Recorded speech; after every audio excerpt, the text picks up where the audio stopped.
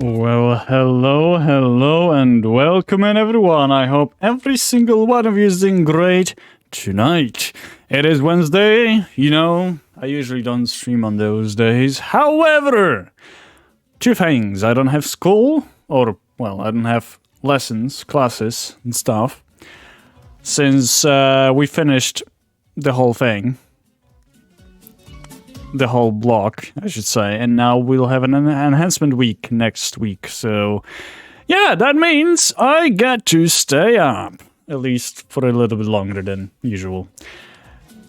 And today is also a day where Genshin had a new update. Version 4.4 is out, and there is plenty of new content to enjoy, including new characters Shanyun and Gaming. Which, I was hoping I would pull for them for today. And some people may call me superstitious. I personally do not believe in this stuff, but maybe something is true about this. I went to Grand Narukami Shrine to pull for slots and see what is my fortune for today. It was misfortune. So, we're not going to pull today, we're going to pull tomorrow, only if the fortune will be better. We'll see. We'll see how it will be tomorrow. But how is everyone doing tonight? I hope every single one of you had a wonderful time, a wonderful day, whatever you get to do. I hope it was awesome. Also, thank you, Liquid, so much for the sub. I appreciate it. 4 months, going strong, hell yeah. I think last month you got a new badge. Yeah, 2 more months and you'll get a double bronze leaf. Hell yeah. I think I'm going to commission Sari once again to make more sub badges for me. Because we are having more and more years in the bank. And many more people are actually getting those years. So yeah. I think we should get some new stuff. I think we should.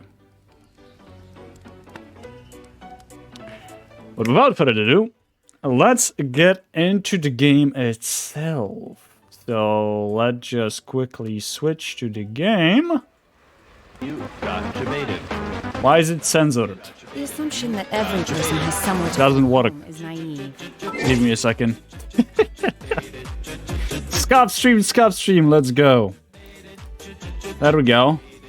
That's 1. That's 2. Actually, there is one thing that I should check. Because apparently now we can make the whole thing to be borderless.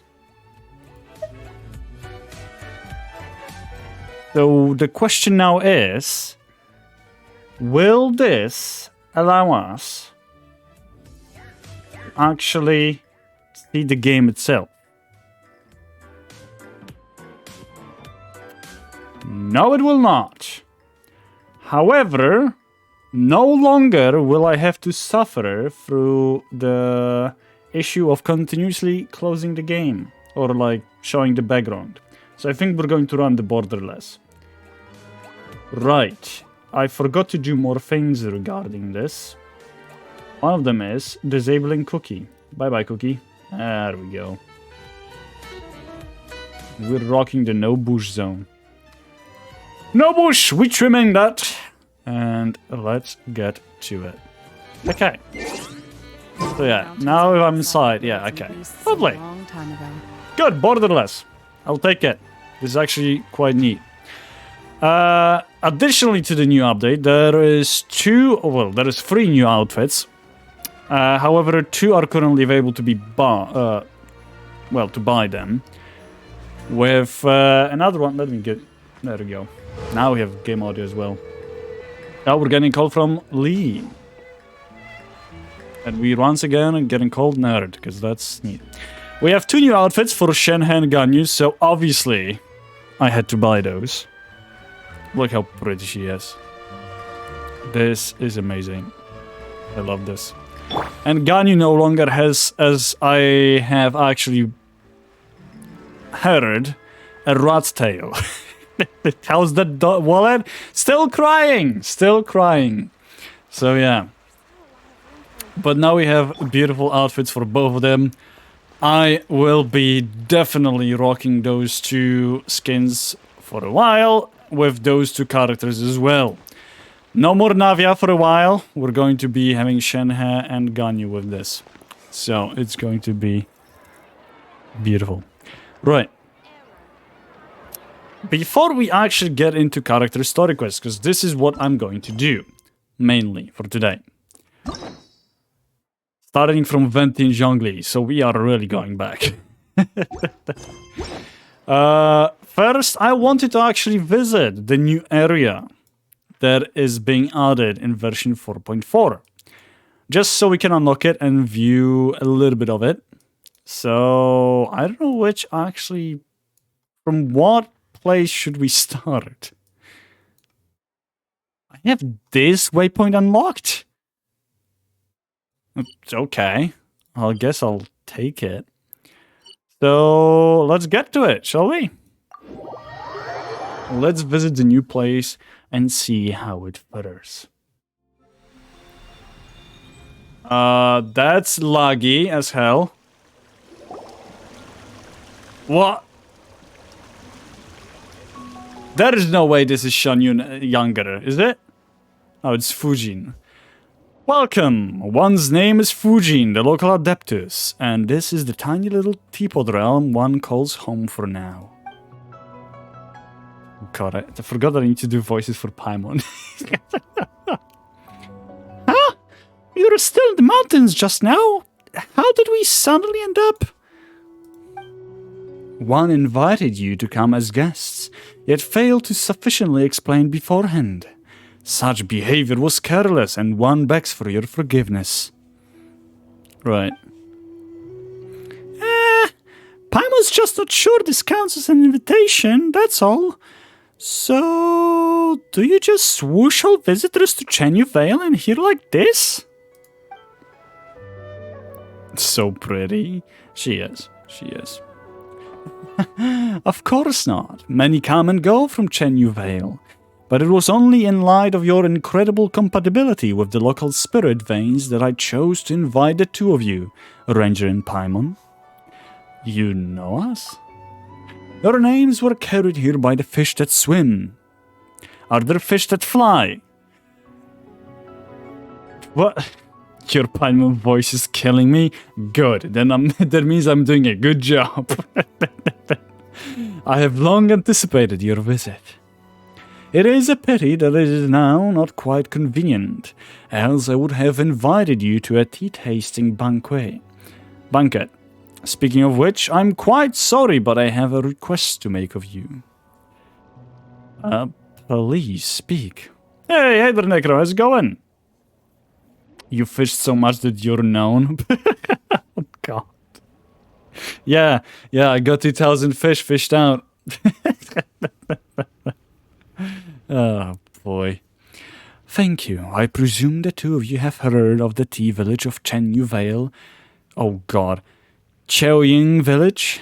Cheoying Village? I think that's how you pronounce it.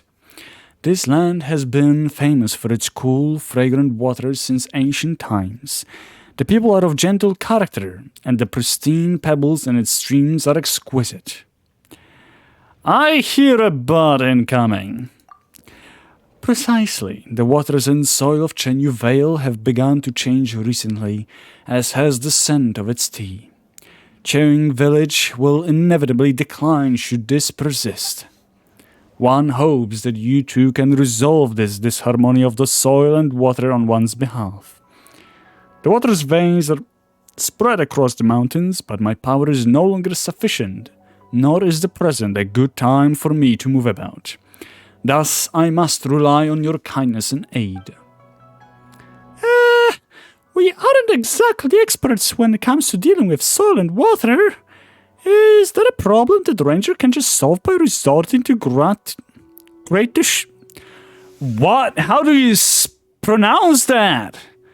Gratuitous? Gratuitous? I'm pulling out dictionary just to hear that. And you, chat, will hear it too. How the hell do you pronounce that? Gratuitous. Gratuitous. Gratuitous. Gratuitous. Gratuitous. Gratuitous. Okay, it's gratuitous. Jesus Christ. Gratuitous. My God, this is the first time seeing that word. By resorting to gratuitous violence. Okay. I don't know, man, that word is fancy. Okay, gratuitous. Just as I had heard, you're quite direct. But fret not, you're clever by nature. I trust that you shall get to the heart of any problems you might encounter. Still not quite getting it. Though one travels the world, if all is understood, then it would still be boring. Though I'd like to say that this matter and I, well, let us just say that I shouldn't mislead you with superficial statements. My apologies. Well then, allow me to share some of the adeptal energy dwelling in the mortal world with you, Ranger, to aid you in traversing the landscape and piercing the fog. Oh, right, it's nice to meet you. Eh? I mean, welcome to this place. That is to say, welcome to Chenyu Vale.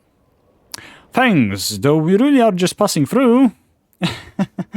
I'm really sorry, but I was quite looking forward to meeting you face to face, and was rather hoping you two would be magnanimous enough to forgive the impropriety. Yes, now that you have been indwelled with my adeptal energy, Ranger, things will become much more convenient. Now, please try the wonders of said energy for yourself. Golden carp sleep. What? Is it like those things in Sumeru? You may glimpse wondrous pearls of water scattered in the wilds of Chenyu Vale that have absorbed errant adeptal energy and now float. Use the adeptal energy granted by Fujin to briefly transform into a golden carp fish and enter them. I love how it say golden carp fish, as if a carp is not a fish already. Like, excuse you? I'm pretty sure carp means a type of fish. Oh, God. Once you're inside the puddles of water, you can go anywhere you please, and you can hold the jump button to leave vertically. Interesting. This way you can cross over the mountains and forests with ease, just like the golden carp fish in Legends of Yore. Right. Where are we exactly? I teleported here! What is this? This is what I teleported. Why are we on the other side? What is this? Right, okay. So it is similar to touch the face of heaven. Ah, I forgot something important. If you see a golden... can you hear me? Paimon doesn't think we'll get far investigating water and soul here. Let's head to... Okay, well, as always, the Genshin will not let you read whatsoever, because they'll just speed through with any sort of voice lines. How nice of them, right? Carp teleportation. Oh, we're back now. We're right. Can we go back to where we were before? I'm curious now. Can we go back to that place? Before we do that, first we gotta get the Statue of the Seven. Which, it is quite interesting to see that we no longer will be collecting Geoculus, despite Chenyu Vale being inside of Liyue. I mean, it does feel like it is an adeptal realm, and my god is it pretty.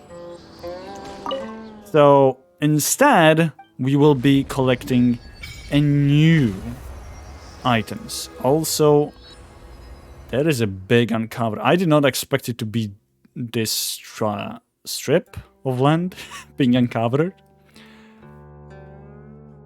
But now I'm curious as to see what will be up here.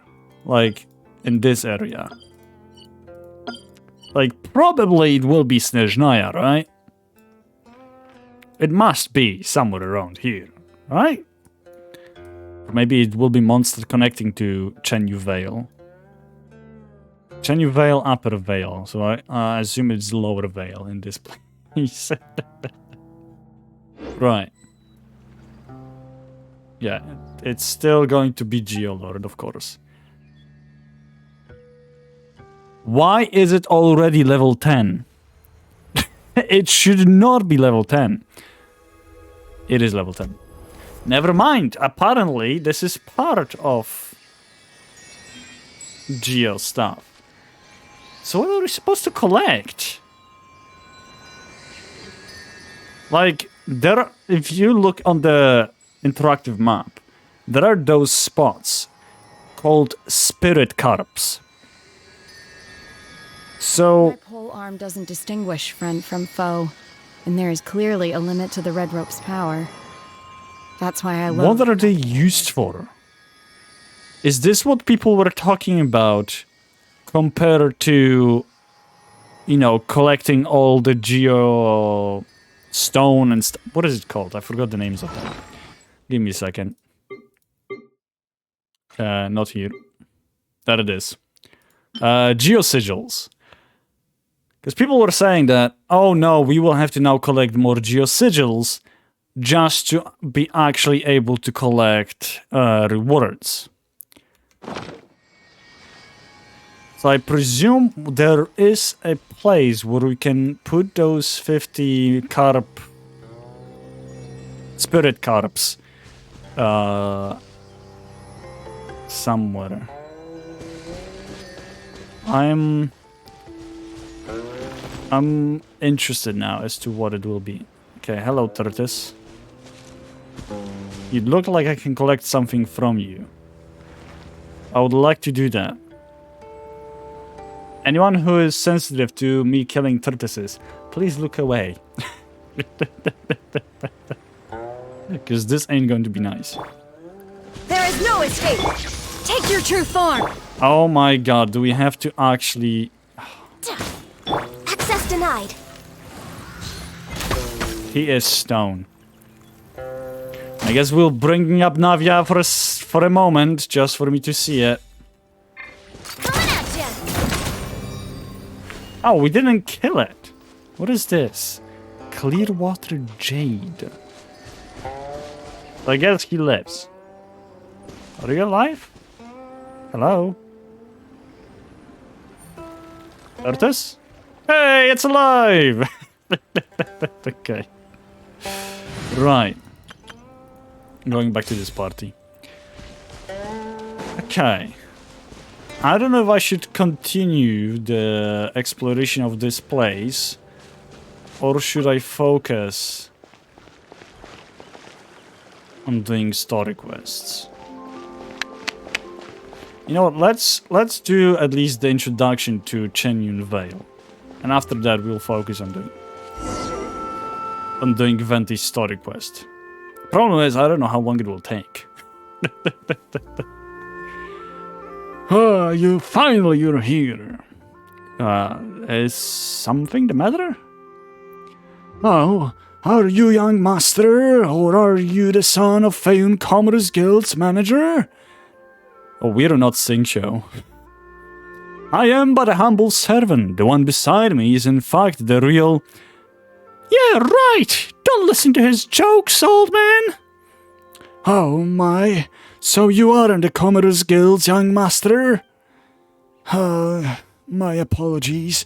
I was considering only your wondrously fashionable attire and your flying companion. Your conduct, too, was so unlike ours that I assumed that you must have come from the harbor to discuss matters with us. Lou, I am surnamed, and all in the village call me Grandpa Lou. Apologize, I must. Recent years have not been kind. I have not even the tea to treat you two as guests. The Adepti will certainly not be satisfied with the tea ceremony this year. Hey, yo. Since Chenyu Veil just applies for all the Adeptus.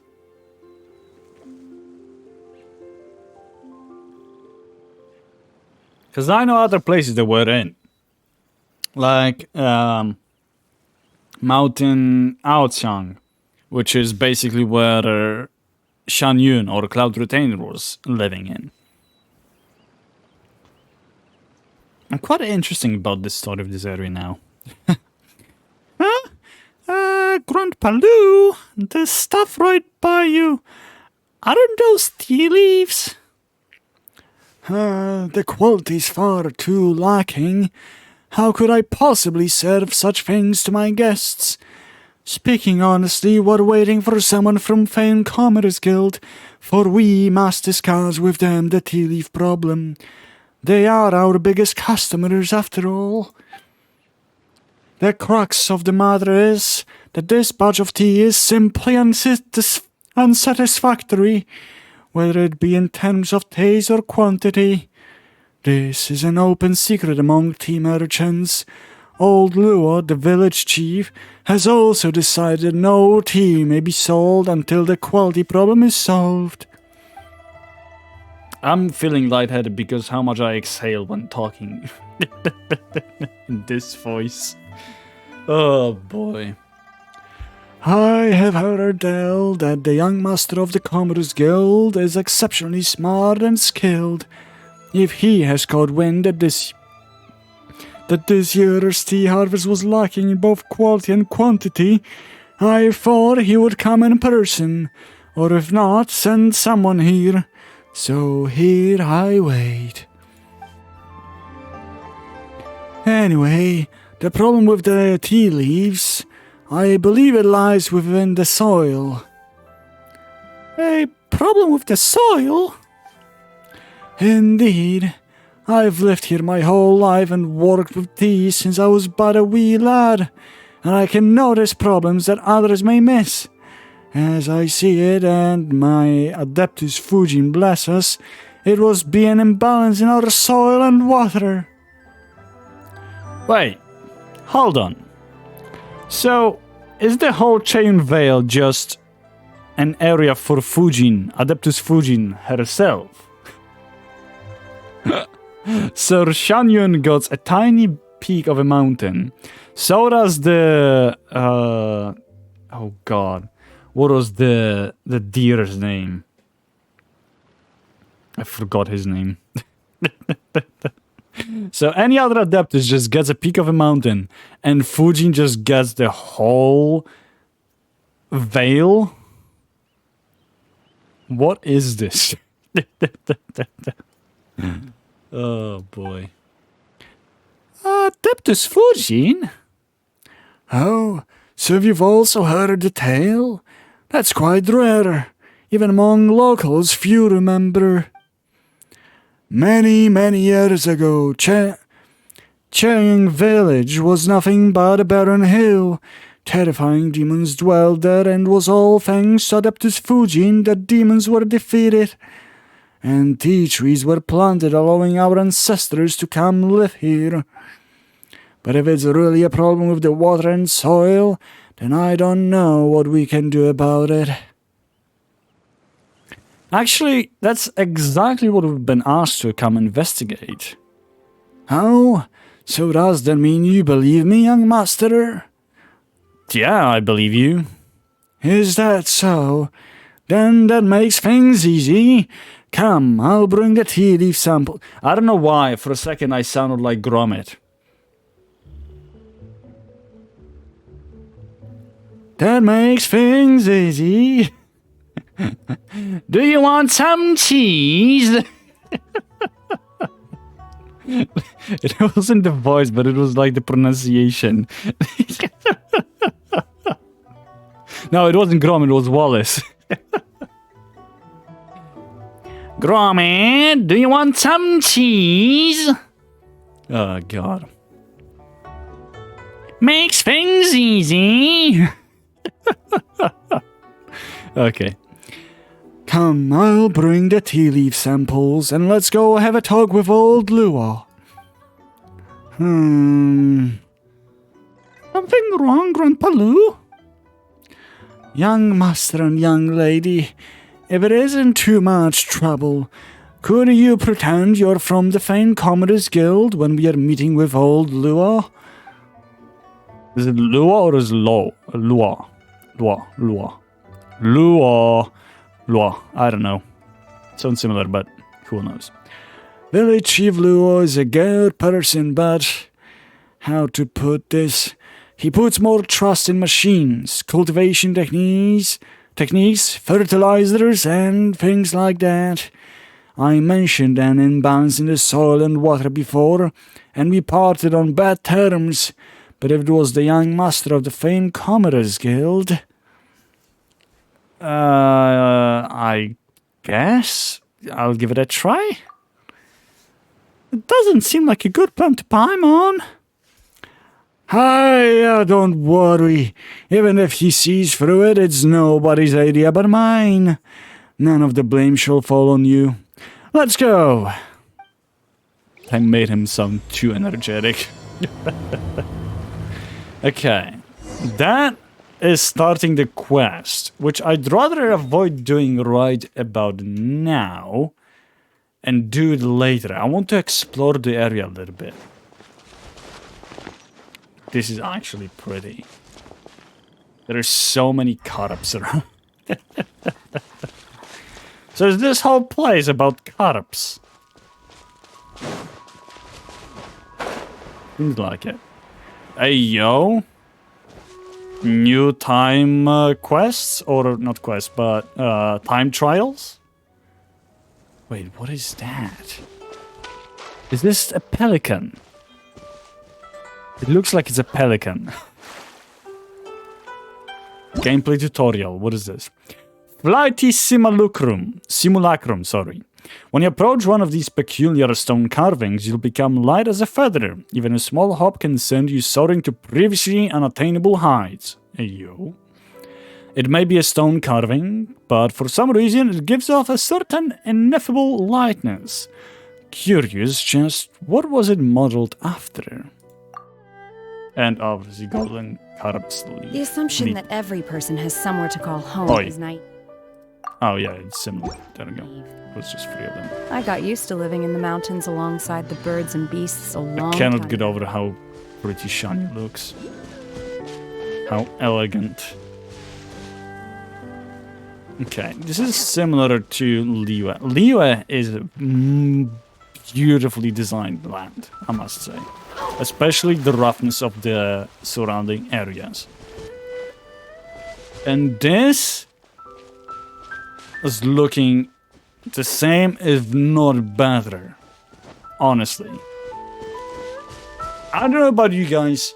I'm all for it for rough terrains. I just love forests, mountains, seaside, whatever. I don't really enjoy too much of a building areas and stuff. And both Liyue and Mondstadt have the most like rough terrain that is actually eye-pleasing. Sumeru, like I'm not really a jungle type person nor desert, so that's the only reason why I would say it's not really eye-pleasing to me. Then we also have Inazuma, but Inazuma has massive amounts of buildings almost everywhere where you go.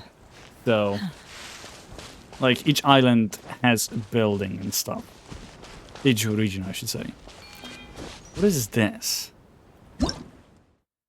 Jade Incense Cauldron. Use adaptile energy to resonate with jade cauldrons scattered throughout the mountains. Use the adaptile energy contained within the jade cauldrons to briefly light the sensors on the path of the sacred veins. Oh, I know what this one is. If you can light all the sensors at once, something marvelous might happen. Right, so it's very similar to Sumeru, like, bells thing. It's an exploration thing that you have to just run from one to another. And I presume it's very similar to it. Liyue is my favorite. I would say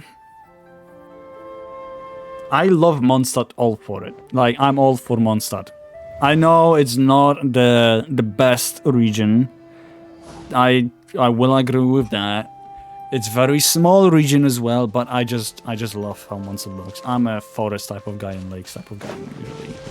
But mountains, yeah, Liyue would be the second best region. Then I would go for Inazuma, I would say. Fontaine is pretty. It definitely has its own uniqueness to it. It looks very nice, but it just... Fontaine lands are not what I would go for. Fontaine underwater, yes. That is awesome. Fontaine underwater, best place. But we're talking about the whole place. And Fontaine above ground, on the ground, is like, it's empty. It has mountains and plains. So like, if literally there is almost no forests anywhere. It's just plains with scattered trees every now and then, which is not something that I would go for. And also plenty of buildings that ruin the sites. So yeah, it's just not my type.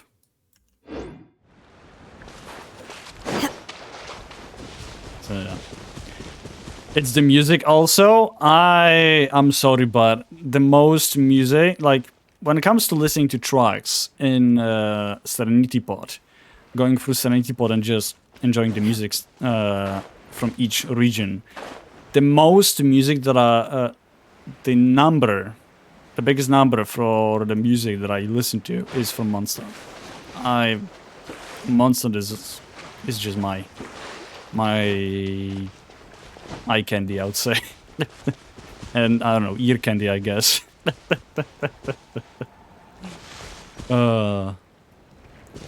Also for the underwater, yeah, okay. I actually did a presentation of Liyue for my Chinese class last year, so I feel more attached to Liyue. Fair enough. Why is this... Oh. I forgot this existed. Yeah, if you're going to say last year, it was during the New Year's thing. If you're going to say, I haven't seen you since last year, and I think last year was the prompt, this would show up. I like the look of it. But goddamn, what is this? Why are those huge contraptions? I don't know what it is exactly. It is like a bell that has been just times 1,000 created. Okay. Let's go to the south part of it. I think we're gonna climb, because I don't see any other way to do it. I was like, what did I say? Yeah. Okay, let's go up.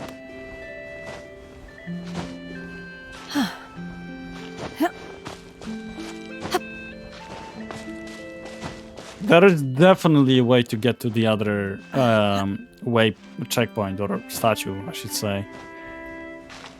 But we're gonna climb. Why not? Oh, I found a waypoint by accident. I might as well just collect it. And there is a new enemy as well. Let's see its attacks. There's two enemies, or well, one is enemy, the other one is probably just a random creature. Hello! There's two of you. What are you doing exactly? Okay! Good to know. And water attacks? Okay. Allow me! No touching! My will embodied! Born of ice and frost! Oh, come on. Illusion shattered! Access denied! Wait, you can stun them? How do you stun them? No touching!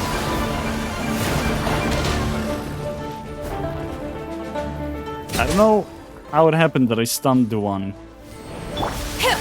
Whoop! That did not hit. Okay, they're using also the tail attack. Interesting. Lunar fin. That is... And Cosm Light fin. Nice. Hold the line. And hello, goats? Is this what Chichi was referring to? The coco goats? Look at it wag its tail. Wait. Not that. Hello, goat. Is that Ganyu? Oh my god. Look at that tail. Look at that wag.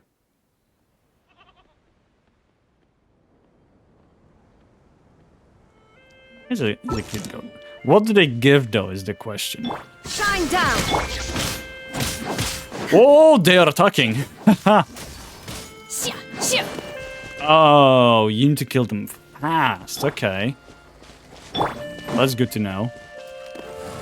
So they're literally like boarders. Just boarders you can one snipe. Those you need to kill. Interesting, okay.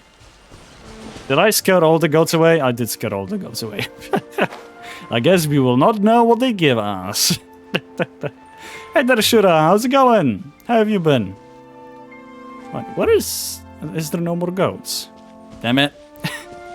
Whoops. I need to find more goats. Oh! So that's what it meant. We can do.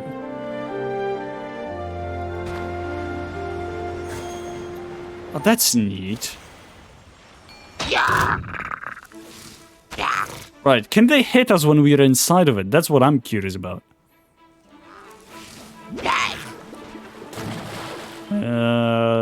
Doesn't seem like it.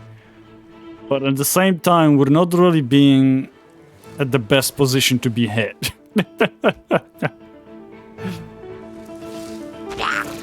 Okay, I would like to know if this is actually a safe spot or not. Is there a way for us to go somewhere where we can actually get hit, though? Not that I can see. There is another one there. Will we get hit now from that? Come on, guys, shoot at me. Go on. Never mind, I'm not going to get hit. Wait, what? Hilichurus are fighting back? Anywhere else in the world, you could see the treasure hoarders capturing Hilichurus. This is the first time I see a treasure hoarder be captured by the Hilichurus. They pulled on Uno reverse card on them. This is great. That's awesome. Oh my god. Right. I don't know what to go. I'm just gonna go and collect this, I guess. Right. My god. This looks like the Great Wall of China. The only towers. I don't know if you guys see that. There's more goats. Come on. You gotta get them, right?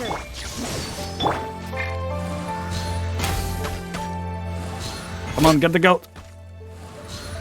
Did I get it? I got it! Oh, they just give raw meat. That's fair. It looks like it was part of wall and stuff.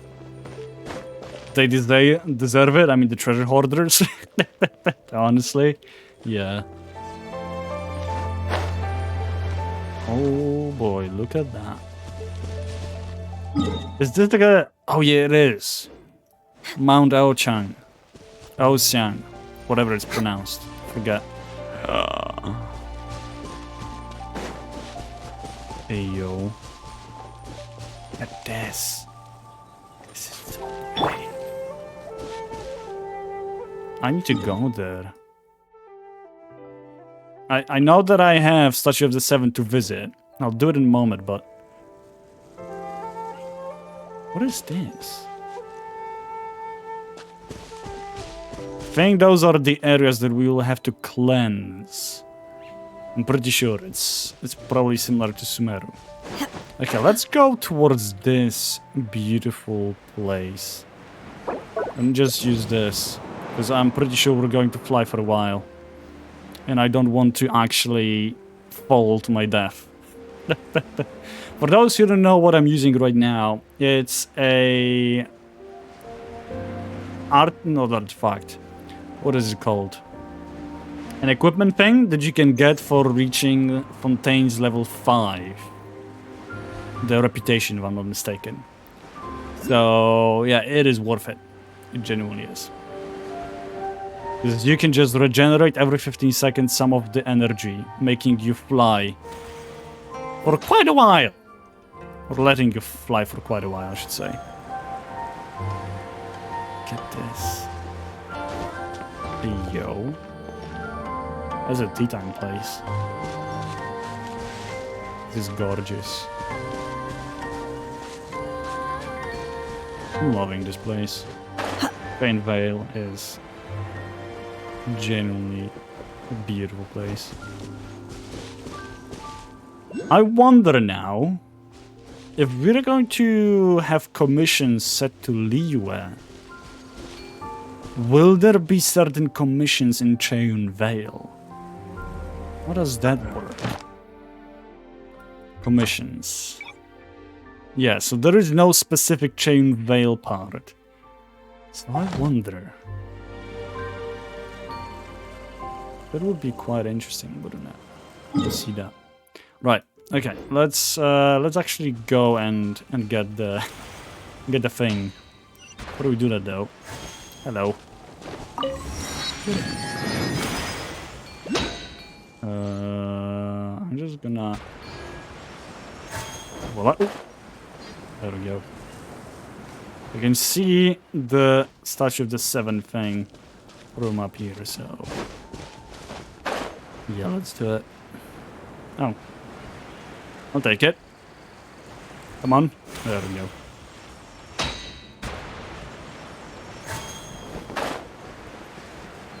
More of those creatures. This fog is looking nice as well. If I'm going to say repetitive stuff, I apologize. It's just my vocabulary is very limited and I'm in awe. So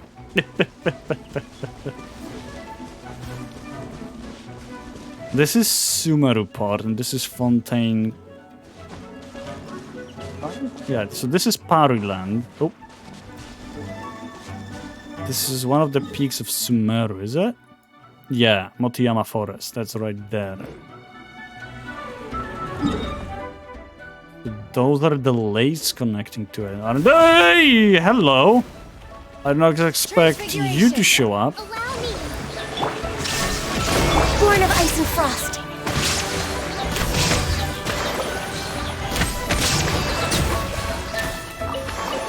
Right. There we go. Oh, come on, really? He's trying to get me. Bye! Yeah, so those are the lakes in this fog. No.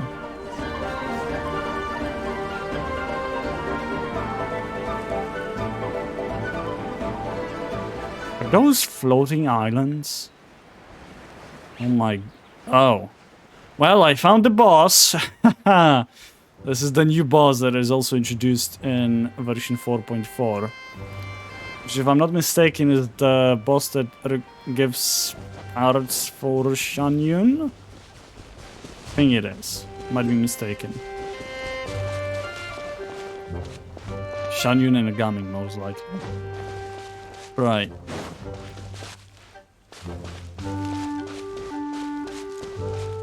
I'm going to shut up for now because we are hearing some beautiful music.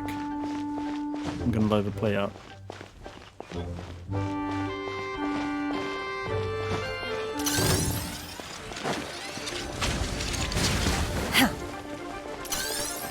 Well, we were supposed to listen to music, not the battle music though.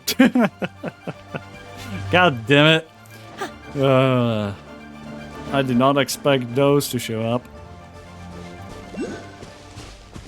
Come on, beautiful music, come back.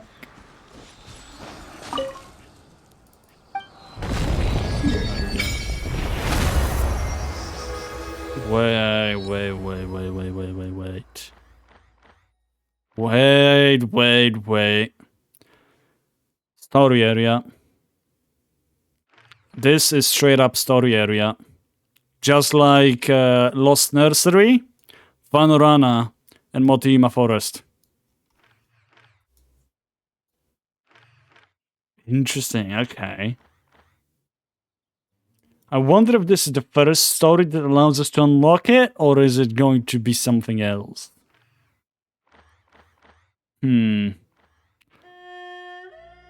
Interesting. Okay. Yes, we know. It is unlocking each level. And one more. Come on, there it is, level 10. Beautiful. Leave it. Right. I bet if I'm going to try and fly towards that, I will be turned back immediately. Yeah, so this looks like... Let's actually get close to it. What is this? Hello. This slime is clearly not well. Do it? I will. Miasma. Okay, since antiquity, an anomaly known as miasma has been endemic to the mountains and rivers of Chenyu Vale. So it is something that we'll have to cleanse. I forgot what it's called in the... in what you call it? In Sumeru. What was that?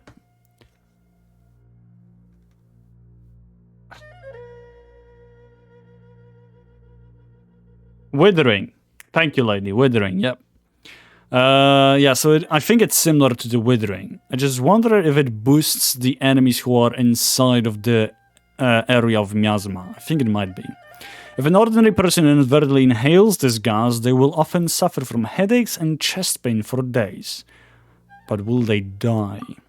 Miasma may not be fatal to humans. Okay, so they will not die. Okay. But long-term exposure to it does affect wild animals and monsters, making them more violent than usual. So they boost their attack. Okay. The more powerful the monster, the more severe the effects. Try defeating the leader of the monsters before following the trail to the source of the miasma in the area and purifying it with adeptal energy. I presume this marker above the monster makes it so they're considered a leader. Shanwen Beast, an illuminated beast that dwells deep within the mountains. Use elemental reactions to freeze this creature, and use Shatter, Melt, and other elemental reactions to break the ice and render it immobile temporarily. So that's how you stun it. Got it. I wonder if they did it because Ganyun Shenhe are quote-unquote daughters of Shanyun, and they're both cryo. I wonder. Millennia of history have their eyes on us. Use the adeptal energy granted by Fujin to restore the collapsed ancient ruins to some extent? What? We're going to play Bob the Builder in a moment. Bob the Builder. Oh no, it's going to be just part of it. Okay. After taking a close look at the ruins, put each object back in the correct position and orientation. So we are literally playing either Lego or Bob the Builder. Nice.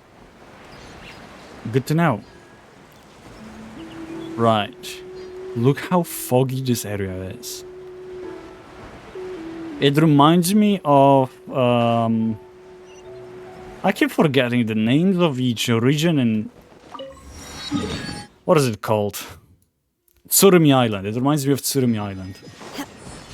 How foggy it is. I'm pretty sure it will be that we can get lost in the fog, isn't it? There's so much water. Oh, there is something in the water. There is something in the water. What that is. I don't want to touch anything for now, since I don't know what they do. Shall we try and go for a swim, chat? See how far we can make it. I don't see anything out there, though.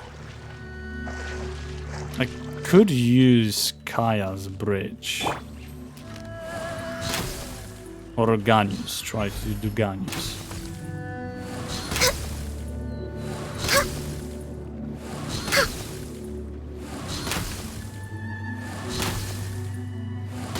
Uh-oh. Yeah, I can't fail with Ganyu, can I? Yeah, let's just go forward. See how far we can go. Uh-oh. I see red. Look at the top left corner. It means we're going in an area where we are not wanted. It's going really... Explore the area ahead of us later. Yep, I expected Paimon to show up. There it is. So it doesn't let us until we do some story quests. That's interesting. That's good to know. So yeah. Mountain Xuanliang. I guess this is where Fujin is located. It's not her whole area. It's just Mountain Xuanliang. And Mount Aoqiang is the Cloud Retainer's abode. Saves me the hassle of finding out myself. There you go, lady. Right. We explored a bit of this area. And in the days ahead, I will be exploring more of it. Including the... what is it called? The Lantern Rite. However, today, what I wanted to focus mainly on is to do at least the story quest of Venti. So, let's do that, shall we? I have no idea how the story quests actually work. So, let's figure it out, right? Accept the quest. A child's secret. Let's do it. We're going back to Mondstadt, my beloved area.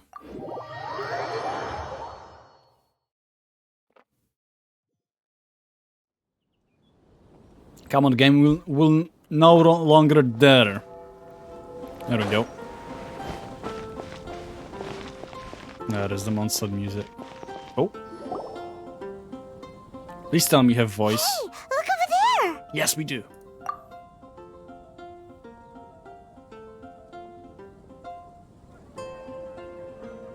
Who the hell is she talking to? Barbados? She's all by herself, right? Because she's acting as if she's talking and laughing with somebody else. Paimon's creeped out. I had an imaginary friend too when I was a kid. What? You mean you used to act like that too? So is this an invisible friend who hangs out with you sometimes? Or do they just exist in your imagination? Imaginary means in your imagination. Imaginary. Imagination. Apparently Paimon does not have imagination. Oh, you must mean imagined friend, right? Why didn't you just say so? Imaginary. So, this imaginary friend of yours, when does Paimon get to meet them?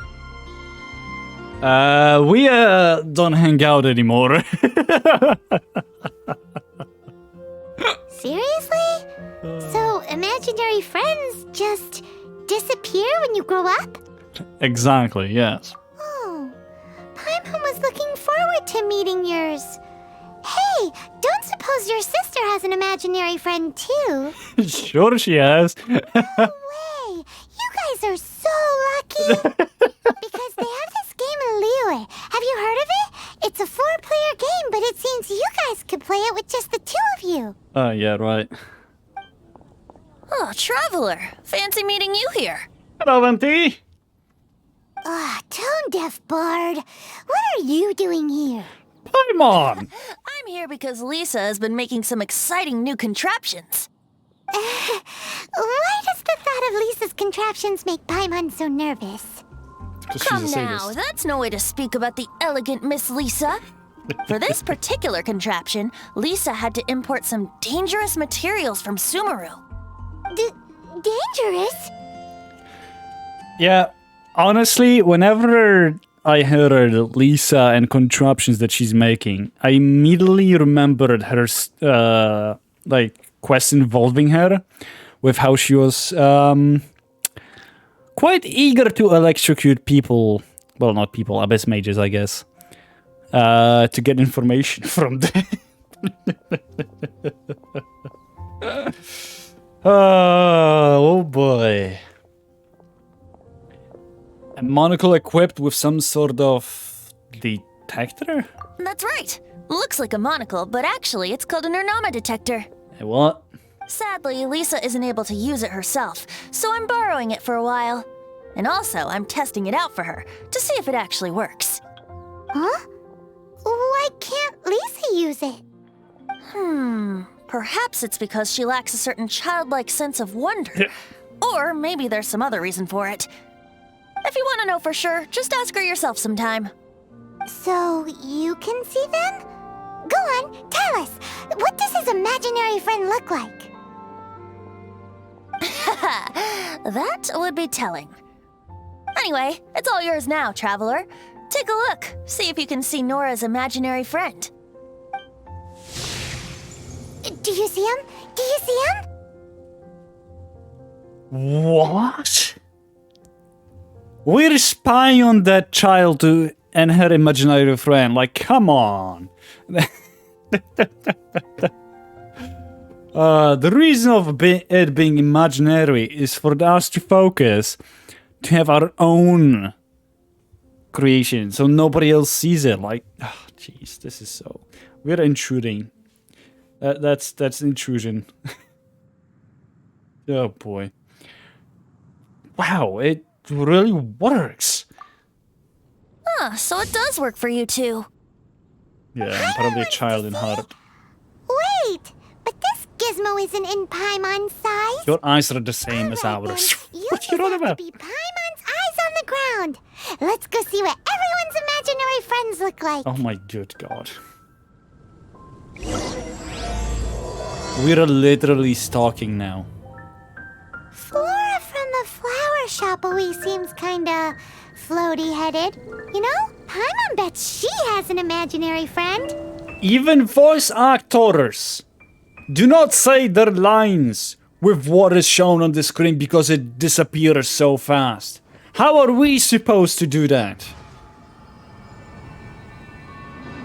Genshin, please fix that. I know you're mainly in Chinese, but please don't be like that. So right, I forgot to claim that. I wonder how many more new achievements we have now. Right. Just play on phone, Kappa. No. I'm not talking about the black screen ones. I'm talking about showing up whenever we're just in the playtime. On the phone, it also does not let you scroll through it. Right. Did we get the invention or... Do we have it? Some mysteries or Godwin's letter. That doesn't... What is it? We have it? That's not it. Don't think we do. It does? Lady, but this is not a clickable thing.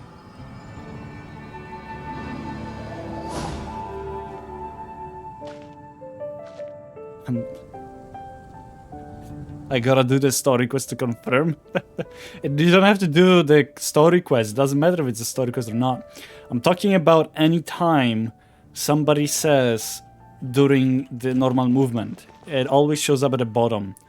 And you cannot, it's not a clickable thing. Because to click, you would fight. So, because I know I can. I'm telling you. Okay. You know what? Let's check in with Laura.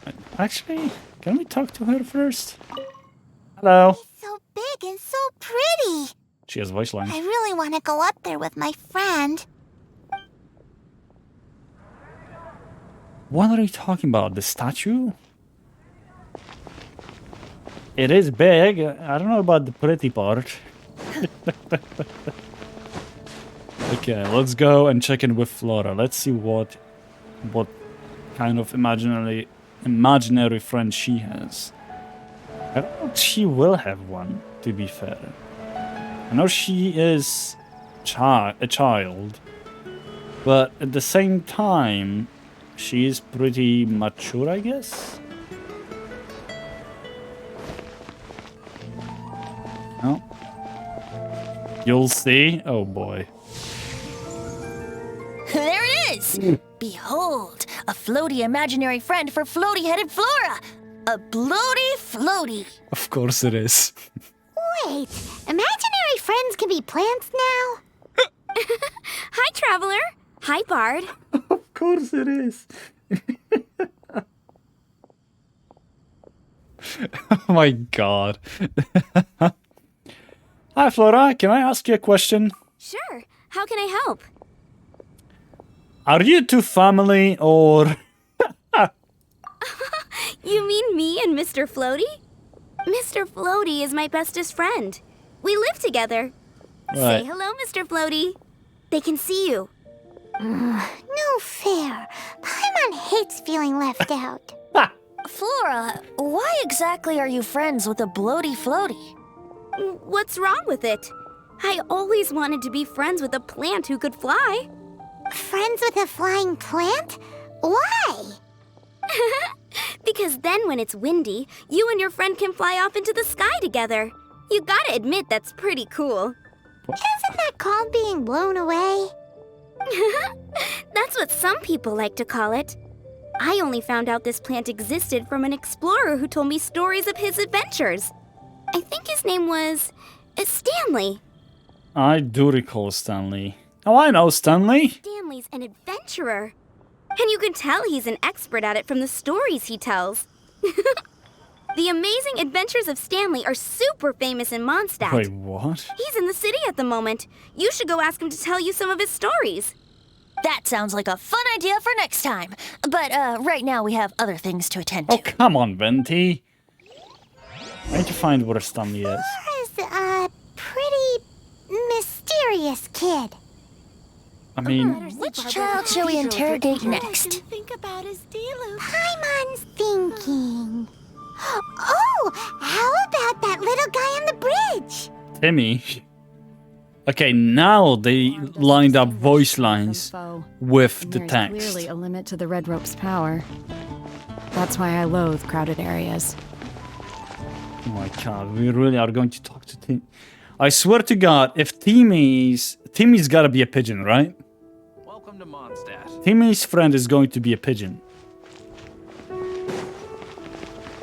It has to be. There's no other way, right? Let's not scare the pigeons away for him, shall we? Oh well, I tried. Sorry, pigeons. Oh no! Why? No way! Well, that is unexpected. Yeah, truly. His imaginary friend is a ruin guard? I've heard of guardian angels, but come on! Paimon's freaking out right now. That thing is sure to attack us. What say you we postpone our conversation with Timmy for the time being? Oh my god.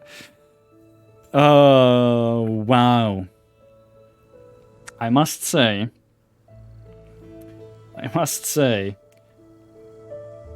I did not expect that.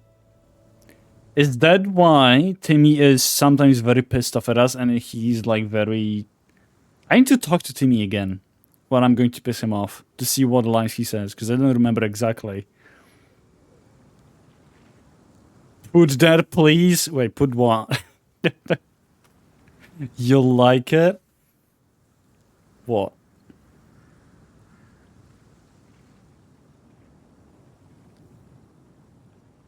With what? What?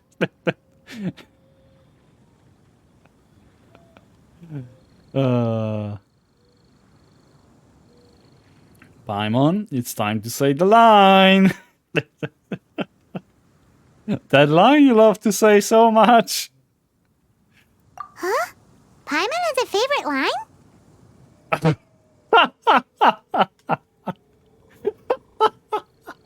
The game is literally trolling us. The one about exploring the area ahead of us later. Seriously? Oh, alright then. How about we explore the area ahead of us later?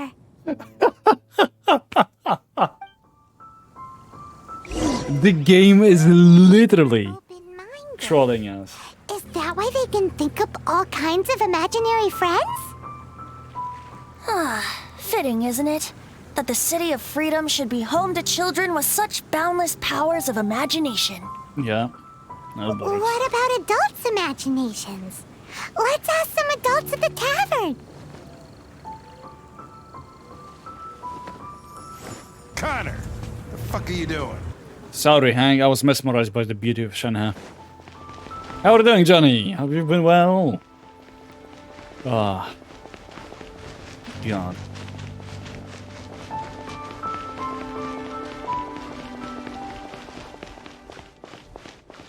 I've been alright. How about you? I've been doing quite well. Today was a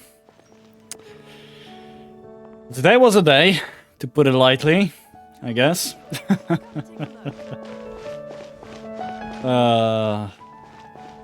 Oh boy.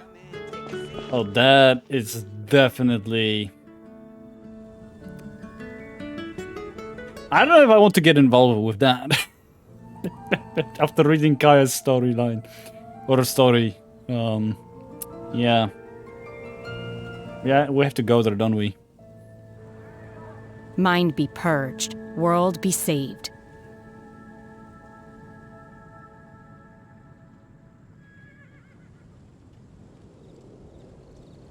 Right, yeah, let's go.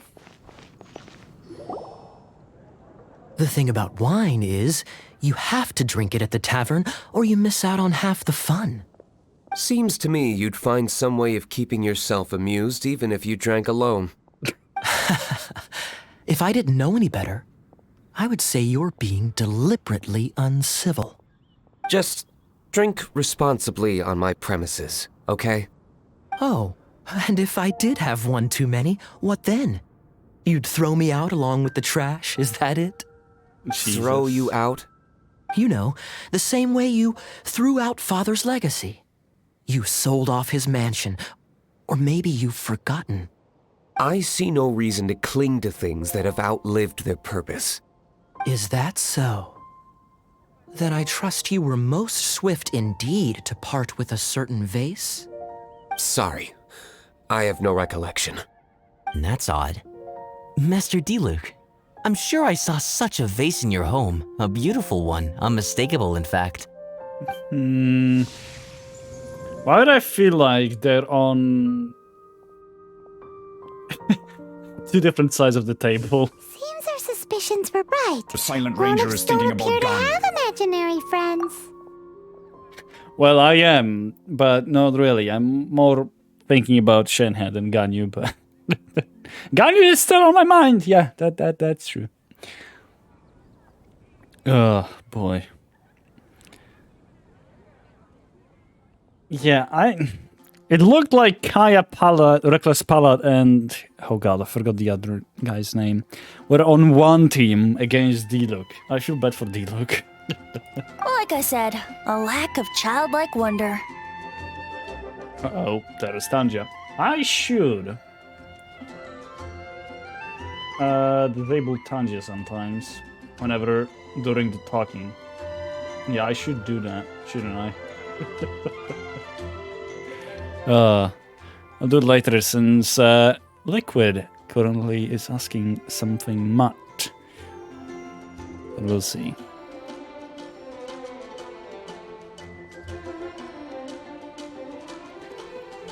One day it will actually tell us something, right? Come on, Mount, don't be shy. Can you, just say? I don't want to rush you or anything, but, just...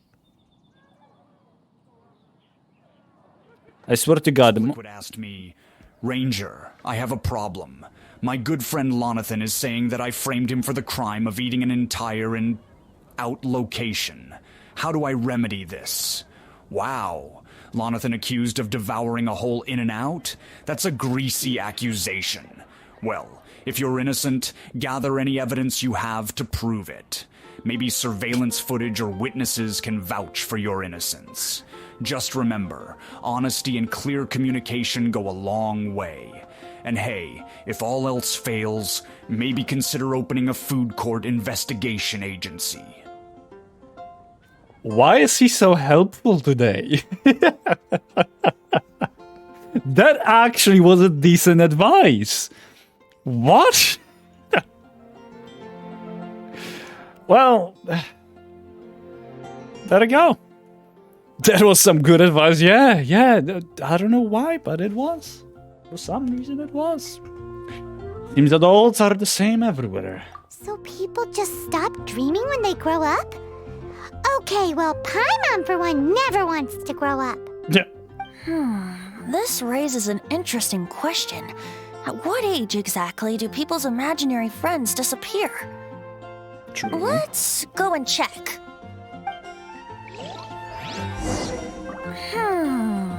How about Ellen? Someone of her age surely must have some imagination left, don't you think? Somehow, Paimon finds the idea of not being able to see Ellen's imaginary friend kinda scary. I think Ellen should... She might not see an imaginary friend, I would say.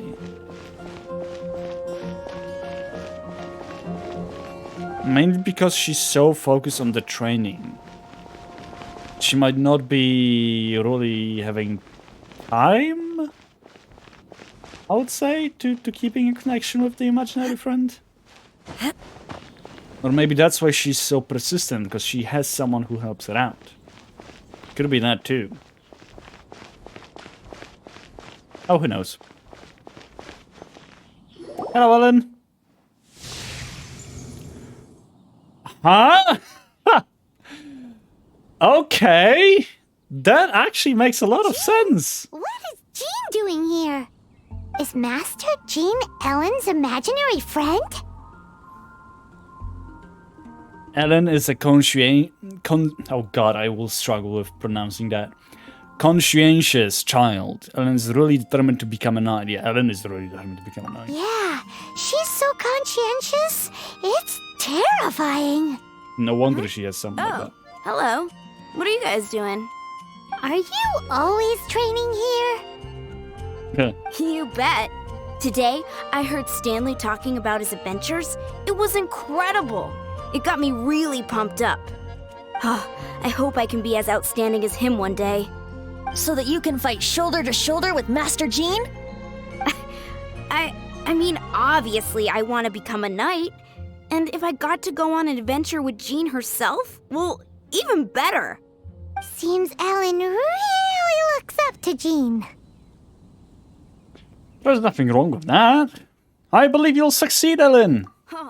Thanks. You're I was thinking, it's not every day I get to hang out with the honorary knight. Would you join me for some sword training? Hey, yo. How can I smash all these training dummies at once? Really? You know, I hope she does make it as a knight. I hope both her and Noelle become a knight eventually. Right, Chad, how shall we do it? She trains so hard, true. So, Chad, how shall we do it? Do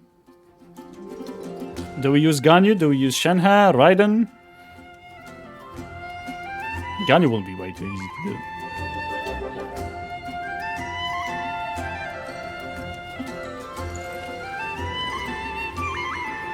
Damn, Ganyu looks incredible. And I must say, Ganyu has one of the prettiest hairstyles that I personally love. I'm a sucker for like 2 strands of hair going to the side and a ponytail or a... What is it called? What is this hairstyle called? Shenhe? Okay, let's do Shenhe. My There we So go. that's how to do it. I'm impressed. Finished. Oh, thank you. It's clear I still have a long way to go in my training. So modest. I, for one, think you're quite the pro at this already. Well, I'm exhausted from training, so clearly my fitness needs some work. One day, though, I'll smash all the training dummies in Mondstadt. Ellen, she's our girl. If she can't do it, Hilly Churl. What? Thanks. Shoot, I got so caught up here I forgot there's something I was supposed to do today. Ugh, but I'm so sore from training. I can hardly move. Honorary Knight, could you deliver a message to Jack for me? Hey, Anthony, how are you doing? Welcome, welcome. She tried, yeah. Who's Jack? I think I know who she's trying to say. The Jack the Adventurer, isn't it? From the Adventurers Guild. But I might be mistaken. Good, how is everyone? I'm sure we're doing quite alright. Seems like we're just chilling, enjoying our time. How have your day been? What have you been up to? If you don't mind me asking. Who's Jack? He's a friend of mine. Recently started as an adventurer. Uh-huh. I might know him. We were gonna meet up tonight and discuss adventure plans. Could you let him know it'll have to be another day? If I'm not mistaken, you should find him at the Temple of the Lion. Oh. He's adventuring with Stanley today. Hey, we get to meet Stanley. Truly legendary adventurer, renowned in all of Mondstadt. He once set foot in the Mare Javari. Okay. I have no idea where Mare Javari is. But now I am quite curious about it. I would love to know what it is. Well. Temple of the Lion? Sure, I missed that place. Great. Thank you so much. Guess I only have to pause it for that. Let's go. Temple of the Lion. Pretty good. Just been a chill day so far. Been gaming today, playing Mass Effect. Hey, yo, Mass Effect. I'm gonna go to the gym in 30 minutes. Hey! What is in the plans for today when it comes to gym? Chest, back, legs, and what else? Abdomen, maybe?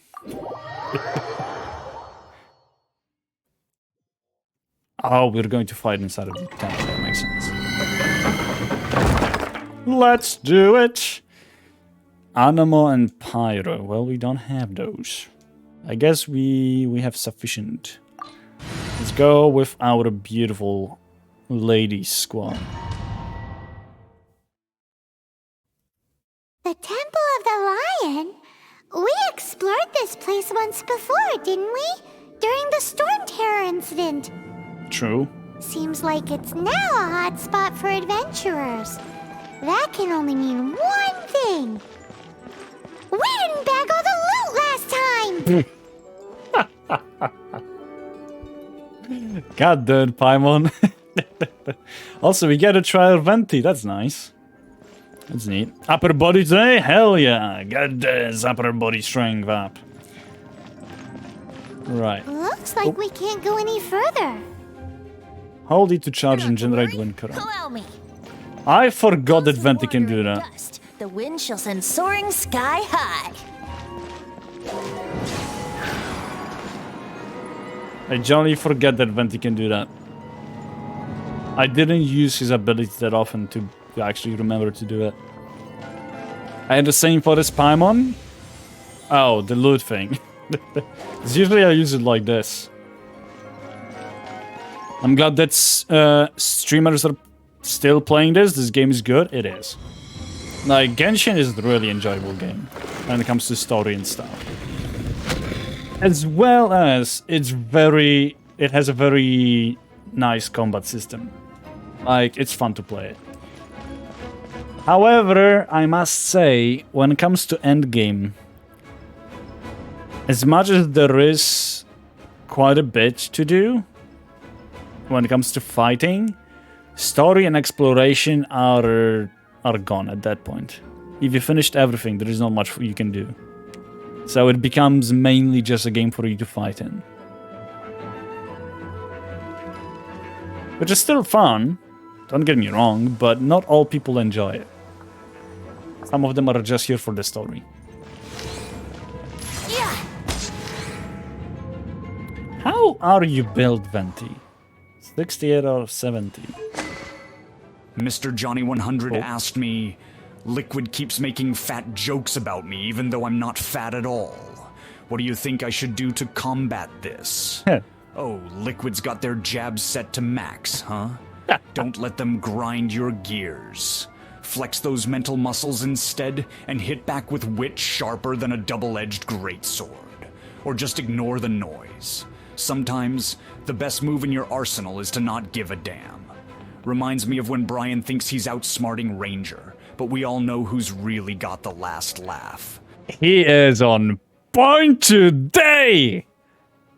Man has a good advice! What the hell? He's actually helpful this time! And genuinely, the best way to do it is to ignore it. I still will stand by it, just ignore it, just let it slide. Do not give a damn. Whatever they're saying. If it's something that annoys you, just don't care. Hello. Okay. Rest and rebuild. Oh, that was way too quick. I didn't even get to use Raiden's thing. But there's gotta be some loot around here, right? There's no way.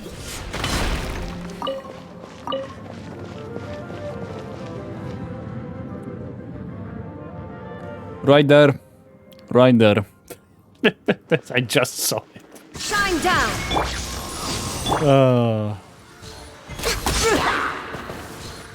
Next on. Yeah, sorry, Venti. You're not good. Brace yourselves. Actually, no. With Raiden's ability, not too bad. Not too bad.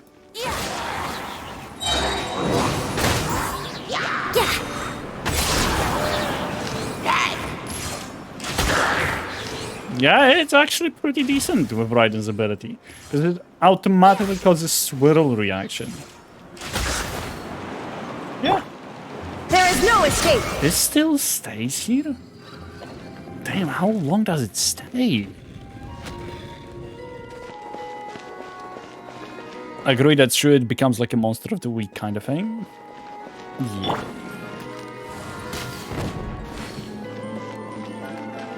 Right. Obviously, we gotta get them, right? Voila. Access denied. Good few seconds, yeah. It's a pretty neat. Mr. Johnny 100 asked me, Lady and Liquid keep calling me fatty in Spanish. What advice could you give me to combat this? Un gordito! I'm just easy to see.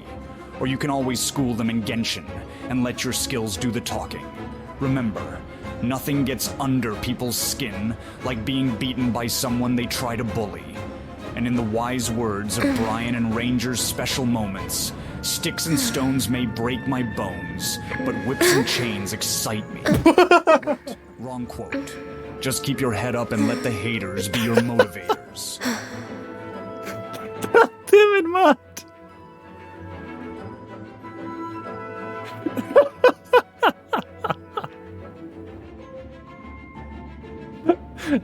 That ain't a true quote. That ain't a true quote, okay? No. We.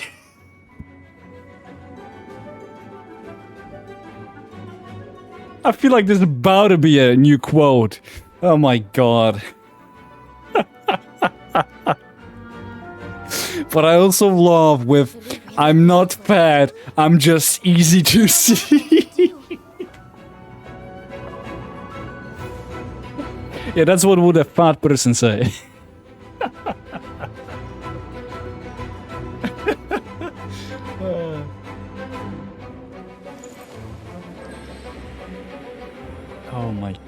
god, this is something else. Oh, sticks and bones may break my bones, but whips and chains excite me. Like, what the fuck? So nice to de-stress.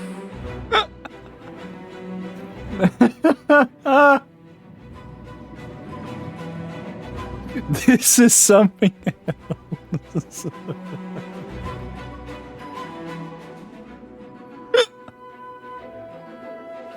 Oh my god. Oh, that's terrible. Ah, that was way too good. Well, but this is not good. Oh, get away. Shine down! Oh. Ow. That hurts.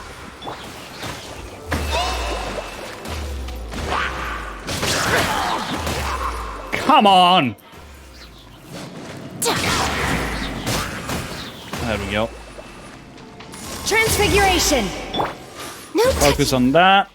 There is no escape! That's wrong one. Here we go.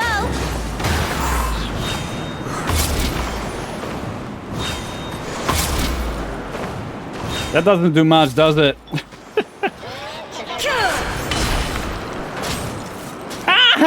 I got hit in midair! What is this? Oh, come on.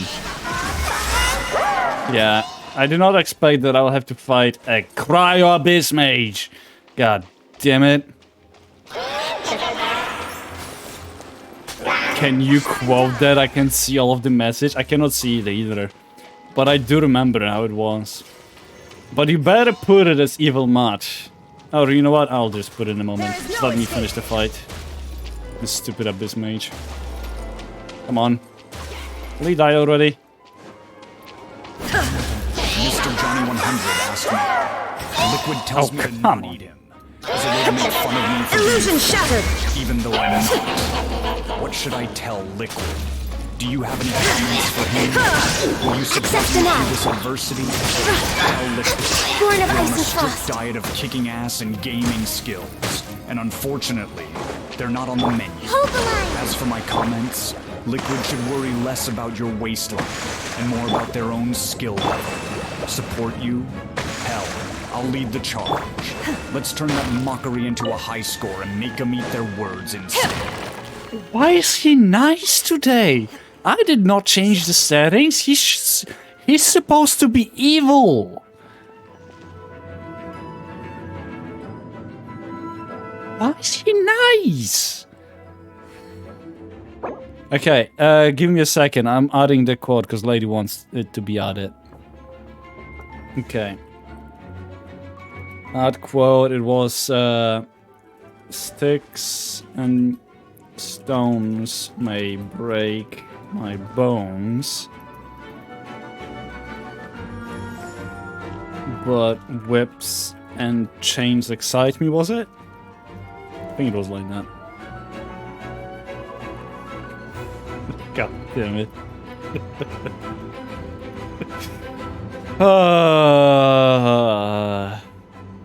Yep, there we go.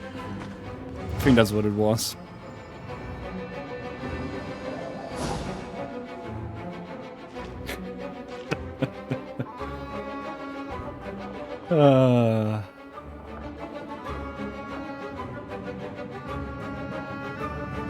I think I remembered it correctly, but who knows. Hello, Jack. Hello, Stanley. I do remember Stanley. Stanley Parable. Hello.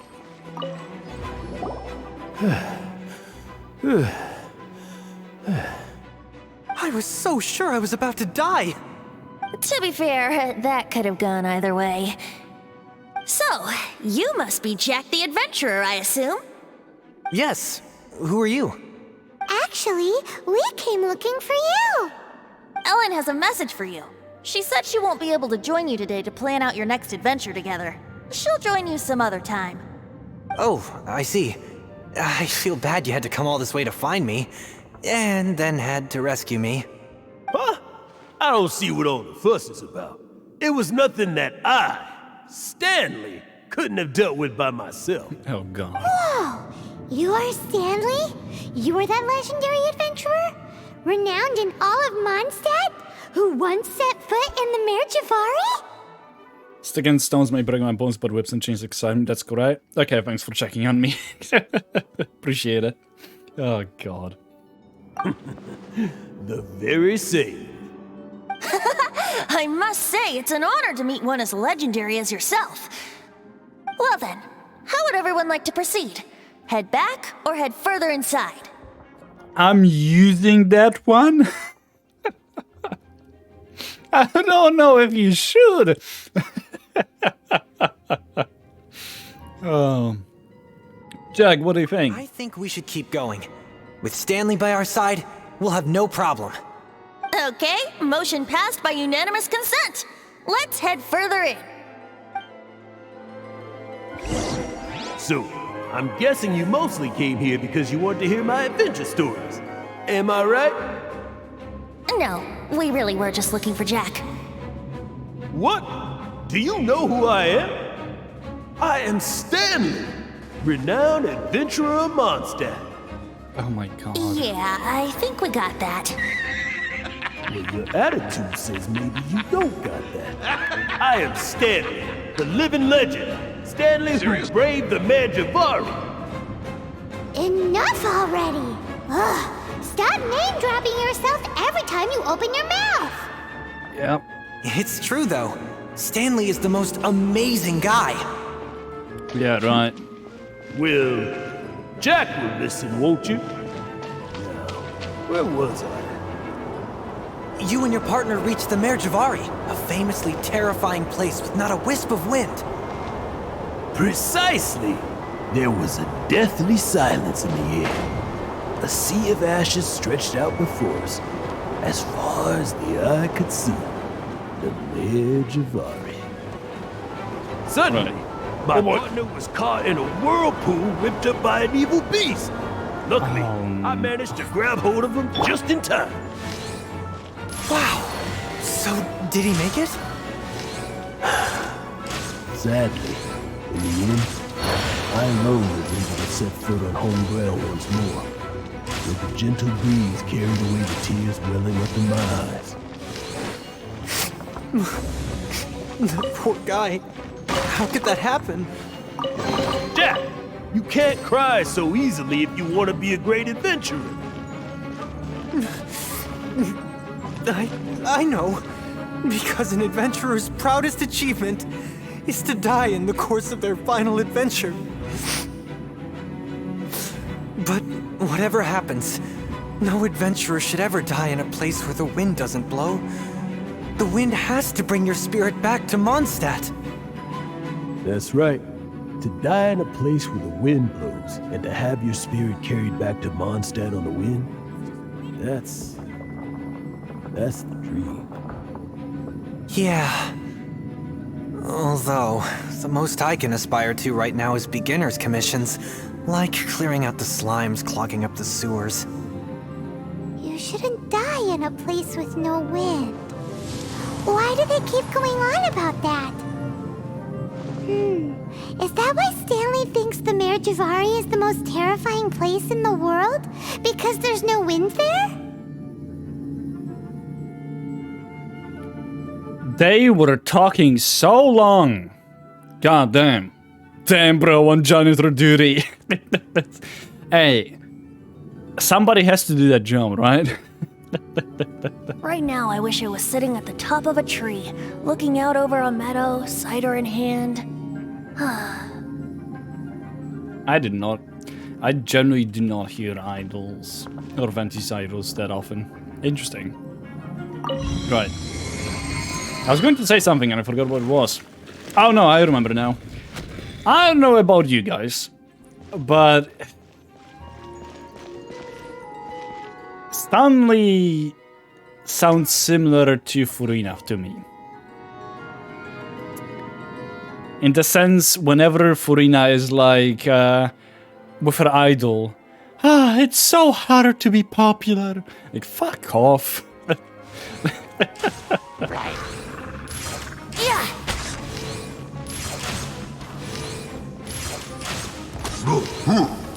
Not them. Anti, come on, you're not doing that good of a job. Yahoo! Hey! Oh, he actually stuns them in the air? What? How rude! That hurt. You know what? Suck it! There we go. You did not get sucked in! What? Come here. Come here. Get over there. No, you suck.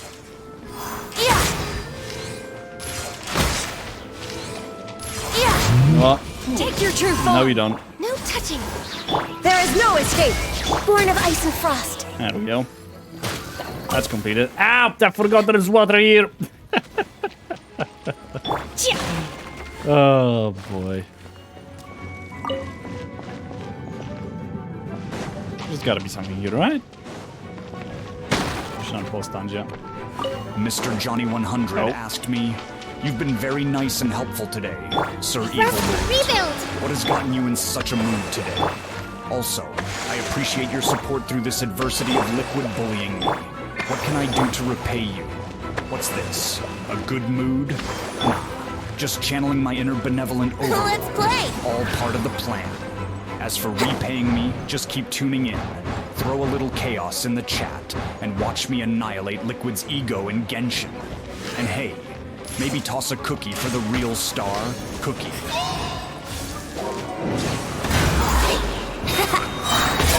Well, that's good. Oh no! That's bad. My will embodied. Shine down.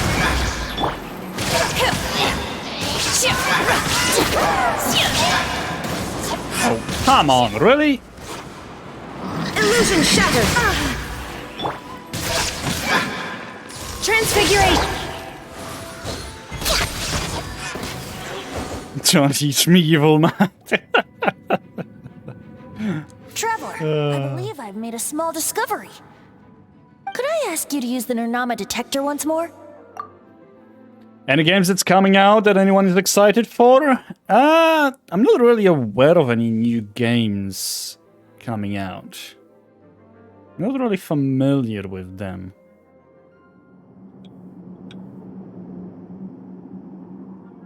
Like all the new games that I noticed, well, 2024, I wasn't really looking at it.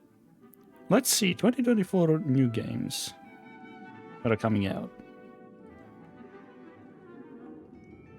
Is there anyone that I recall that I was like waiting for? Nope, not really. No, there is not that many. Like, there is a lot of games, just not that many I heard of or am excited for. Right. Persona 3 Reload? Yeah, I'm not really with the Persona series. I don't really follow them. Like, they are interesting, but meh. What's the origin of Evil Man? So basically, whenever I was playing games, I sometimes were turning evil. You know, just making myself sound different, sound like this, that I will kill you. Oh, you don't want to cross me. And stuff like that. And, well, recently I decided to add an AI to it. And AI took a form of my evil version, my evil twin. And now it's here. That's basically all there is to it. I get it, we all have other types, still love you, yeah. Like, Persona is a fun game. I think it is a fun game, just not really my cup of tea, so. Okay, let's continue this. Uh-huh. What? Huh. Right. What? Stanley has an imaginary friend? Huh. It seems his imaginary friend is a seasoned warrior, covered in scars from head to foot, and a look of staunch determination on his face. It fits Stanley's description of himself. Yeah. You're saying his imaginary friend is an idealized version of his own self? Yep. Interesting idea, but is it true? Please excuse me. I'll be leaving now. Bye, Stanley. Do you two still have time to spare? What is it? A few days ago, Stanley got drunk and told me a secret. Something he's never told anyone before. The weapons he took on his adventure all those years ago, they were none other than those once wielded by Mondstadt's greatest hero, Vanessa herself.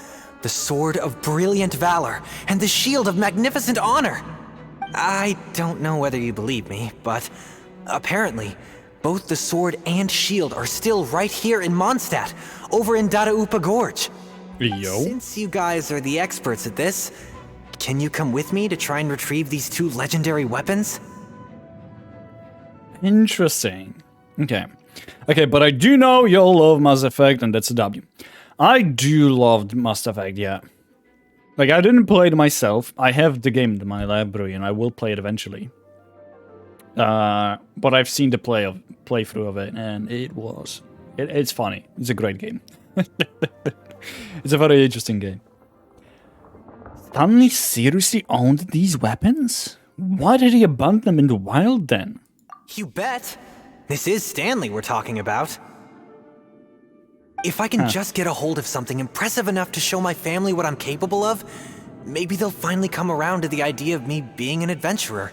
Yeah, right. Right now, I'm just a rookie.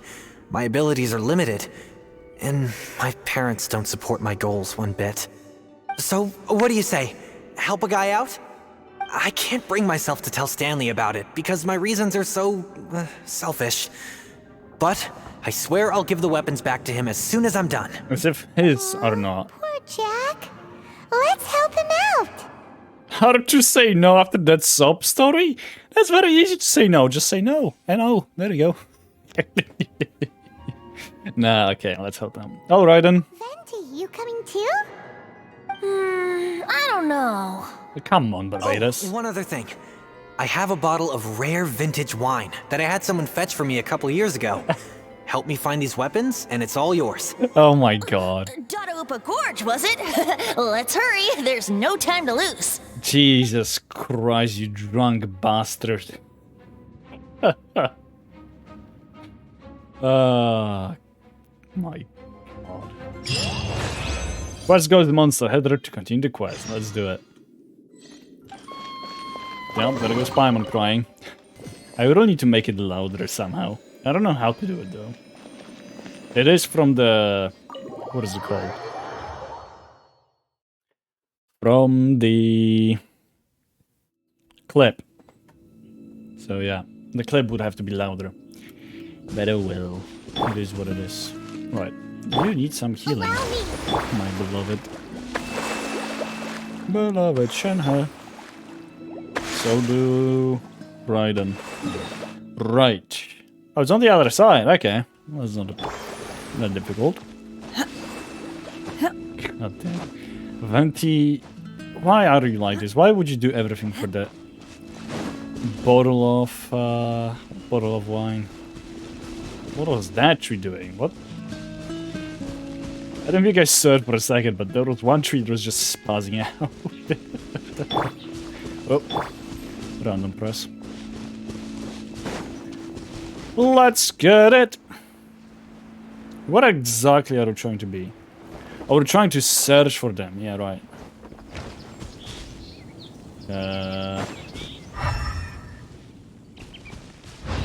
We have to break those boxes, don't we?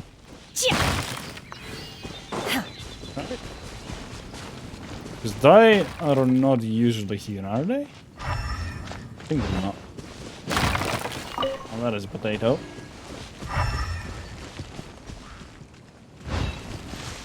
Don't tell me they're looking for those weapons too.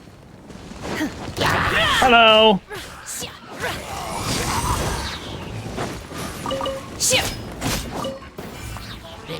Shine down! No touching! God, that was powerful. No, they weren't. I just killed innocent hillchurls. Whoops. Right. Where could the weapons be?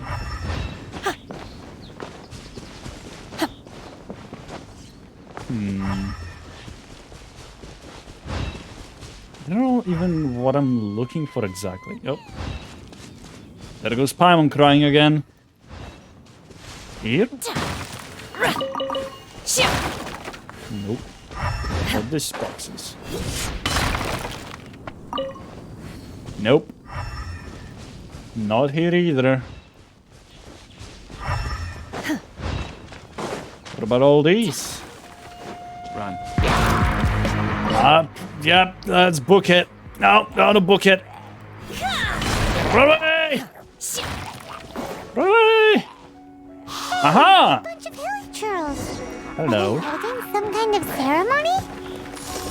And what's with that pile of knickknacks? Are they worshipping them? Seems so. That must be the Sword of Brilliant Valor, surely. It could be. Could be. No touching. Shine down. God damn it. Take your true form. How did it not hit? Oh, I mean, yeah, that's why I guess. Oh, come on! Why my aim sucks?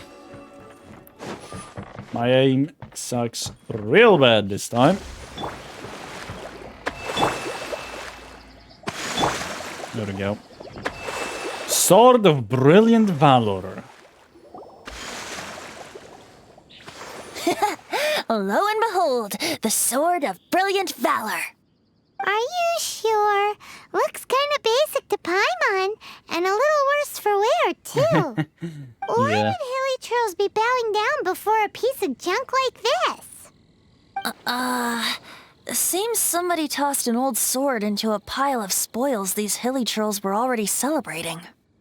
This is in terrible shape, and it's so basic, I'm at a loss for words. Say, Jack, have you ever seen an Animo crystal fly? They're found in the open country around Mondstadt City. If you saw one in broad daylight, you wouldn't bat an eyelid. But in the pitch blackness of night, its brilliant glow is mesmerizing. It truly resembles an exquisite crystal dancing in the night air. What are Is you trying to valor say? not the same? When everything is going your way, it seems meaningless, fades into the background. But when you're in dire straits, valor is the thing that gets you fired up and fighting back. It's the brilliant ray of light that guides you out from the darkness. That was some very elaborate ox dung. It was. That Venti, what are you on about? My guy. Like, come on. Oh, jeez. You're right. You're right. Then this has to be it. This is the Sword of Brilliant Valor. So, we got our sword. Now we just need that shield. Let's scout around. It's definitely in Dadaupa Gorge, so... huh? Uh-huh. There's somebody there. Stanley? What's he doing here? He's acting I wonder. weird. What happened? Why did you stop all of a sudden? Huh? Oh, it's nothing. Just one of those Mora-spouting weasel thieves passed by is all. What? Where? I want to see. Maybe another time. We have a shield to find, remember? So, who else in the chat thinks that Stanley makes up the stories? And he actually did not have any access to the both sword and shield that Vanessa was using. And he's definitely planting some evidence right now, just to, you know, make sure that this actually exists. So his stories are accurate. And Venti's not making it any better. Can you leave me alone? Or do you really want to fight? Illusion shattered. I would not do that if I were you. I think I broke a Geneva Convention. He was retreating. Whoops. Right, it's Geneva checklist. It's Geneva checklist. Oh. That's the shield. Yeah, sure. Lo and behold, the shield of magnificent honor. Liar, liar, pants on fire. It's a chunk of wood. A chunk of scrap wood with the handle attached. Who in their right mind would use this as a shield? There's also wine stains on it. Yeah, I'm pretty sure this was just taken from a wine barrel. And yet, my bard's intuition tells me that this is none other than the shield of magnificent honor. Warriors wear their battle scars with pride, and shields are no different. Surely an intact shield is one that has shied away from the battlefield. Is not the broken and splintered shield the one that has fought in countless wars and lived to tell the tale? Or just a very used battle. Though the soldier's body be tired and torn, still they fight till the very end, till they have no blood left to bleed. Such magnificent strength of will. Is that not the true meaning of honor? Can I disagree with him? But I guess we just have to play our part to make sure that Jack believes in this bullshit that he's saying. Venti is in top form today. You do have a point. Shiny new shields Yeah, right. don't stay new and shiny for long. Okay then. Well, maybe if we ask nicely, he'll just let us take the Shield of Magnificent Honor for free. Ahem. Get Ella. Excuse me, Mr. Hilly Churl? Lala. Well, okay, you take it from here. Hope you've picked up some Hilly Churlian by now. If not, there's always body language. Oh boy. Vin Plata Dada? I swear this is going to be a curse something, isn't it? Oh boy. Let's say it. French improved. Enough. Maybe negotiating will work after all. Please take this Hillicher mask I stole. Oh no, please take this sweet flower I picked. That could work, wouldn't it? Do they like flowers? I'm terrified of saying this, because I'm pretty sure this is going to be an insult. Yeah, let's give him a flower, shall we? Hey, there it is. Cheerful enough. Maybe negotiating will work after all. Venti, sing song, you give shield, okay? it's like talking to an ape. Venti, sing song, you give shield, okay?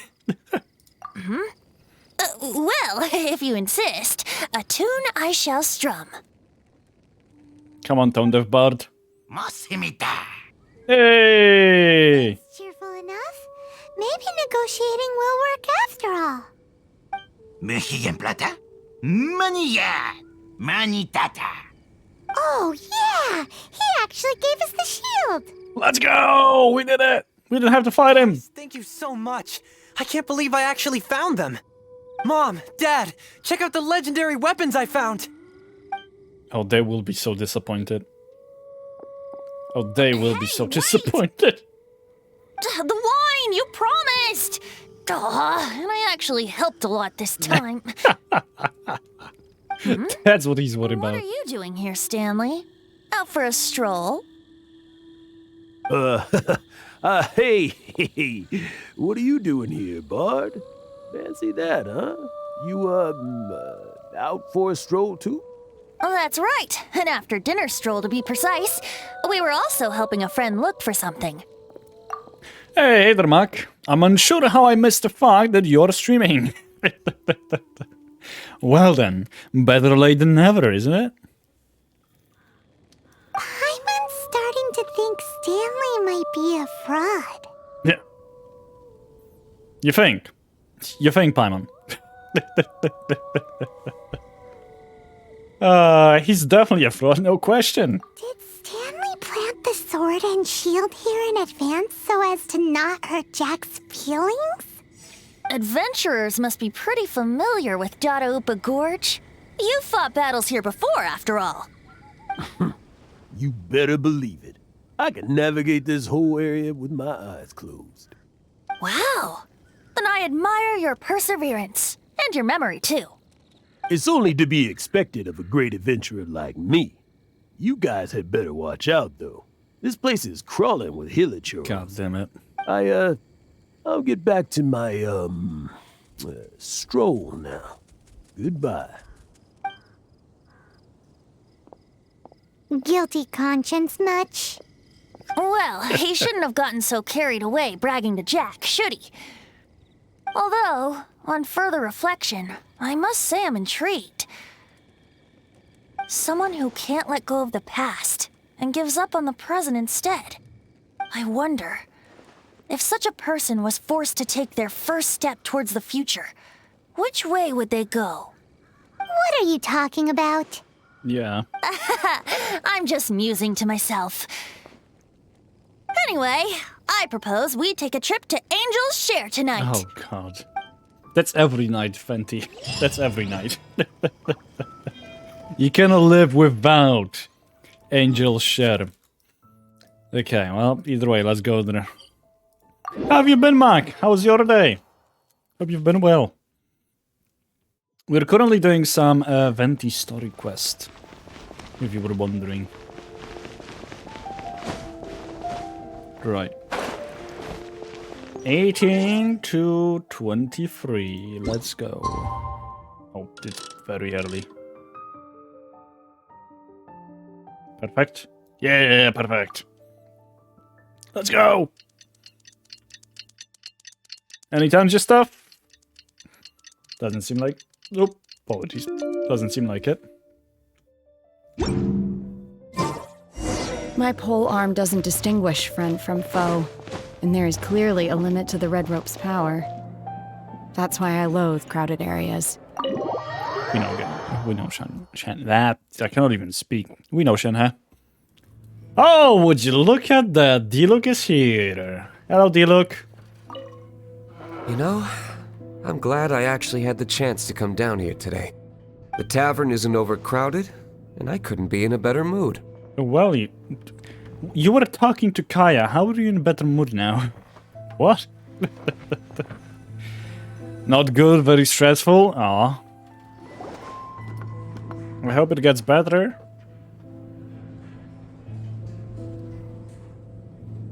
Tell me, Stan. Tell me, what should I do? Huh? Why does he keep repeating his own name? He's hiding something. Could there be another person called Stanley? Oh, Stanley. Maybe his brother. It should have been me. I should have been the one to die in the Melchivari that day. Why won't your spirit come and stop me from using your name? Why, Stanley? Why? Huh? If only you hadn't had to save a rookie like me, you would have never died in that windless corner of the world. You were a renowned adventurer, destined to become a legend one day. But now, that'll never happen, because your life was cut short, and all because of a worthless tag-along. Does anyone get what's going on here? I think our friend really did make it to the Mare Javari. And I think the tragedy he encountered there was real too. But the real adventurer, the real Stanley, that was his partner, not him. The real Stanley is the one who died to save our Stanley. Wait, so the only reason our Stanley is called Stanley in the first place is because he stole the other Stanley's name? I don't think that was the reason he wanted to. I fear that may be the case. Stanley, for so many years I've lived in fear. Fear that Mondstadt will forget all about you. So I tell your adventure stories at every opportunity. Mondstadt must remember. Stanley reached the center of the Mare Javari. He's the greatest adventurer there ever was, and he lives on. Stanley will never die, because I am Stanley. I am Stanley. I'm sorry, Stanley. I'm getting too old. Now, are you guys planning on eavesdropping much longer? Paimon turning around. We're busted. Stanley squared, yeah. Well. Shadow is so beautiful. Hello, Stanley. Go away. Save your questions and just leave me in peace. But... Leave now. Don't make me tell you again. Honorary Knight, Venti, and Paimon. I'm so glad you guys are here.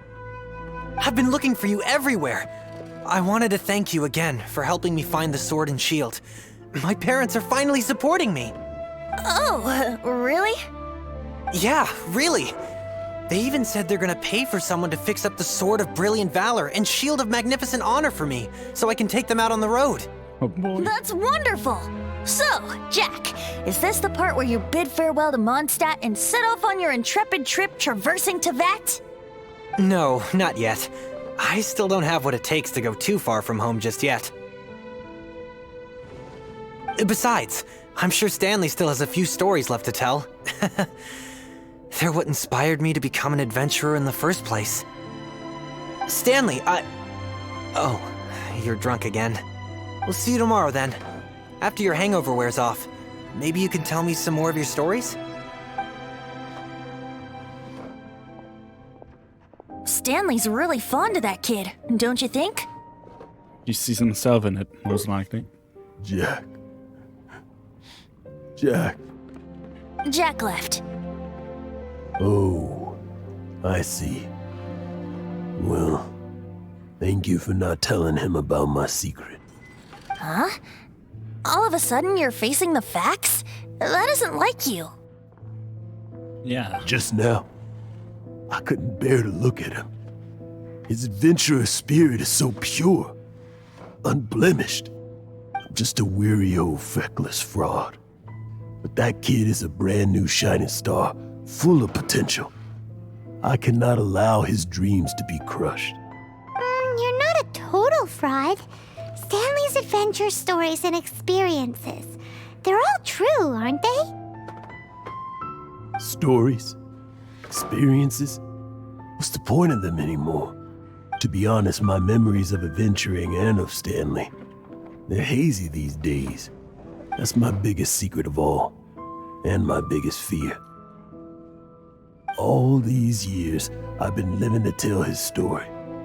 But his personality and the details of his life, I don't remember them clearly anymore. But the one thing I can never forget is that he died in a windless land, where his spirit can never be recovered. His whole life has been drowning in guilt. All that remains is this imaginary friend. Exactly. Even in his memory, the real Stanley isn't the living, breathing friend he knew at all. Instead, he's become fixed on the image of him as that battle-scarred warrior. And that image has held him captive his entire life. I'm too old. I never let go. But still, so much has slipped away. I'm completely and utterly worthless. No adventurer should have to go that way. No adventurer ever. Hans Archibald. My true name? How did you know?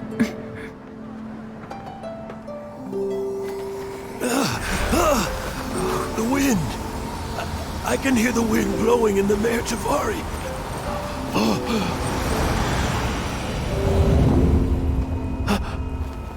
I always believed you existed.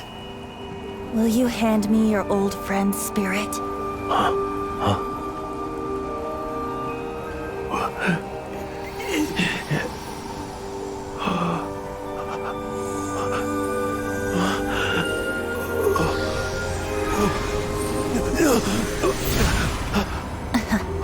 Barbados manifested himself?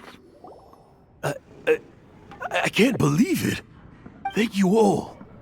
And thank you, Lord Barbados. I'm sorry. It's gonna take me some time to calm back down. But I think that I'm gonna be okay. God damn. Ah, wonderful! Stanley reconnected with his true self and Jack can finally go his own way. This calls for a celebration. And by celebration, I do, of course, mean libation. Oh my good god. Venti actually did his job? What? Now Venti... Yeah, Venti is a crippled old drunkard. But he actually cares about his people. You cannot say that he doesn't. He does care. In his own special way, but he still cares. He still cares. Jesus Christ. But, yeah. Good job, Barbados. You did it. And by libation, you mean you're not leaving this tavern till you're too drunk to walk, right? Empty to do nothing, Garco. No, the wine here's too expensive. Jack still owes me some wine, though. He promised me a rare vintage in exchange for helping him out, remember? Oh my god. I'll head off to fetch the wine. See you shortly. Let's meet at the usual place. The usual place are either... Huh? Where's that supposed to be? Why has Paimon never heard of it? Hey, Tone Deaf Bard! There are only 3 possibilities where the usual place he talks about is. 1, it's either Angel Share, which we are right now in, so I doubt it's this one.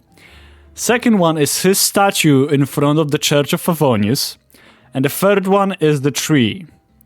So, we'll see. We'll see which one it is. I think I know where. Possibly.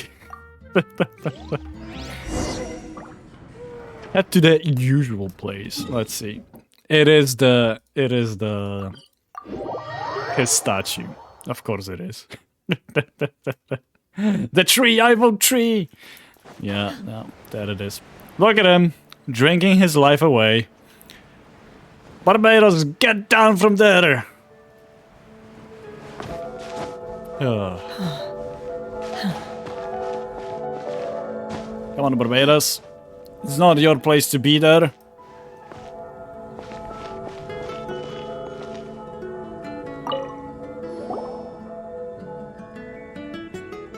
Kick him. You made it. Finally. Push him off. Tell us where you meet next time, okay? We looked everywhere. So, did you at least manage to find your wine? Yep. Well, sort of. Jack made it out to be a rare collector's edition vintage. When actually it's just a half bottle of regular cider. This takes me back. The first time I saw this view, I hadn't even taken on this form yet. The first time I saw this view, I hadn't even taken on this form yet. You mean the Venti's form? You were still Barbados, is that it? If anyone can ruin his statue, it's him. What? It was about 2,600 years ago, before the world had come under the rule of the Seven. At that time, old Mondstadt was ruled by a tyrant, who sealed off the city's perimeter with a ferocious hurricane. Even the birds couldn't get in or out. For those who want to know, like, this story that is being told here is also part of the Genshin manga. So, it's like a good read. Go for it. It's very interesting. It revolves around Vanessa, Venti, first time he became the God of Freedom, or Archon of Freedom, I should say, as well as Colley's story. So, good read, good read. Not Timmy's birds. I don't think Timmy was alive 2,600 years ago, Mac. Nor the birds that he's currently tending to. Old Mondstadt? Oh, Paimon remembers! Nowadays it's known as Storm Terror's lair, right? You mentioned it before. That's right. The Tyrant of the Winds who once ruled from that tower was Decarabian, God of Storms. Back then, I was but a wisp among the 1,000 winds. I wasn't a god of anything. I didn't even have a human form. I was just a tiny elemental being who lived in the wind, a gentle breeze bringing subtle changes for the better, or tiny seeds of hope. Timmy is the first descender. A tiny elemental being? Without a human form? Venti, do you mean you used to look different than you do now? We will see. Yep. My current form is not so different from the situation with fake Stanley. I took the form of a friend. No. In old Mondstadt transpired the story to be told, where a tyrant ruled. I met a boy not that old. The lyre he played, and for a song he sought. But storm walls blocked blue sky. He was sincerely distraught. I do so wish to see the birds in flight, said he, his strong eyes filling with light. But his voice was lost in the howling wind's churn, for the whirlwind takes and gives not in return. The true sky and songs that cageless soar, were they not wishes worth fighting for? So the boy turned, extending his hand. Let us cast down the tyrant and his walls from this land. The young boy raised then the flag of revolt, and I threw myself into freedom's tumult. Victorious were we who fought to be free. Gods fell, winds whipped, nations shook violently. In the smoke, a despot met his doom, and we watched as his great tower fell none too soon. Mondstadt began anew, the story passed down, and since then never has another worn its crown. So then what? What happened to your friend? Same situation as with Stanley's friend. Say, Paimon, do you wish to hear the next part of the story? Yes, of course. The suspense is killing Paimon. Paimon, could you fetch us some meat or fish? But Venti's telling his story. What makes you suddenly want to have a meat feast? Getting a little peckish or something. Oh, so peckish. Paimon's had it up to here with you. Bye, Paimon. You know, you're so smart it almost makes me uncomfortable sometimes. But then, maybe it's right that true friends can tell what the other is thinking. A refreshing drink, a gentle breeze. Moments like this always take me back. Back to a song that I first heard from him. I'm listening. Fly, fly away. Like a bird in the sky. See the world on my behalf. To the heavens may you fly.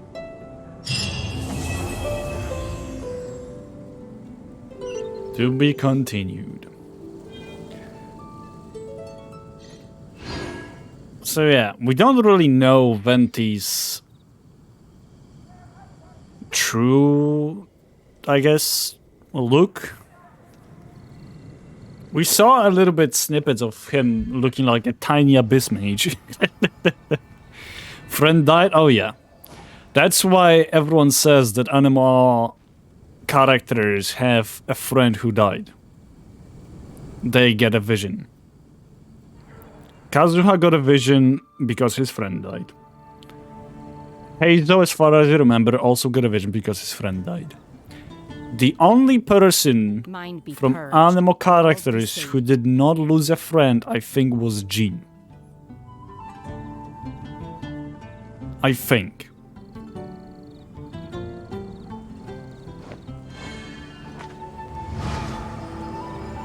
If I'm not mistaken. Wait, Shan Yu's friend died too. Yeah, not Madame Ping, the Guizhong.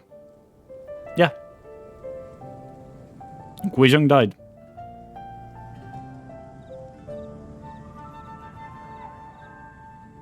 So, there we go. I'm pretty sure everyone's but Jean lost a friend. I might be mistaken though. Might be that Jean actually also lost someone, but I don't recall. Damn shit, he's just staring Venti down.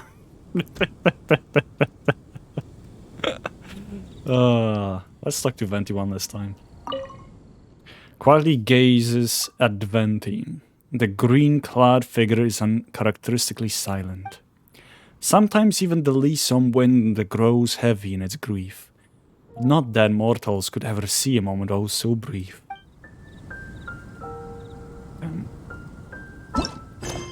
So did we complete Venti's story quest? We did. Wait, can we not play it again? You cannot play it again. That's sad. I was hoping we could, but I guess not. Right.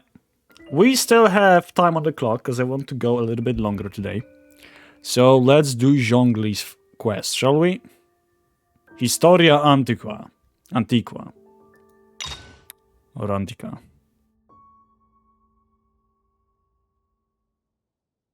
Nope, what do you mean nope? No replays. Oh, yeah. I forgot, because the thing is... I already did one story quest. There was Jean's story quest. But yeah, there we go. We have Ventis now. I wonder if we can replay some stuff. We can replay dialogues. That's interesting. This is the... What is it called? The cutscene, isn't it? No adventurer should have to go that way. No adventurer ever. I can't believe it. Oh, just plays. Yeah, those are the main quests that you have to go through to actually complete anything. And there is also those quests. But, yeah, those are like the first one to actually do the Archon stuff. The only thing... No, Leo Minor as well. But yeah, the rest of them is something that you choose to do. Let's go and do Zhongli's now. Shadow of Yora. Where are you sending us? Oh, Jesus. Well, time to fly. Fly away. Let's do it. Need to do that first. There we go. It's very useful gadget. Ah, that's the name of it. It's a gadget, not artifact, not anything else. It's a gadget. Ugh. Forgot the name of it. Let's go. So yeah, while we're still floating, please tell me about your days, your guys' days. Day? What? What have you guys been up to? If only you had Furina to walk on water. I could use Kokomi to walk on water.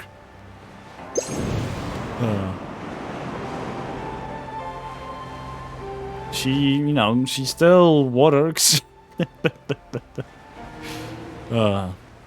If only I had Shanyun to jump around, that would be also nice.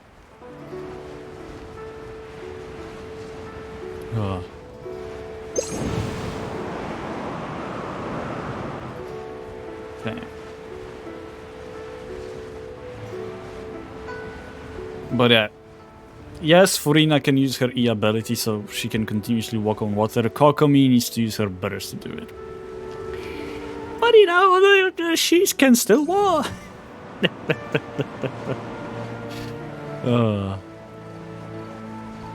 And you can glide faster with her in your party. With Furina, really? That's good to know. And with Kokomi you can swim faster. And Amber is also the one who can make you glide faster. Oh no, you're talking about Shanyun. Shanyun can, yeah. Shanyun I know. Right. I don't think we need to use it anymore. So might as well just come down. Oh, I'm terrified this will pull us in, won't it? It will definitely pull us in. If we're not too careful. Where is the old fossil? I don't see him. Oh, there he is. I was just blind, yeah. Hello, Zhongli. Oh? I didn't think I would see you here. Oh, well, hello. Are these two your friends? Yes. We had the fortune of meeting not too long ago. They are quite a knowledgeable and talented pair, and a pleasure to be around. I'm sorry, Zhongli, but it was quite a long time ago. I know you're over 2,000 years old, but we have met quite a long time ago. It's been like a year. Traveler, we were just discussing the history of Rex Lapis. Would you like to listen? This, good sir, seems not to appreciate the almighty power of the Lord of Geo. As a professional archaeologist, I'm inclined to correct some of his erroneous views. Wow. Actually, no one knows better than him.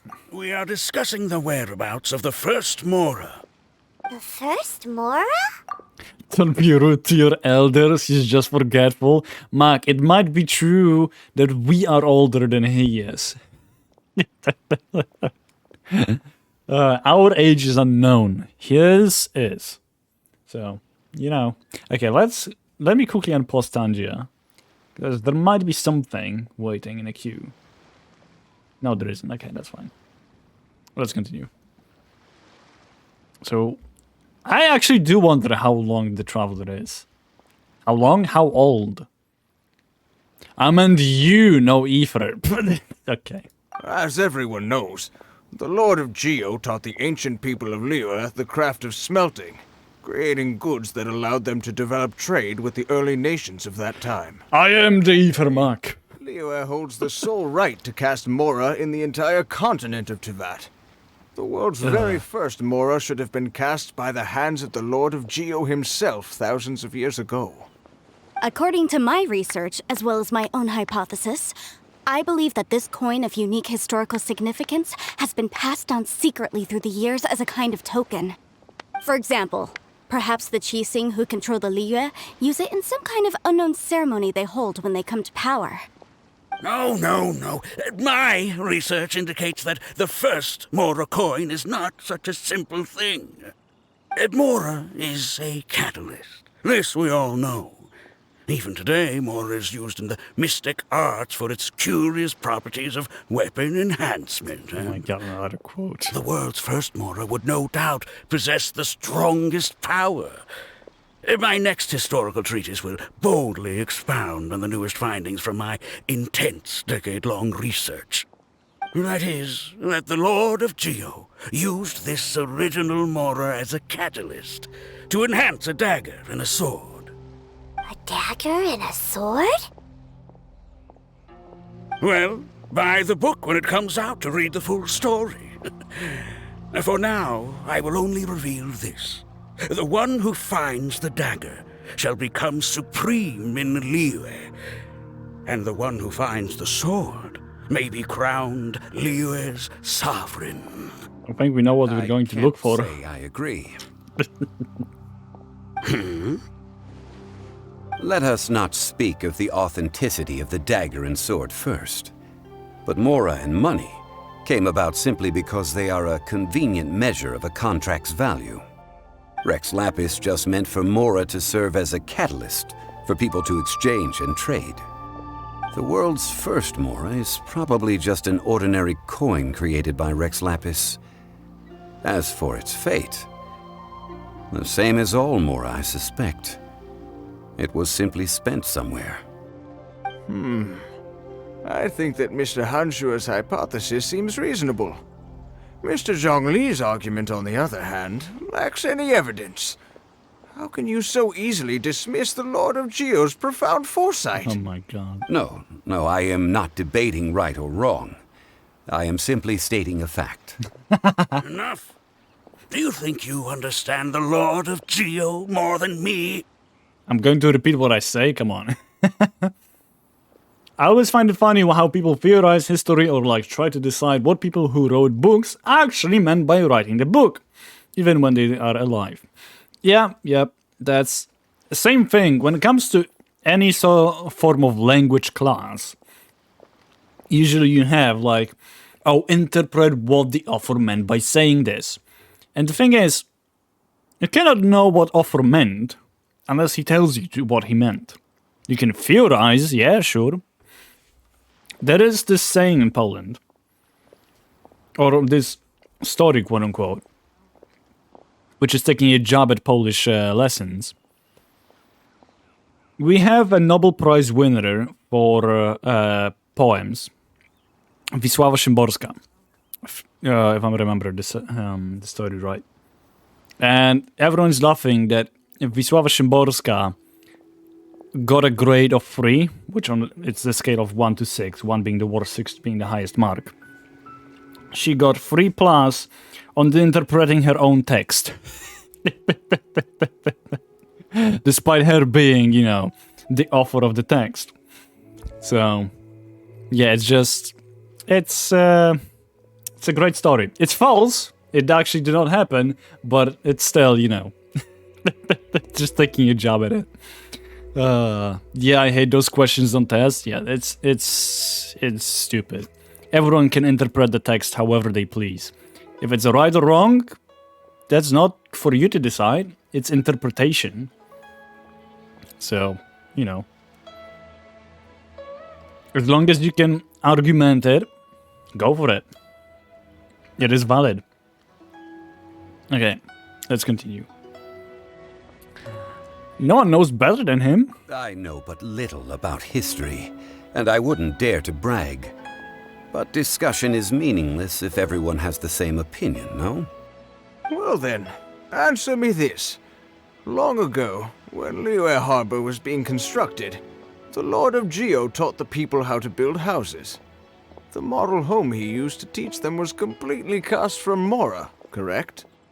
That is correct, indeed. Okay, then tell me. Why would the Lord of Geo do something so extravagant if not because of the mystical power that Mora contains? There's a simple explanation, really.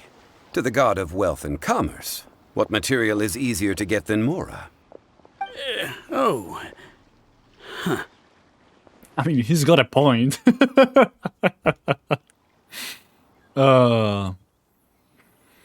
When I make ambiguous answers like that on a test or see them, I usually give credit if it makes some sort of sense. Yeah, because, you know, the thing is with the test answers, if it's not something solid, if it's a question in regards to feelings or how you interpret stuff, how you think about it and so on, that there is no definite answer, you should look at if the answer is relevant to the question and it has a provided argumentative way of understanding the question and the answer, which many of the teachers don't do. Many of the teachers don't do. They have a specific answer sheet that, oh, you have to fit in this rubric to actually be considered as a good point, you know? No, that's not how it works. That shouldn't be how it works. But many schooling systems still have it, which is annoying. So yeah. So thank you, Mac, for being a great teacher. Thank you. It's like you're telling someone else's tale. I mean, I am talking about Rex Lapis. Yeah, right. Excuse me, sir. I have some questions about archaeology. Can we find somewhere quiet to chat? I mean, if it's okay with you. Oh, it's no problem at all. But may my friend accompany us? Perhaps they could be of some help. People are human, and students are too. And some teachers act like they aren't. Act like they aren't. Yeah. They think like we have to have the answer memorized, and it has to be on point with how it is on the sheet. And that's the biggest issue with the Polish Matura exam, which is the final high school, like at the end of the high school exam. Because they have a selected answers for the sheet, and they will match with it, especially for the Polish for the Polish Matura. It's really annoying. However, we have a good procedure called I don't know what it would be translated to English. That we can basically call out, oh yeah, this answer that we provided.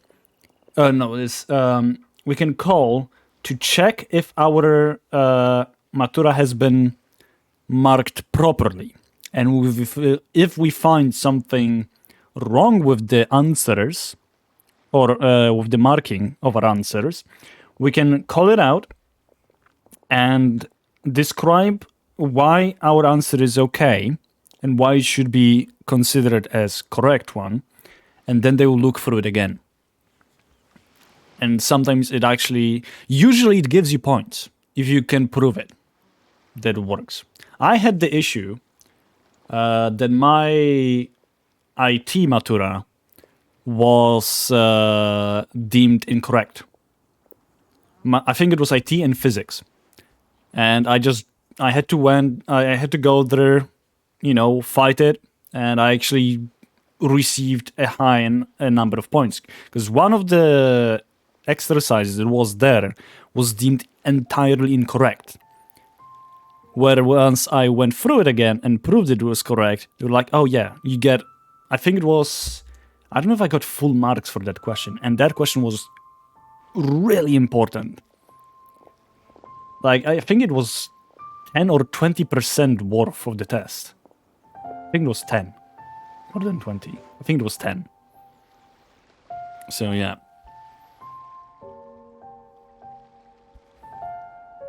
It is semi-good system. Like, they still shouldn't be marking based on the rubric they have, but, that's why our teachers are constantly just saying like, oh yeah, you definitely should go and just go check your answers. Even if you are sure that they've marked it correctly or that your answers were wrong and stuff, always go and check. Because you know that there might be a mistake, and those little tiny points later on will be very important. For me, they weren't really that much, but it was satisfactory to still have it high. It's good because they make you responsible and advocates for your own well-being if you actually go and try for it. I like that. Yeah, well, it is a nice system. I still think it could be better, but I'm not gonna complain about it. So yeah. Okay, I'm just here for a good story. Of course. They can come if that's what pleases you, sir. Let's go. We barely started it. I've been so sidetracked. Oh, lovely. Let's see what they're talking What about. I'm about to say is a bit disrespectful of the Lord of Geo and would draw a lot of angry looks. So it's best to discuss this somewhere quiet. Sorry, I don't apologize, Mark. Those streams are not, game focused, do the let's play. I'm here all for the interaction. That's what I'm here for. While the gameplay is what I usually try to people interact with it, so. Or, connect us to. Let me actually just quickly unpause Tanja, because I keep forgetting. When I'm just talking, I can unpause Tanja for people to, use that. Whenever the game is talking and I can unpause it, stop it or whatever, I should pause Tanja. So yeah. Let's continue. I didn't mean to distract you. It was all my fault, I would say. I just wanted to talk about it. Let's continue. Your argument just now exhibited acuteness of speech and thought. Most importantly, you don't fall for the boasting and acting of the others. You remain objective. So I have a question for you. Perhaps you will answer differently from other scholars. Do you think that all the gods that the Geo Archon killed were evil? Let's not analyze it in terms of good versus evil. Rex Lapis placed great importance on the integrity of contracts. So any gods he killed certainly must have broken some kind of contract. Right! The Lord of Geo wouldn't kill the innocent. I was doing some research. I learned about the legend of the god of salt. Yeah, I wouldn't say that he didn't kill anyone innocent. I mean, Kanria, hello? Like, yes, Kanrian broke some kind of contract, quote unquote. They went against, I guess they went against gods, which is breaking a contract, perhaps? That's what I would assume. I don't know if it's correct. Don't quote me on it. I'm just saying what I think. So, perhaps that's why he killed them. However, yeah, exactly, but did everyone have to die? No, not really, not everyone. I'm sure, even if majority of the people, it's like the story of Sodom and Gomorrah.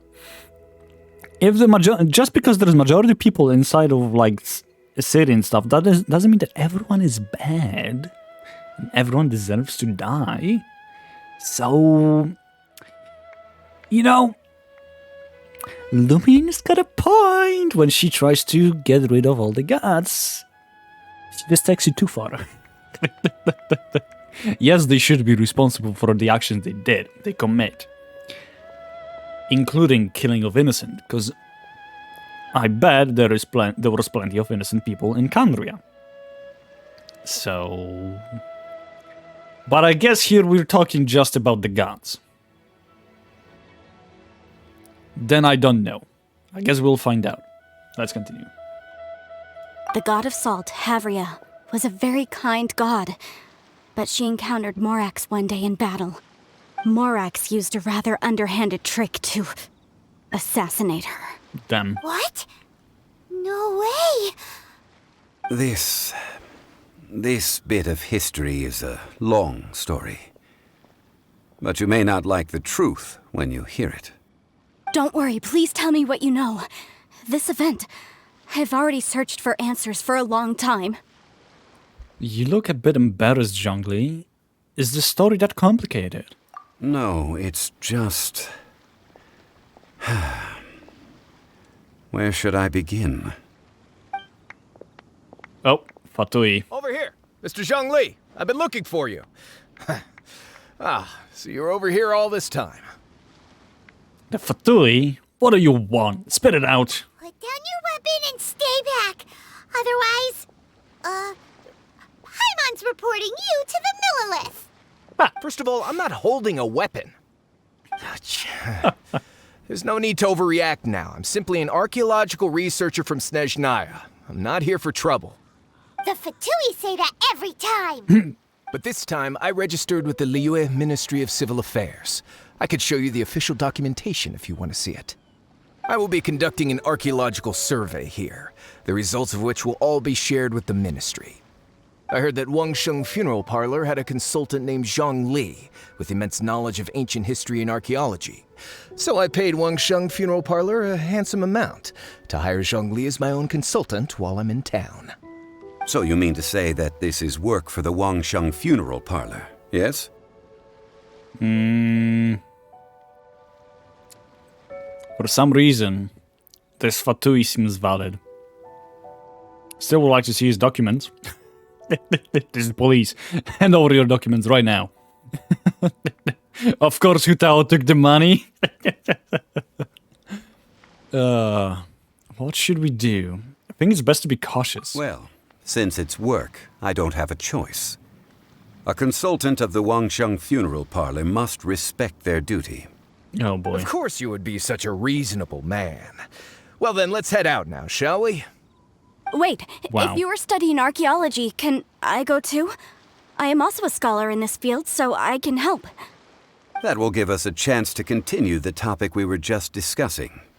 Oh, and you should tag along too. Why? I don't really know anything about archaeology. I'm here as a protector, aren't I? Either a protector from anyone outside or against this Fatui. This experience may be of help to you on your future adventures. That also. It's a story from before the rise of the Seven.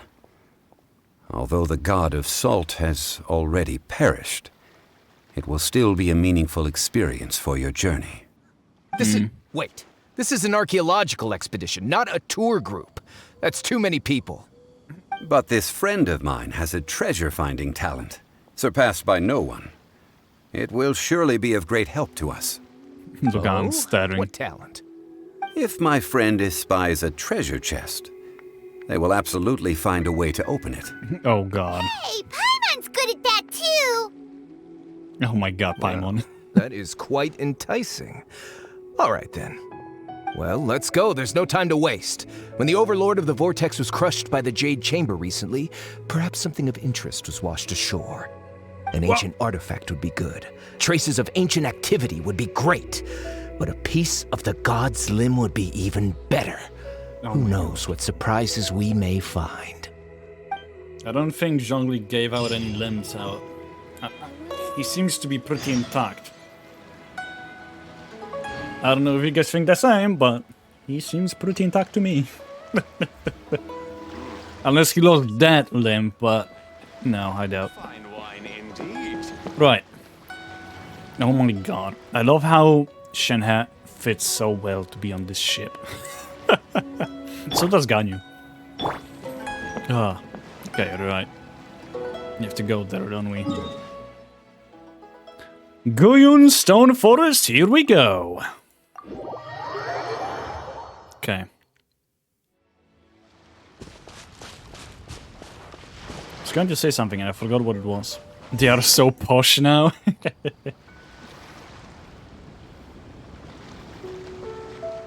This place looks so ordinary. Can we really find anything valuable here? Probably not, I stole everything. Carmen thinks it looks really grand. I don't mean the scenery, but rather that there should be something out of the ordinary. A big battle did just occur and all, and I don't even know where to begin looking here. Guyun Stone Forest is actually the perfect place to be, if you wish to learn about the gods or the history of the Archon War. Uh-oh. Legend has it that Rex Lapis threw spears made of large rock into the sea here, piercing and crushing the Overlord of the Vortex. After many years of wind erosion, those stone spears have turned into the unique rock formations we see now. These mountains were the Lord of Geo's weapons? What we see now is just the part of them that remains. The stone spears hurled by Rex Lapis all those years ago were much greater, both in number and in size.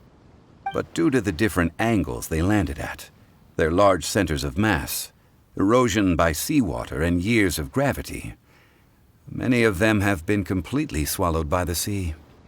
So besides wind erosion, the initial collapsing of the stone spears also played a big part in the formation of Guyun Stone Forest. Well, a god able to fight one so powerful as Rex Lapis was certainly very strong in its own right. Indeed. This is where the value lies in research at Guyun Stone Forest. Most of the objects from that time were lost to the sea. But the gigantic waves created by the Overlord of the Vortex have given those sunken objects a chance to see the light of day again. So you're saying that if we look carefully, we'll be able to get very, very rich. I mean, rich with archaeological knowledge and historical value, yes? That's all I seek in life. Yeah, right. Well, since we brought so many people, I think it would be best to split up and look. Okay then. I will go with my friend here. Although I have a smattering of knowledge in various disciplines, when it comes to archaeology, I can't compete with the expert here. Huh? Me? What's the matter? This is your profession. Why are you so surprised? I get it. I'll escort him then. Okay. If we find anything valuable or rare, let's meet on the shore opposite from here. Nice. The ancient god probably left behind lots of elemental marks. Following them should make our search much easier. Well, go ahead then. Use your elemental sight to look for any marks. Yeah, right. That looks like a giant spear, doesn't it? This is beautiful. I love how he's still giving a tour despite saying it's not a tour group. Oh god. Oop. There is no escape! Transfiguration!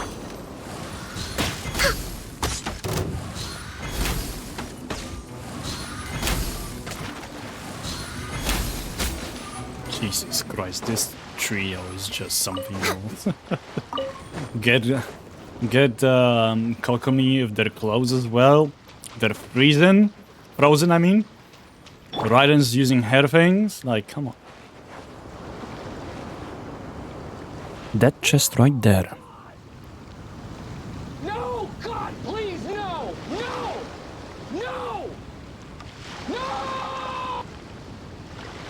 That chest right there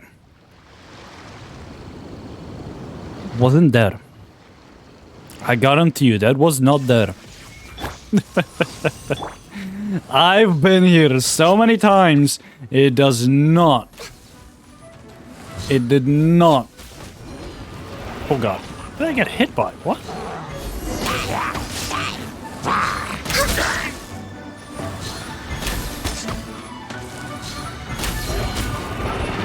Oh! Rest and rebuild. There we go. Go try Spiral Abyss. I don't have a second team that's good enough. Why are there enemies here? Used training dummy. Stone Forest is a place where a god was defeated, and its remnants still affect the area to this day. I said plenty of people are getting Nahidas, but it's not the time. There's so many enemies. Illusion shattered. Access denied. Born of ice and I didn't mean to do that. I wanted to switch to Shenhe. Ow! God damn it.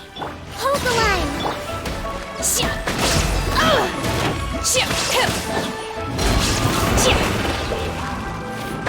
There he goes. Hello. I don't need to boost that attack. I love fighting as Shenhe. It's always fun. Transfiguration. No touching. Oh, come on. Rest and rebuild. There we go. Let God know.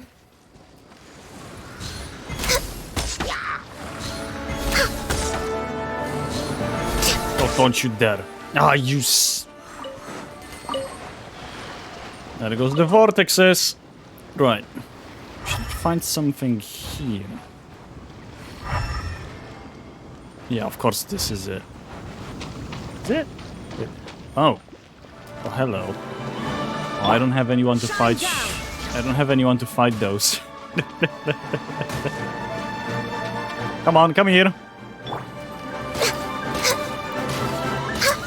Oh, stop jumping over my shots, please. There we go. There's one. Illusion shattered. Can I? There we go. Oh my good god. I hate those small slimes. A crude sack. A cloth bag made of commonly found materials. Yeah, right.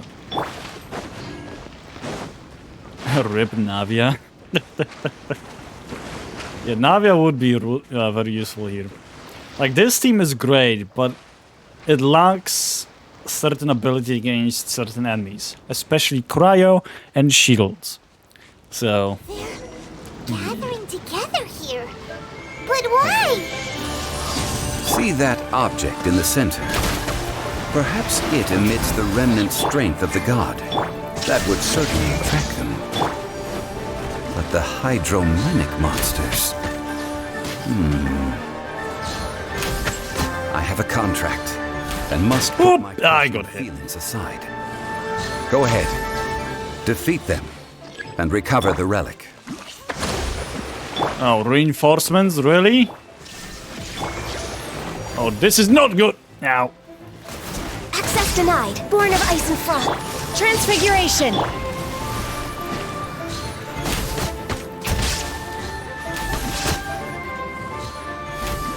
No, you do not jump towards me, you big bird. It's just a stone slab. But its design is quite unique. There we go. Got away from it. It should be enough to garner some information. Gotta cry main team, my hydro mine team.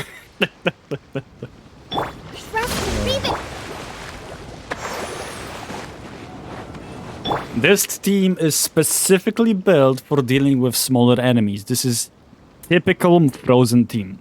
Maybe not typical, but yeah. Raiden should be switched to somebody else, I would say. To make it a typical Freeze team. Or Frozen team. Oh, hello. Hi. You call yourself a scholar of archaeology? You can't even recognize this or that. What are you good for? Oh boy. We all have our areas of expertise. I already tried very hard to explain. Oh, stop arguing! What in the world happened? This girl just keeps bragging about how she's an archaeologist, but she doesn't even know anything about the surrounding ruins. I even know more than her. She left me to rely solely on guessing, experience, to find anything valuable to take back. Ugh, what a waste of time. I've just been researching the god of salt, so I'm not familiar with sea relics. Is that so strange? It is a bit strange. One shouldn't lack general knowledge in their field. And you kept asking about how much Mora everything is worth. Can the value of relics only be measured in Mora? Isn't measuring their value in Mora the easiest way? This also matches the traditions of Liyue, does it not? Now, calm down. No need to make a fuss. We were able to bring back some intriguing objects. Let's have a look. Oh, what a shame. These objects were indeed washed ashore by the Overlord of the Vortex, but they have nothing to do with the god besides being in the vicinity at the time. The stone slab we found, however, has a mysterious pattern and faint aura of divine power. Perhaps it will be useful for research purposes. Quick, give it to me. At least we didn't come for nothing. The power of the gods, yes! This is good. Oh, but these other objects are certainly worth a little something, right? It should be enough to cover the cost of hiring you. It's all mine. It's only valuable for research if there are remnants of divine power on it? Not at all. My quest to uncover the history of the god of salt is because history can tell us about culture and beliefs. But you're just trying to use archaeology to get rich. Nonsense! I'm a professional archaeology researcher from Snezhnaya. I swear, if I'm lying, may the Lord of Geo strike me down. Zhongli, do the honors. Come on, Zhongli. No, time for you to shine. Oh my good god. Also, I love how it shows my heartbeat, despite supposedly being disconnected from my phone. Well, interesting. Right. No, okay. No, you're trying to get rich off archaeology. Oh, by the way, you probably don't want to sell that teacup. Oh? Why's that? That's not an ancient teacup. It's part of Ningguang's collection. It must have fallen here along with the Jade Chamber.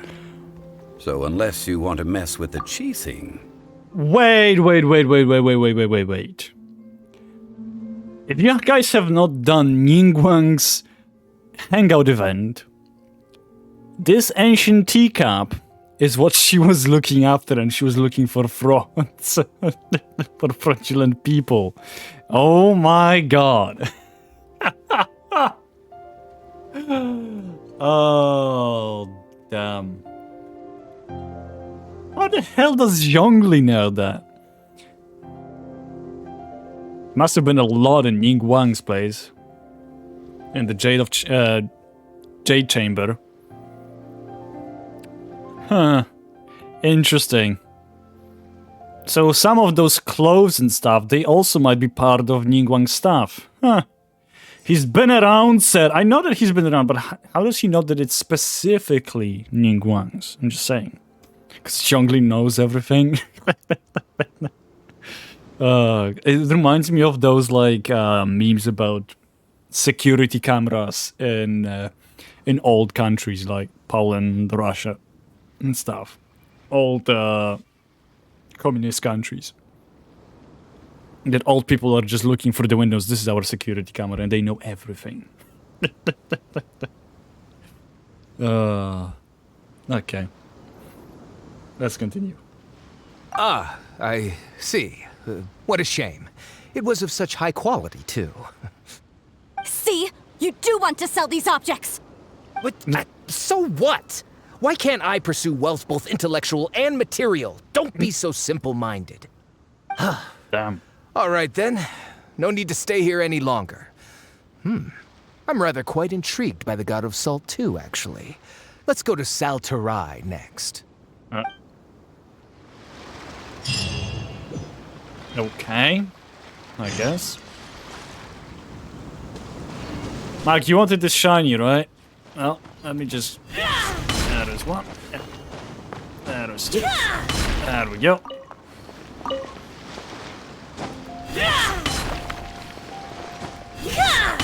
This will take 3 times, but this perfect. One more. Also 3 times. Yeah, that's fine. And that's how we deal with it if you don't have a Geo Claymore. Or not Geo. Just any Claymore. Aha! This is where we're going next. I always was mad about this area. I said that I wanted it, sir. Well, why don't I give you to it? I was collecting it just for you, Mike. Come on. So, by the way, let me just quickly show you. If you look on this map, there is those 3 little things, you know? And I was always so mad that I cannot get them. And now we could. Now we could get them. Now we will get them. Because it's part of Zhongli's quest. Oh, by the way, we can fix this one. There we go. Oh, no, wait. This is not the one. It's later. It's quest after Zhongli's Venti's quest. However, I'm curious as to why did I not collect this. Let me quickly check. Yeah, it's not here. So it's never marked. I guess it's because part of the story quest. Makes sense, I guess. Okay, let's continue.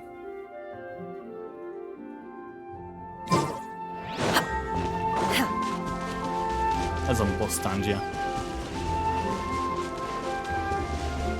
Hello!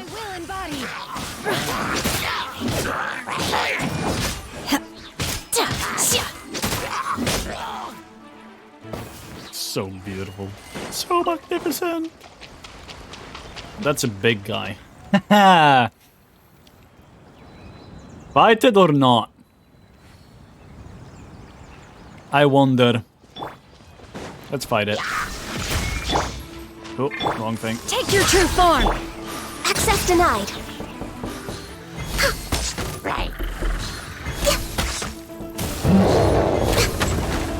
Damn it. Oh boy. There it is. Aha! Never mind, actually, the team is not that bad. I thought we were going to be fighting for a longer time, but I guess not.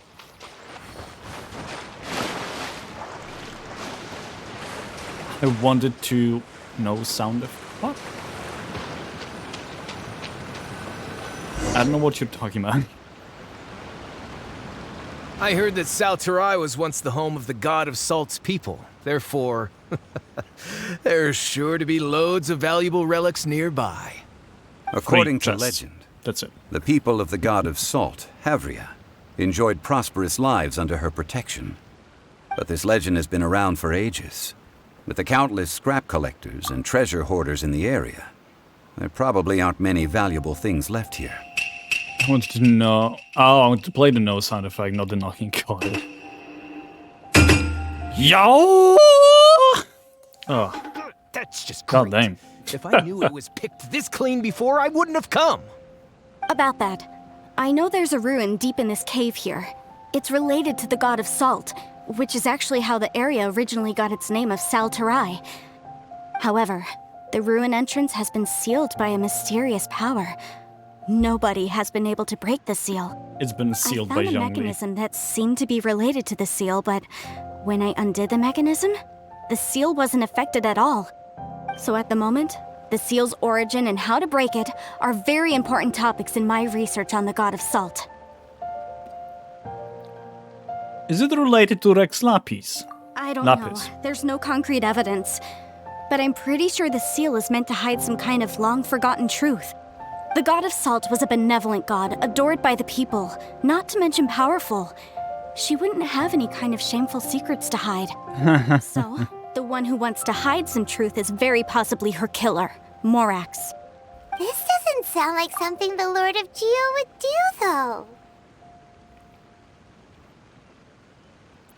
I'm really, like... Those who are very kind and so on, and don't show any sort of weakness or secrets, usually are the ones who have the biggest secrets to hide. Usually. Who cares about all that? It sounds like countless treasures of the god of salt lie within this ruin, just waiting for someone to find them, right? Oh, god damn it. You weren't listening at all, were you? Even if there's a mountain of treasures inside, nobody can get in if the seal isn't broken. Ah, but we have the illustrious Mr. Zhongli with us. He looks like he knows just about everything. A little seal shouldn't be any trouble for him. This seal seems to be quite ancient. Even Mr. Zhongli may not know all of its secrets. Ah, Zhongli's ancient. I know something about it. What? Over the years, I've heard various rumors with bits of knowledge about seals.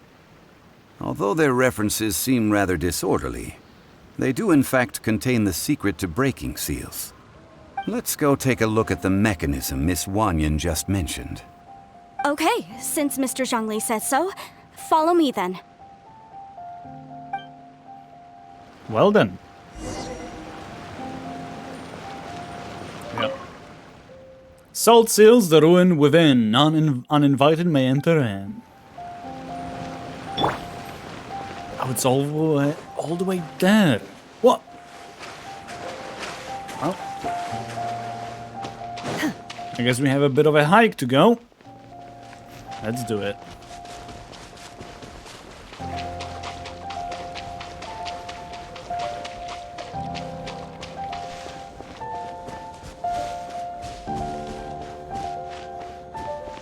Here it is. There's some debris scattered here that, when put together, look like they definitely had to do with the god of salt. According to the inscription on the side, if one looks from a certain angle, the secret to the mechanism will be revealed.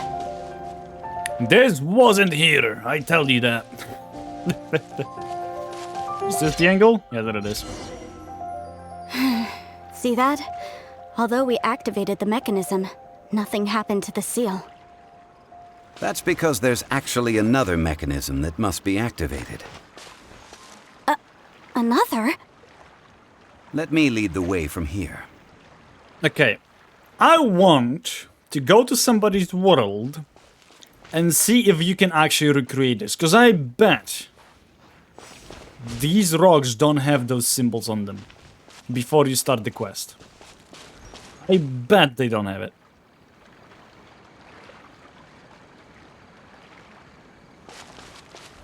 That statue thing was there? What? The locking the thing seal? Yeah. I already did it. What do you mean the quest? I mean, yeah. Hey, I know you did. I'm asking those who did not do it. I don't recall them ever having marks on them. Pretty sure they don't. But who knows? I guess you want my world? Yes, I do. This place seems familiar. Huh, I remember. I think there's some elemental monuments here. So you're saying they're related to all this? When I investigated the seal last time, I had someone with a vision accompany me. But when we lit up all the elemental monuments, nothing happened. That's because you don't just need to activate them at the same time, but in a certain order as well. What? Otherwise, the seal will not be broken. Wait. What? How does this make sense? Also, hey there, Sonny. What is it? I'll look. It's Salatere. Something like that. It's right next to the Dragon Spine. Island water. How can things be activated at the same time, but also in a certain order? What? Like, isn't there is two that needs to be at the same time, then the next two at the same time, and the next at the same time? Or how does that work? I don't understand. The secret to this puzzle is hidden in the legends about the Archon War. Tianheng in the south, Yaoguang in the east, Jueyun in the west, Qingce in the north.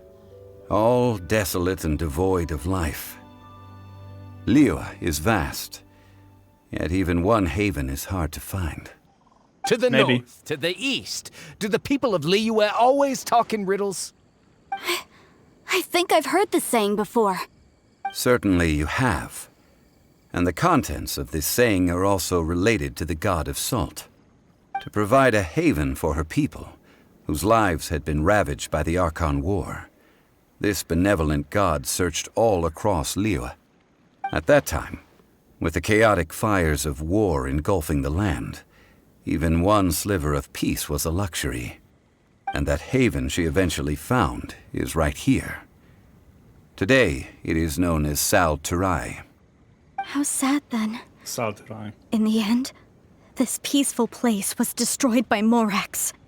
Okay, enough with these ancient stories. Now that we have the clue, hurry up and break the seal.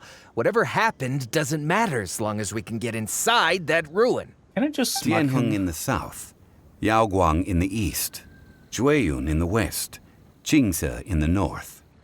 With this clue, you should be able to solve the puzzle. There are two ways to do it. Either follow the riddle, and it's south, east, west, north, or with the names. First letter of the name is the alphabet, and this is the order. The assumption that every person has somewhere to call home is naive. I got used to living in the mountains alongside the birds and beasts. My will embodied! Yeah! Ah, God damn it! Yeah, no. There we go.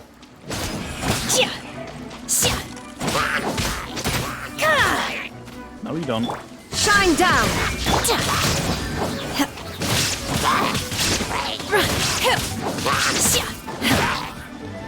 Take your true form! Get the hell out! There we go. Let me just, there we go. Right, so it was south. South is this way. Where is the southern one? There it is. Is it? No, there is the south. There is no escape! There is south first. Then it was east or west? I don't think they'd give directions if they weren't important. No, I mean, like, directions, they are important. I'm just saying, like, should we follow the riddle in directions, saying south, I think it was west, east, north, or should we follow with the names? It was Tiansheng to the south, which is letter T. Qingce is Q, so it will be, I don't know, Qingce was north, I think? In also alphabetical order, but we'll see. I think it's by alphabetical order and directions, my personal opinion. Well, we'll see. So it was south, west, east, north, was it? That's east. West is here. Shine down! Ow, I got zapped again. Right. There is no escape! And north. Let's see if this is correct.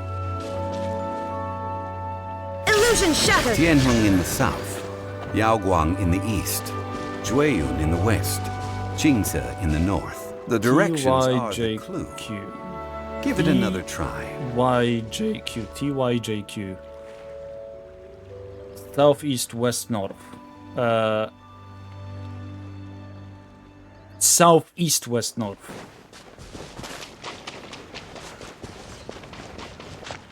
Shine down! He did say south, east, west, north. I don't remember now. He just told me and I forgot already. I was too focusing on the There is no escape. alphabetical order.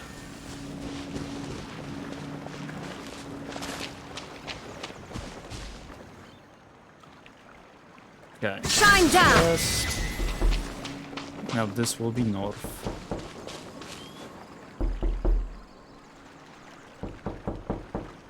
There is no escape! Yeah, there it was. So it was just in the order, it was alphabetical. Look! Hey! The seal really was broken. Mr. Zhongli is indeed quite remarkable. It was nothing, really. Now, it's time that people learn the hidden truth lost to time. Oh boy. I'm really curious as to what happened.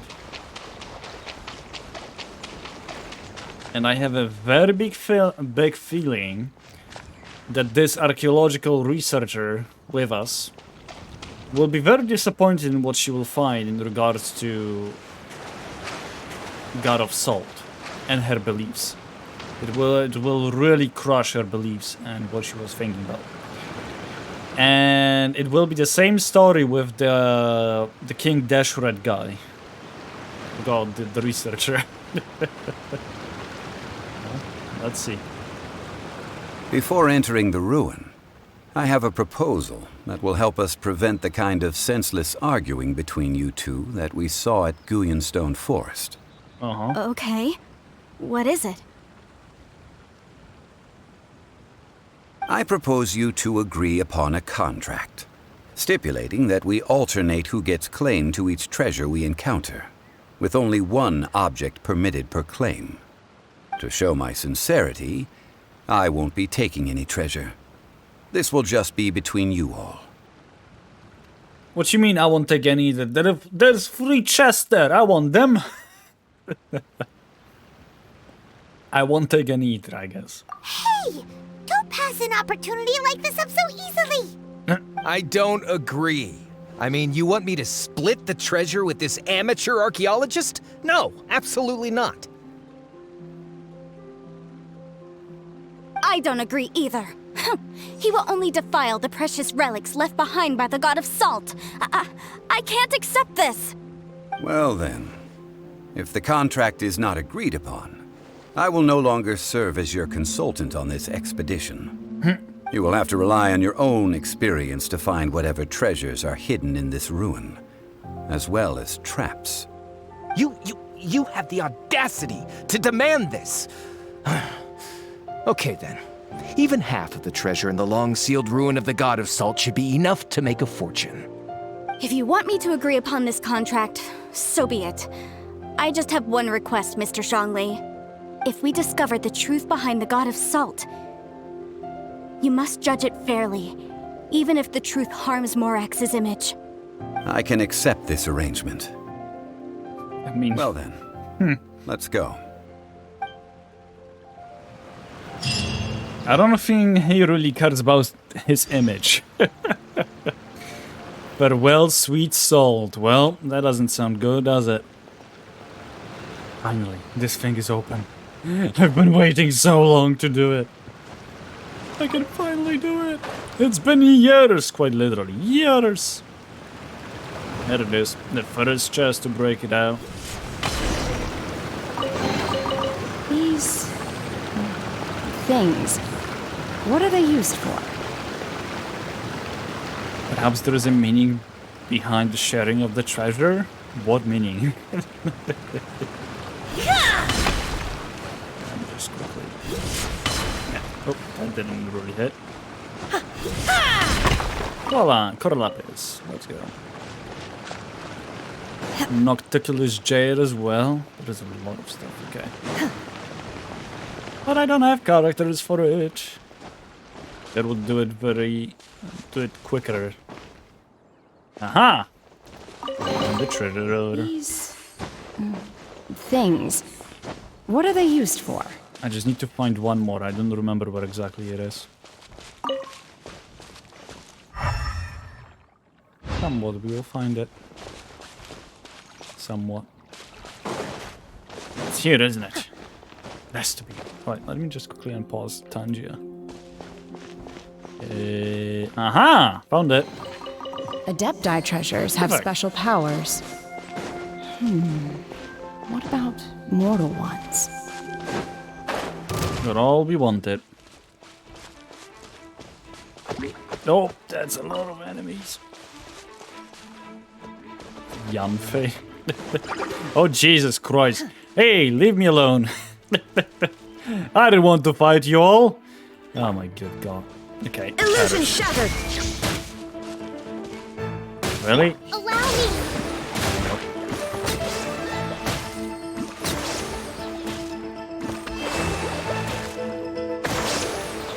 Voila! Done.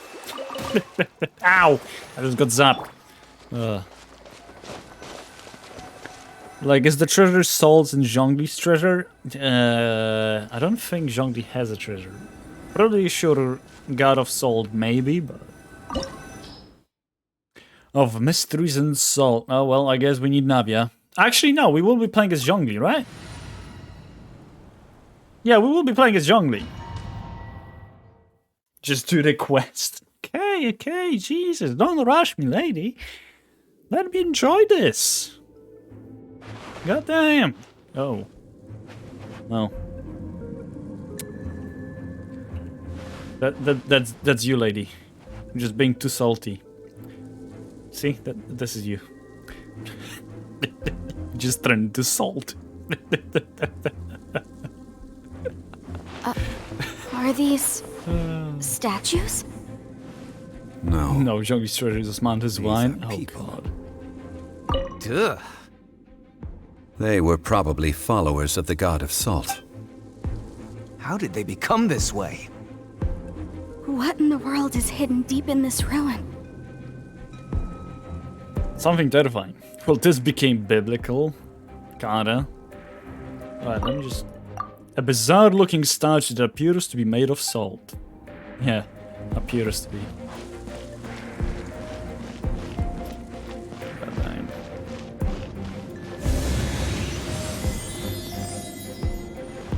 Well, look what we have here. No touching!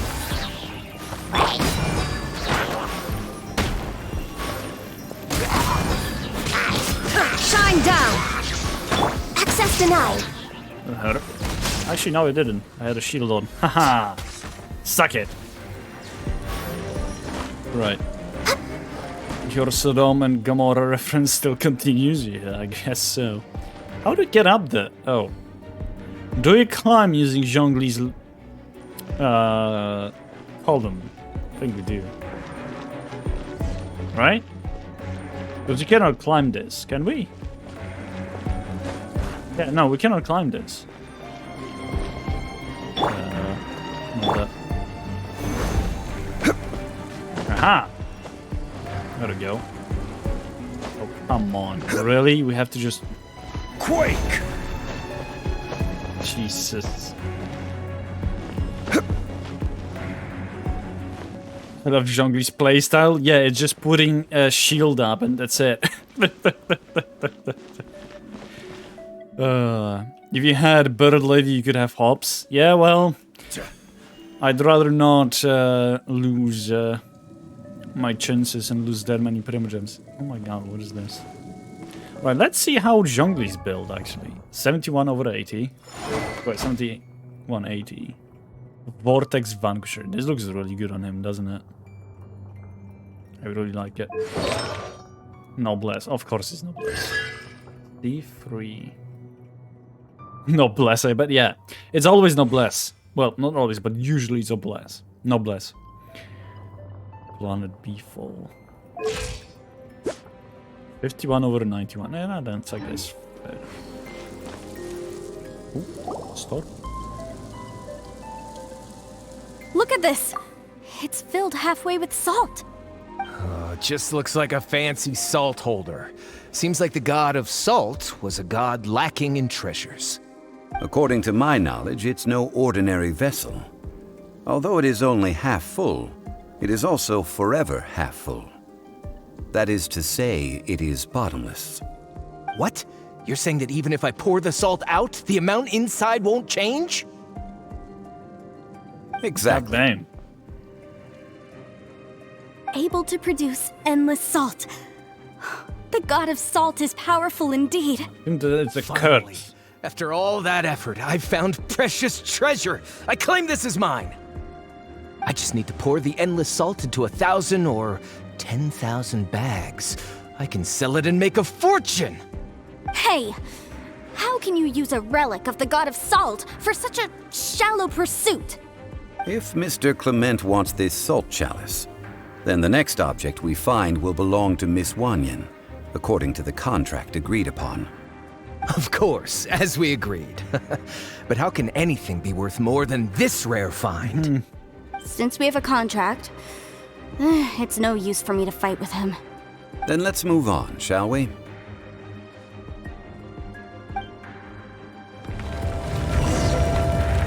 I genuinely wonder what happened. Because look, that those people are facing to like this position. So they knew someone who petrified them. Maybe not petrified them, but saltified them. I don't know how to say it. Okay, well, let's continue. Let's see where this will take us. Solidify! Ah, goddammit! Born of ice and frost.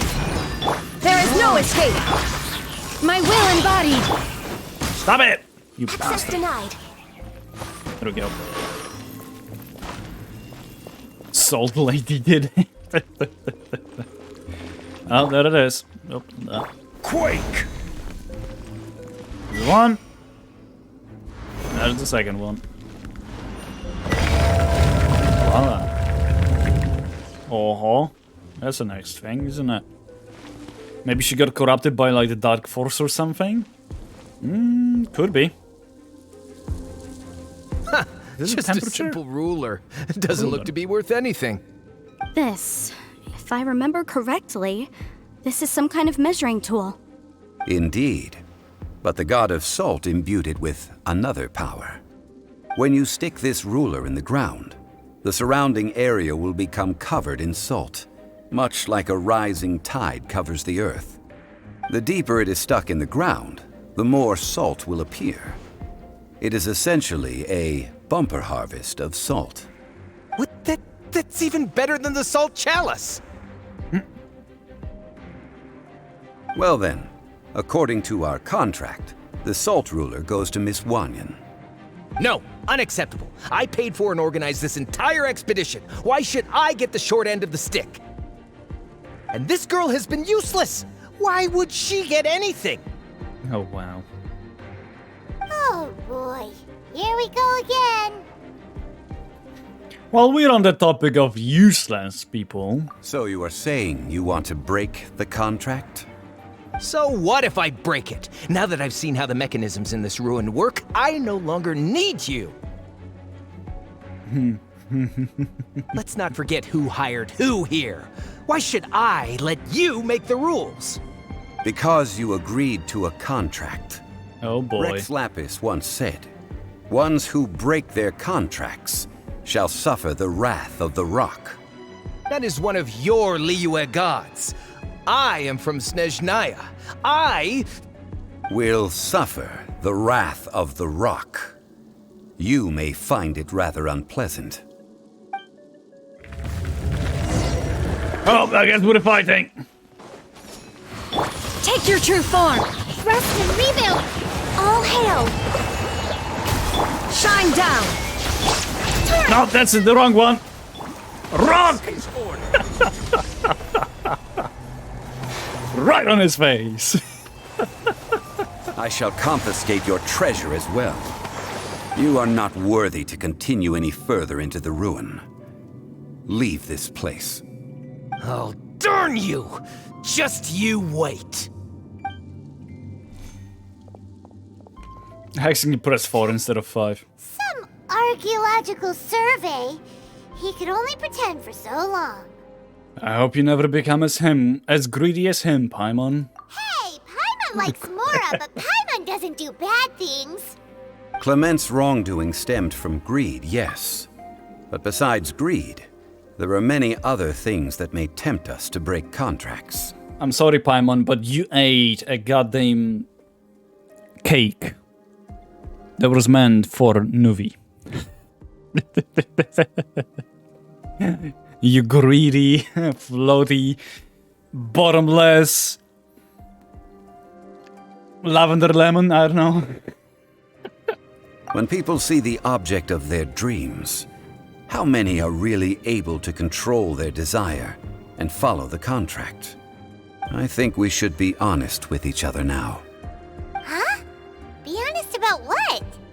That in truth, not a single member of this archaeological expedition came here for archaeology. Why do you say that? Miss, you lack even the most basic archaeological knowledge and can recognize naught but a few simple relics. However, you are an expert when it comes to anything regarding the god of salt. You aren't interested in archaeology or relics. What you're really interested in is the god of salt. I believe those legends about the god of salt that you mentioned on the Pearl Galley are passed down between generations at Yinyuan Hall. Okay, that's enough. Sir, you are indeed a man of great knowledge and talents. I seem to have been right to seek you out once I plucked up my courage. You're right. I'm not a scholar of archaeology. I come from one of the 8 trades under the jurisdiction of the Chising, Yinyuan Hall of the salt industry. Oh god. Our ancestors were those protected by the god of salt all those years ago, when the Archon War engulfed the land in chaos. To think of it, I've never heard you say Rex Lapis. Oh, right! Always Morax. The people of Liyue very seldom use the name Morax. During the war, Morax assassinated our god out of envy for her power. He left us alone and lost in the world. We hate him! But this is Morax's Liyue after all. And its history is written as he wishes. So I seek proof of Morax's guilt. He has blood on his hands and cruelty in his heart. I love the baseless accusations. Just because you hate someone. We agreed to a contract that we will face the truth head on, didn't we, Mr. Zhongli? You must judge this history fairly. You know, yes, the history is usually written by the victor. So I don't doubt that some of the things may have been hidden out of the, the daylight. However, you cannot throw around baseless accusations based on stuff that you want to believe in rather than that they are true. Now the question is, what is true, what is false?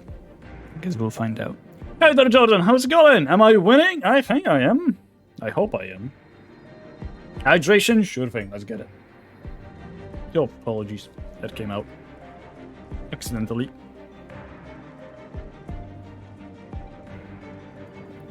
Good, hey, that's good to hear. Lovely. How's your day been, if you don't mind me asking? What have you been up to? I watched new Honkai Impact 3rd PV, it's Pog. Hey, yo. Right. Oh, while I'm still here, talking to you guys and stuff, before we continue the story and stuff, you can expect more streams of Genshin tomorrow and Friday. On Saturday, I have an archery competition. And I won't be home from early morning till late evening. It's because we're going to Oxford for the archery competition. Which is quite a long drive. And the archery competition itself is quite a long tournament, I guess. Event, that's a better saying. So, I might be late to the stream. I definitely am late to the collab that is planned on that day. So I will post a message whenever the collab is starting, so you guys can watch whoever is going to be live. There will be plenty of people. And later on, I hope I will make it so I can still be part of the collab. So we will see how this will turn out. So yeah. Right. Let's continue now, right? They got a yo-yo champion to motion capture. Huh? There is certainty and what happened in history cannot be changed. Depends how it's written, Sonny. Like, history itself cannot be changed, yes. But who writes what and how, you know. A wise turtle said this: yesterday's history, tomorrow is mystery, but today is a gift. That's why it's called the present. Yeah, that only works in English. Was it Master Wu? No, Master Wu. Master Wu was from Ninjago, wasn't it? Got him turtle from Kung Fu Panda. Yeah, Kung Fu Panda, yeah. Right, let's continue. Naturally, of course. But I must add, Come on, Egg. Liyue is no longer Morax's Liyue. Come with me. All the answers you seek lie ahead. He knows he did something wrong. But I never collected this. How can I collect this? Hey, yo. Excuse you, game. There's gotta be a way, right?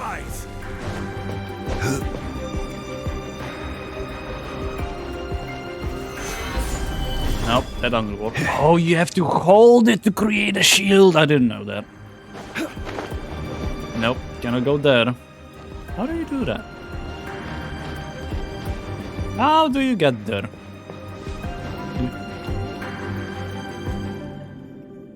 I guess not from that side. Probably it's from the other. Let's see. Or. Stabilize. Nope, that doesn't work.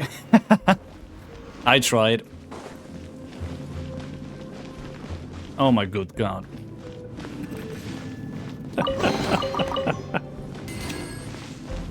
Don't say a thing, chat. Do not say a thing.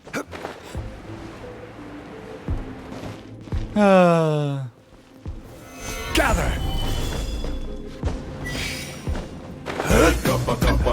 That is loud. What goddamn.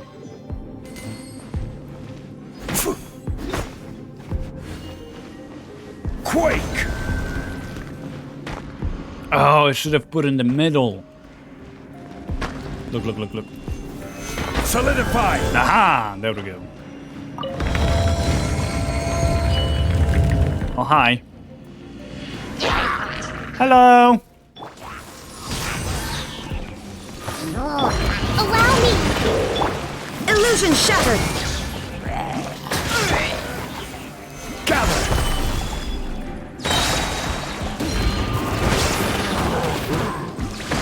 I am inevitable. Nope, he's still alive apparently. Hold the line! There we go. Nope, there is more of them.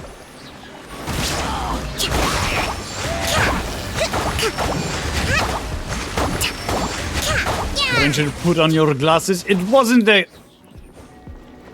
Born of icy frost. Manifest! It wasn't because I didn't see it, because I wasn't even looking in that direction, okay? What is that? This is a sword? Aha! It's a broken sword! This is proof! This proves that the god of salt had to fight back against the evil Morax. But sadly, she was defeated. How is this proof if you make it out to be like that? You don't even know You don't even know, you just want to believe that.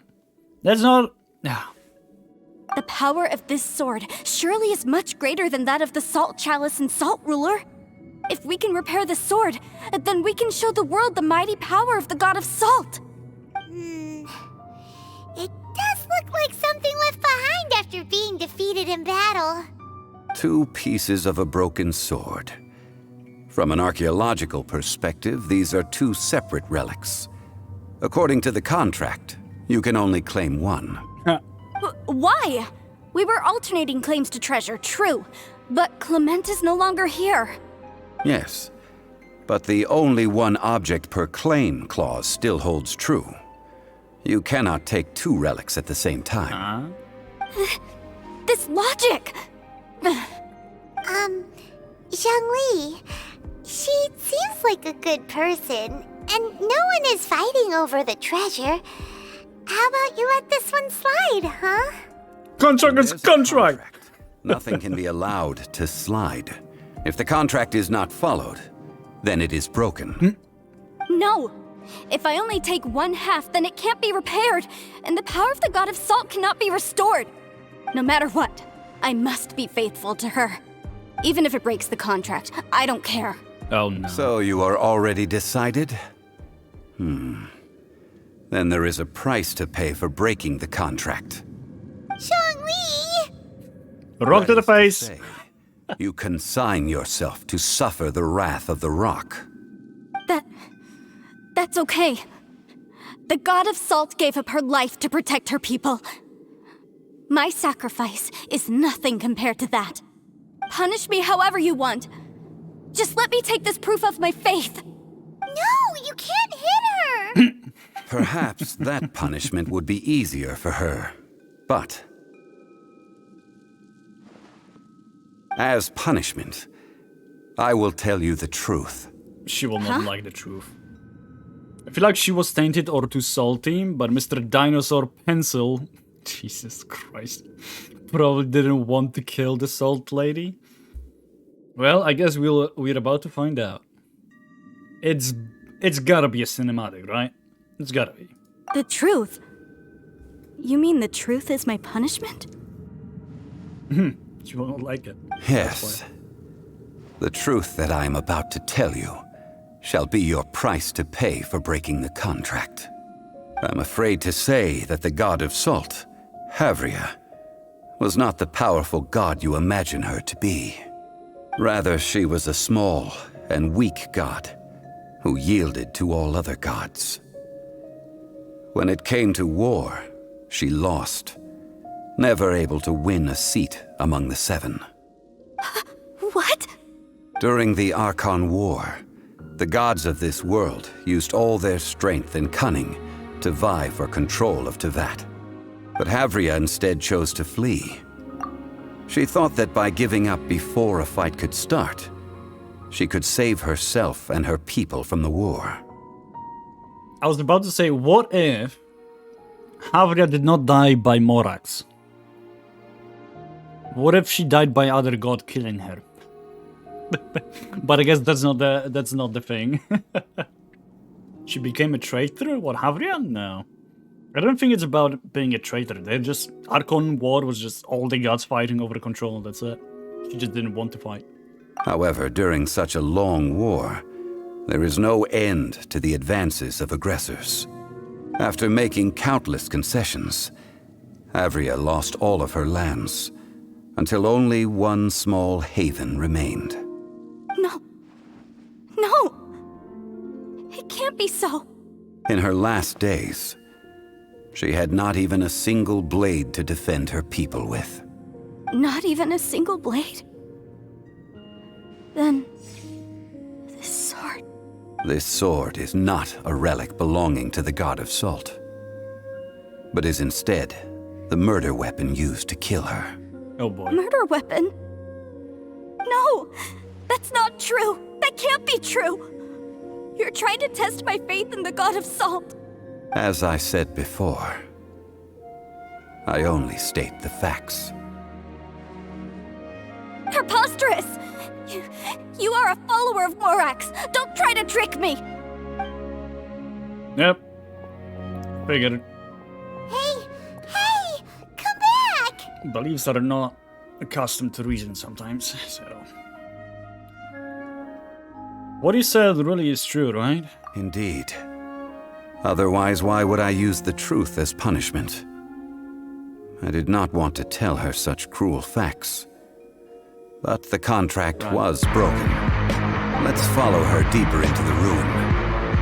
There, I fear, we will find something that will leave her no choice but to face the truth.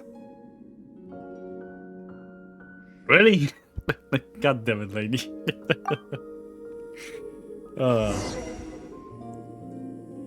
Catch up to Wanyan? I mean, she ran, so... God damn it. Oh, jeez. Are these statue thingies running? What will we find ahead? Salt. And betrayal. Uh-huh. So there is some betrayal. Mike is spoiling us again without even knowing, so... should I actually interact with them? Will it say something different? I doubt, but... He seems to have been fleeing from... Oh, no, actually it says. No, that's suspecting that something terrible is afoot. Yep, okay, so it's literally almost the same. I'm sorry!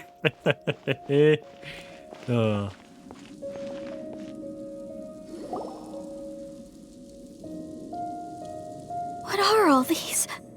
What did they see? What did they do? What happened? Since you do not trust me, let us continue onward. Can I lick those statues?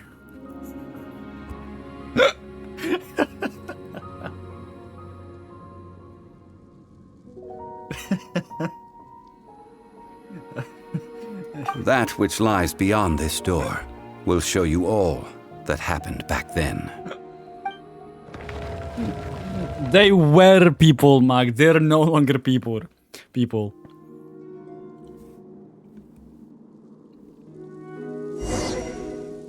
You nasty. Uh-oh. I think we know what happened here. Something fell in the middle. Getting all of them to... I don't know what. Shit. Yeah. Praise be! No, okay. We'll just continue this. Salflora. Ground zero. No matter what was once here, naught remains but a single flower of salt. Okay. Once held something in his hand, upraised in a pose of supreme effort. This must be the one who killed the God of Salt. It has to be. Oh no. So her people killed her. Was it?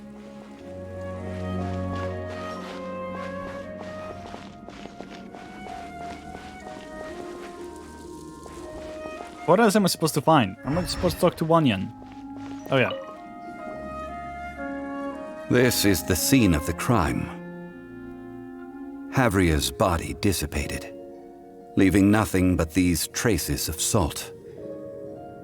Her dying moments have since been frozen in time to this very day.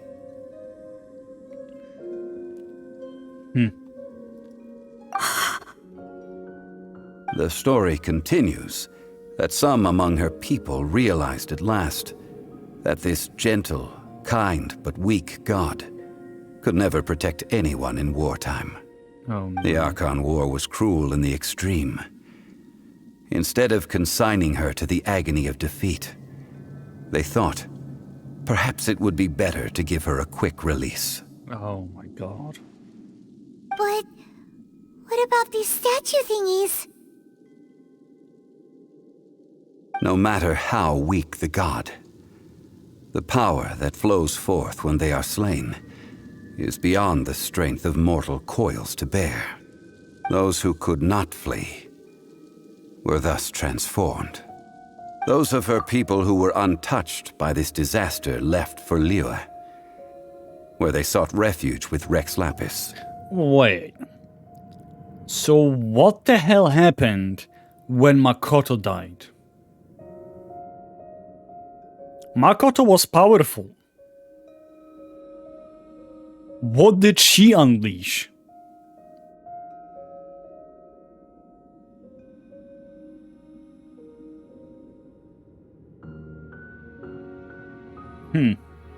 Their descendants feared Havria's remnants and lived in terror that she had laid upon them an eternal curse.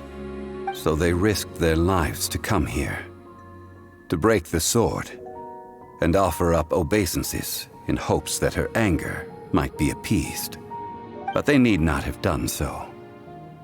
For how could a god who had never once resisted, even till the end, nurse hatred for her people in her heart? Good night, Jordan. Sleep well. Even if this is so, I can't. This must be a lie. A false history, all of it. Makoto unleashed a sister who couldn't live without her and wanted to preserve eternity. Oh my god. Don't you dare try to shake my faith!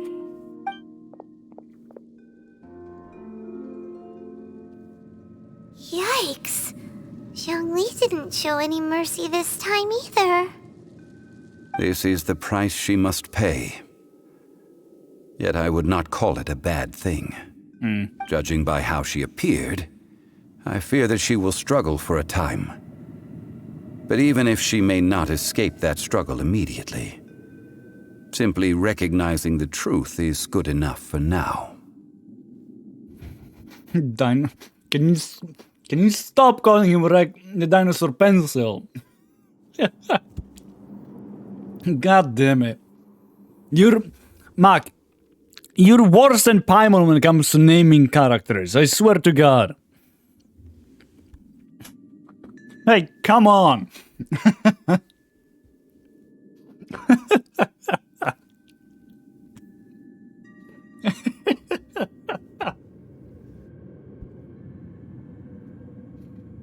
Everyone gets a nickname eventually. Oh my good god. I'm surprised that you don't give nicknames to your IRL friends. Or friends in general. I'm surprised that you don't do that. Unless you do, you just don't call them by the nicknames. Okay. You seem all too familiar with what happened to the God of Salt. You didn't just hear rumors about the way to break the seal, did you? No, indeed. How sharp of you. Yet this is not a matter of wisdom, only age. Right. Faith in a god who has already passed will do you no good. So it is for Havria. And so it is for Morax also. Now my friends have usernames and call them that? What is my username then? And I swear to God, Mark, if you're saying the actual usernames we're using in Discord. Yeah. I goddamn knew it! God damn you, Mac.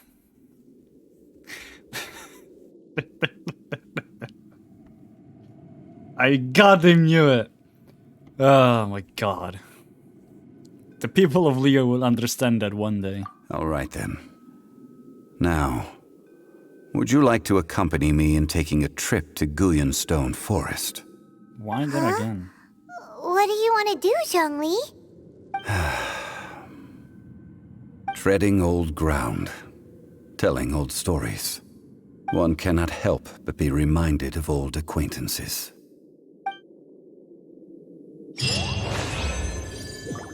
It generally you must feel bad if you lived for so long and you lost so many people. It generally must be painful. Maybe there is a blessing in the curse. for humans to live and die. Maybe it is.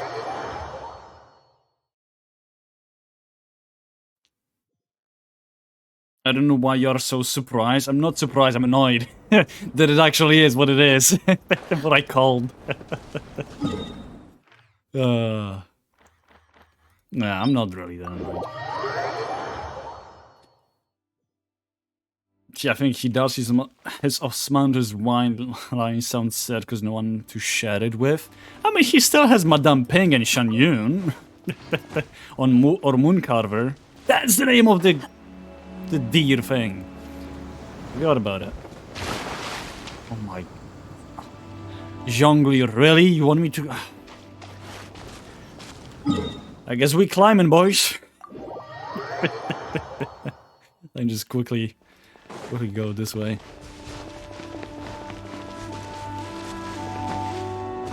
Yeah, but it doesn't make it any less sad to lose friends. True. Yep.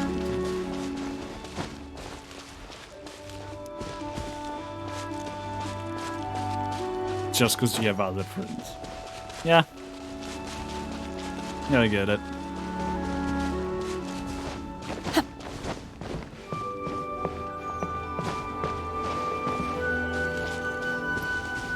Thought I saw an enemy pop up for a second.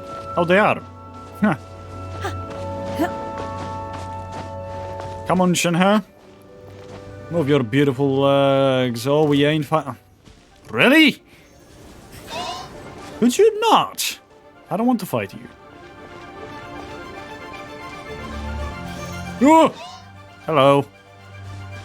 Can we not do that? You know, we don't have to fight. It's okay for us to be on our way without having to worry about killing each other. Yeah, just go away. And they go away. Leave me alone! Oh, there he is, standing. Oh my god, why are they so persistent? Leave me alone! Just go away! Oh my good god.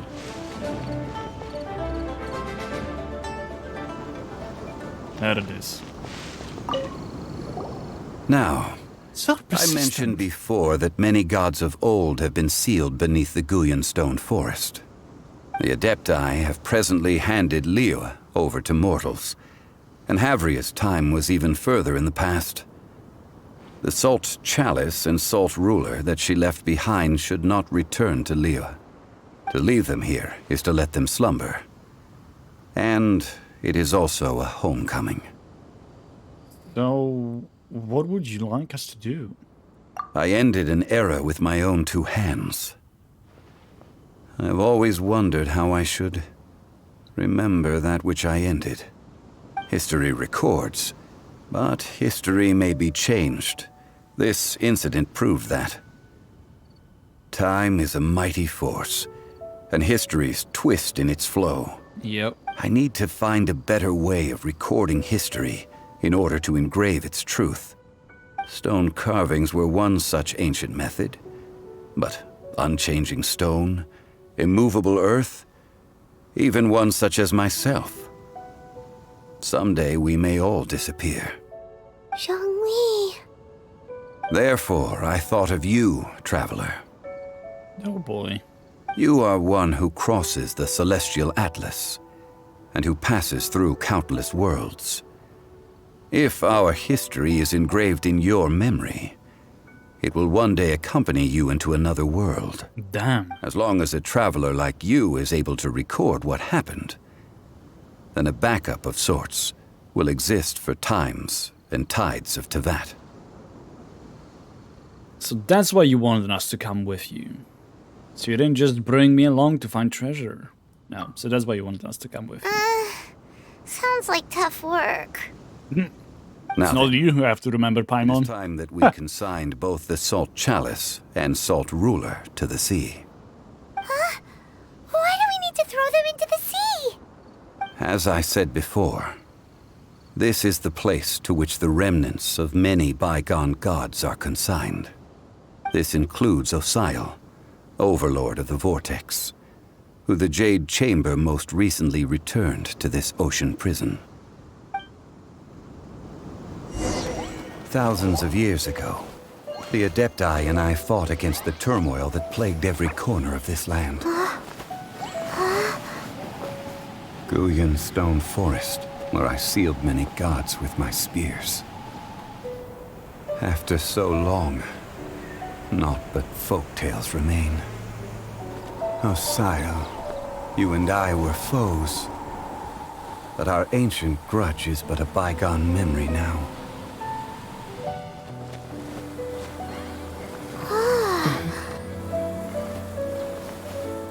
May that which Havria has left behind be yours to subsume.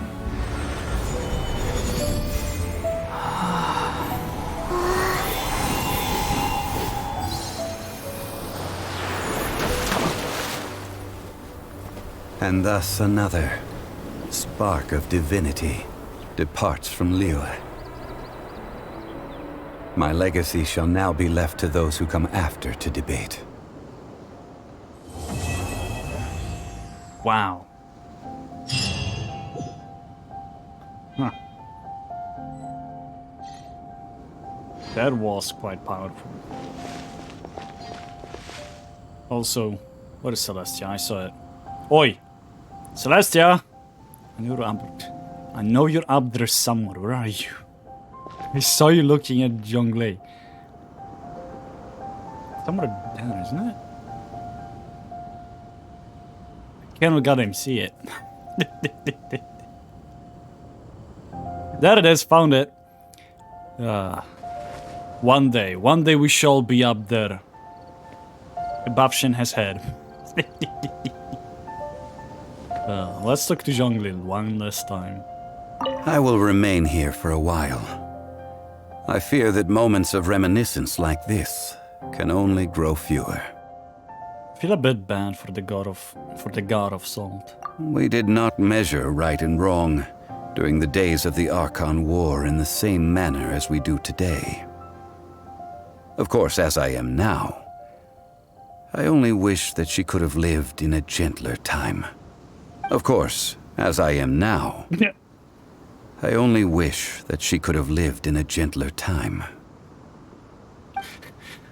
I think Genshin did an oopsie. I will remain here for a while. Okay. Want those relics cause Osial to grow in power? Though the Salt Chalice and Salt Ruler do have power in their own right, they are nothing before Osial. Oh. If a day comes when he should recover his strength and return, I believe that even so, he will be defeated once more. I mean, yeah. Seeing how Ningguang, a 4-star, did that. Gotta go to sleep. Good night, everyone. Good night, Shura. Thank you so much for hanging around for so long. It was a pleasure to have you here with me, and have an enjoyable sleep. Friend from Get some good rest. And there is clearly a limit to the red hope rope's to see you power. tomorrow.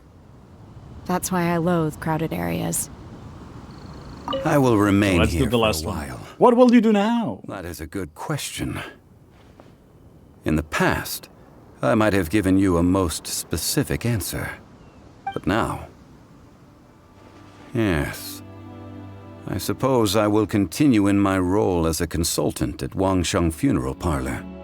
But if this journey was to your liking, why don't you come along the next time I am seeking to preserve memories of Liyue's past? Which will literally happen tomorrow, because that's the next thing we're going to do. Because we unlocked Zhongli's second quest. Let's unlock it right now. There it is. So tomorrow, Zhongli and Tartaglia. Friday, Ganyu and Albedo. Yep, that's going to be epic. Hell yeah. Then Saturday will be collab, if I'm not going to be too tired. Sunday is obviously off, which will be King of the Castle on the Discord if you want to be part of it. Monday we're going to do Shao Hutao. Tuesday Yula Raiden Shogun, followed by Kokomi Ito. on Wednesday, was it? We will not have enough keys to actually do it now that I think about it. I think. God damn. Yeah, because there's a lot that follow after Raiden Shogun's thing. Interesting. We might have to skip for a moment something and go to Tainara and Sino. Because there's 6 of them. God damn. That's going to be a lot. We'll see. We'll see how it will all roll out. Right. However, this is going to be it for today. Well, Lantern Ride will be fun. Oh, right. We have Lantern Ride, which will divide our... Yeah, Lantern Ride will divide our time for doing the story quests. Good point. I forgot about that. So we'll be fine. And before we finish today's stream, we're going to do one thing that we do usually when it comes to streaming, which is having a story about a certain characters. Right, let me just quickly pull up...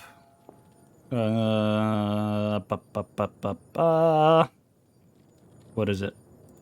Genshin character story is done. There it is. We've done Yanfei, Kaveh, Jean, Ganyu, Candice, Collei, Shenhe, Barbara, and Kaya. We'll get keys for it by then, hopefully. I shall do it. I shall get them. It will be fine. Alright. Who did we not do and is level 6? We have Navia that we can do. We have... Who else we have? Charlotte not there yet. We have Amber that we did not do. We did Barbara's, we did Kaya's. We have Lynette that literally today I got to 6. So that's 3 of them. Who else? Who else is out there? I think that's all 3. Only those 3. Right? Yeah, it might be just those 3. So we have Navia, we have Amber, and we have Lynette. Right? That's all of them. I think it will be better to look like this. We get that Shenhe, Ganyu, Kokomi. Oh no, we did not do Kokomi. There we go. That's 4. Right. Right? Right. And we did not Lisa. That's 5. Jesus Christ. I think I need to do... You know what? I'm going to do it this way. I'm putting a... 3 dashes and writing down who is currently with Friendship 10. So we did Shenhe. We have her. We did Ganyu. She's there. We have Kokomi. She's not written down, so I'm going to write her below the line. There we go. We have Navia, who also is there, and we don't written down. Traveler, there is Jean. Jean is written down. We have Lisa. She has not been written down, so let's put Lisa up. Chevrus, not yet. Yanfei, we did Yanfei. Kaveh, we did Kaveh. Collei is there. Candice is there. Charlotte will be soon. Mona, Amber. Amber we did not do, so Amber is going to be up there now. Barbara we did. Kaya we did. Now we have also Lynette. The rest of them either soon will be level 6, but so far none of them is. Perfect. Now I have an easier way to tell you who did we not do. Make a list of those who haven't been done. Yeah, just did that. So, Kokomi, Navia, Lisa, Amber, Lynette. Which one shall we do? Ah.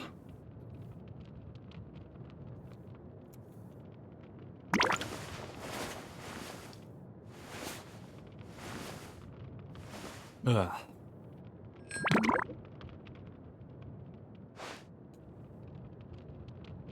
I'm just gonna put myself some water instead of Juice. Too lazy to grab a juice. Fremine? We don't have Fremine. He's not level 6 yet. He's level 4 if I'm not mistaken, yeah. It's too far. Kako, Minavia, Lisa, Amber, or Lynette?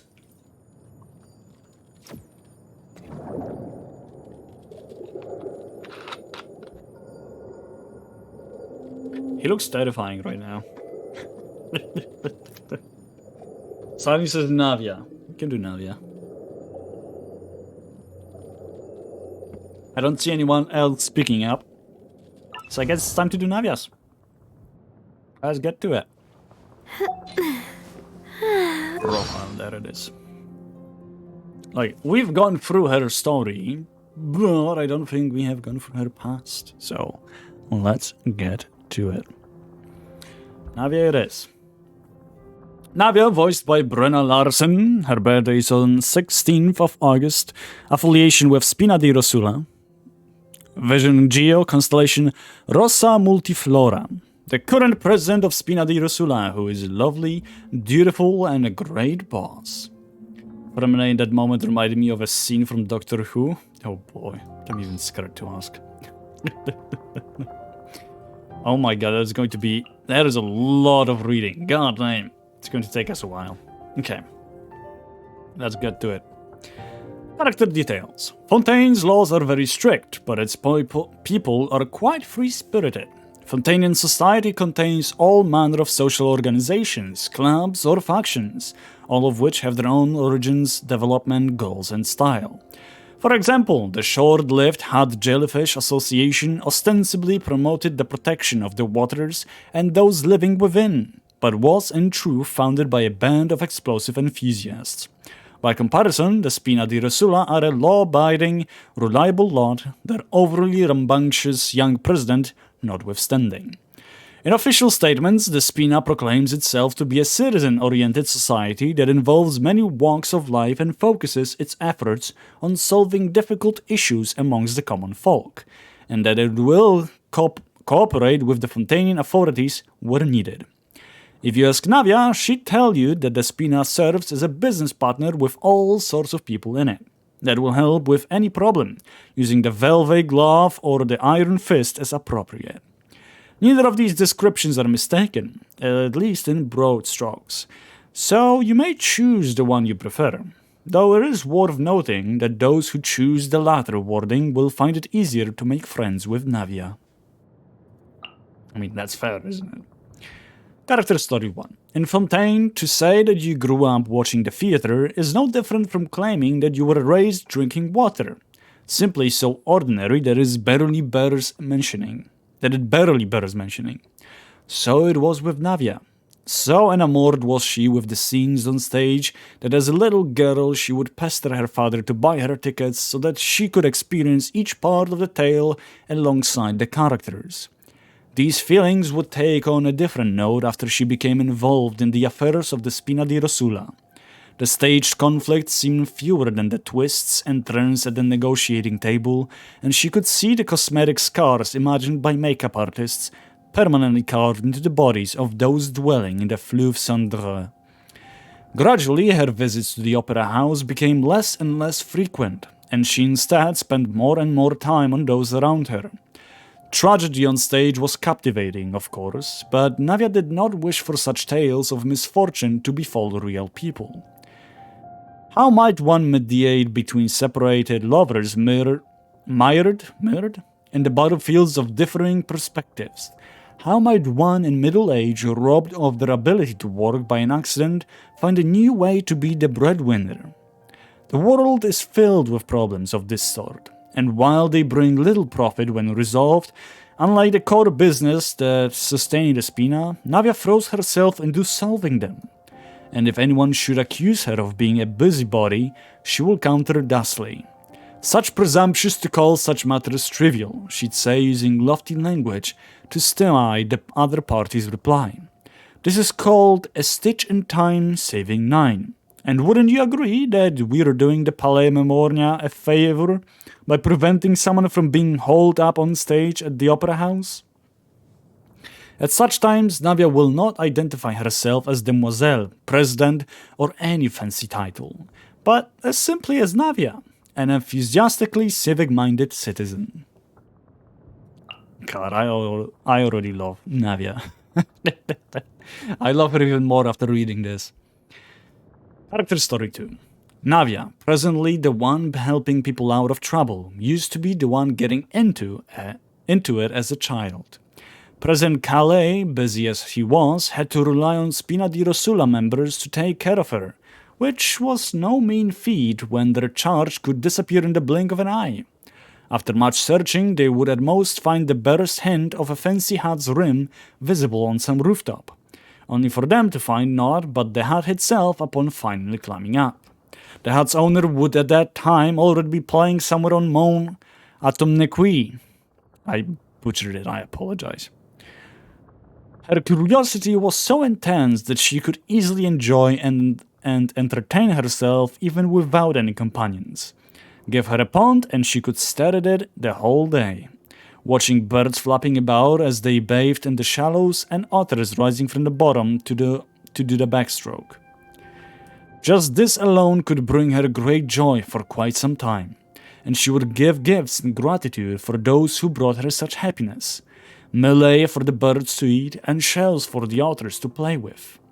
Sometimes she would also seek out playmates. The children of Fleuve Cendre owned no toys for the most part, so she would play hide and seek with them, dragging her silk skirts with her through the pipes. Win or lose, she would always gain a little extra compared to the other kids. She would emerge from her hiding place, brandishing a component or two she found in some nook or cranny.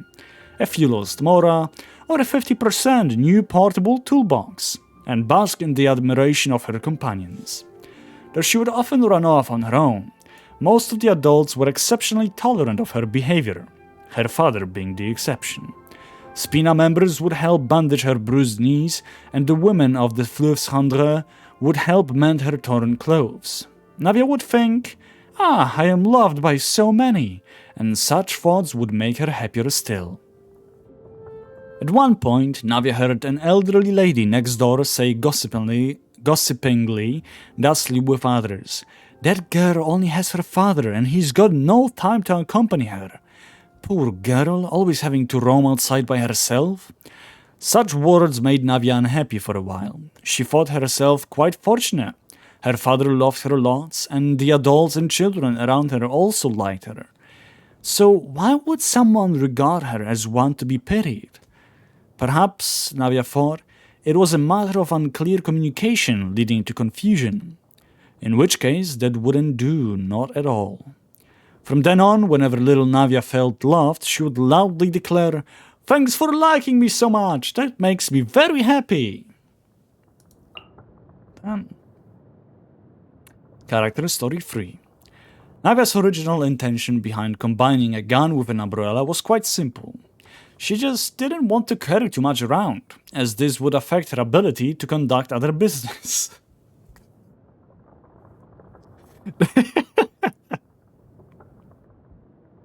I mean, fair point.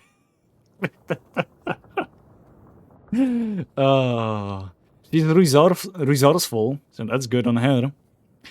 It rains often in Fontaine, and the rain gives way to merciless sun. So umbrellas are a must when going outdoors, and it would not do for the Demoiselle of the Spina to go without a gun, for surely none would think it an ornament in her hands.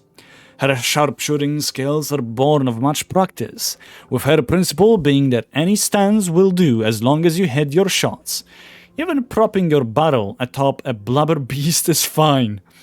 Clorraine, trained in the art of Maréchau's hunter marksmanship, tends to shake her head at this, even as words of affirmation tumble out of her mouth. I find your optimism regarding barrel is quite admirable. Navia takes that as praise. She met Clorraine when she was a self-proclaimed big girl of something over 10 years, and is thus quite used to the latter's mannerisms. Yes, those are accurate words of praise indeed. Optimism is indeed a rare psychological quality not to be undervalued.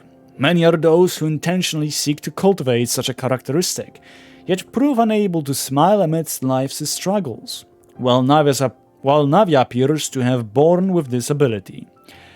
To her, there are only two types of trouble in this world, the solvable and the unsolvable. Immediate action is the panacea to problems that can be eliminated. And as for those problems beyond one's power to change, then change yourself and learn acceptance. Apart from optimism, Navia finds tolerance to be a value that brings real improvement to one's quality of life, and it is a virtue that extends to the Spina. Why, look at all the varied business ventures and the people of all sorts. Indeed, even a tent tortoise calls the place home. It is said that this creature was a friend of Callus's named Consigliere. That's probably butchered, but yeah. Roughly meaning counselor. Navia has also taken counsel with it in the past, finding it patient, quiet, and long-lived, just the sort of person you'd confide in. One day, Charlotte happened upon Navia babbling away to Consigliere. Probably like Consigliere.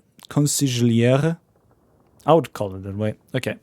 And out came her camera. The next thing anyone knew, many would come to speak to the tent tortoise on the picture's account.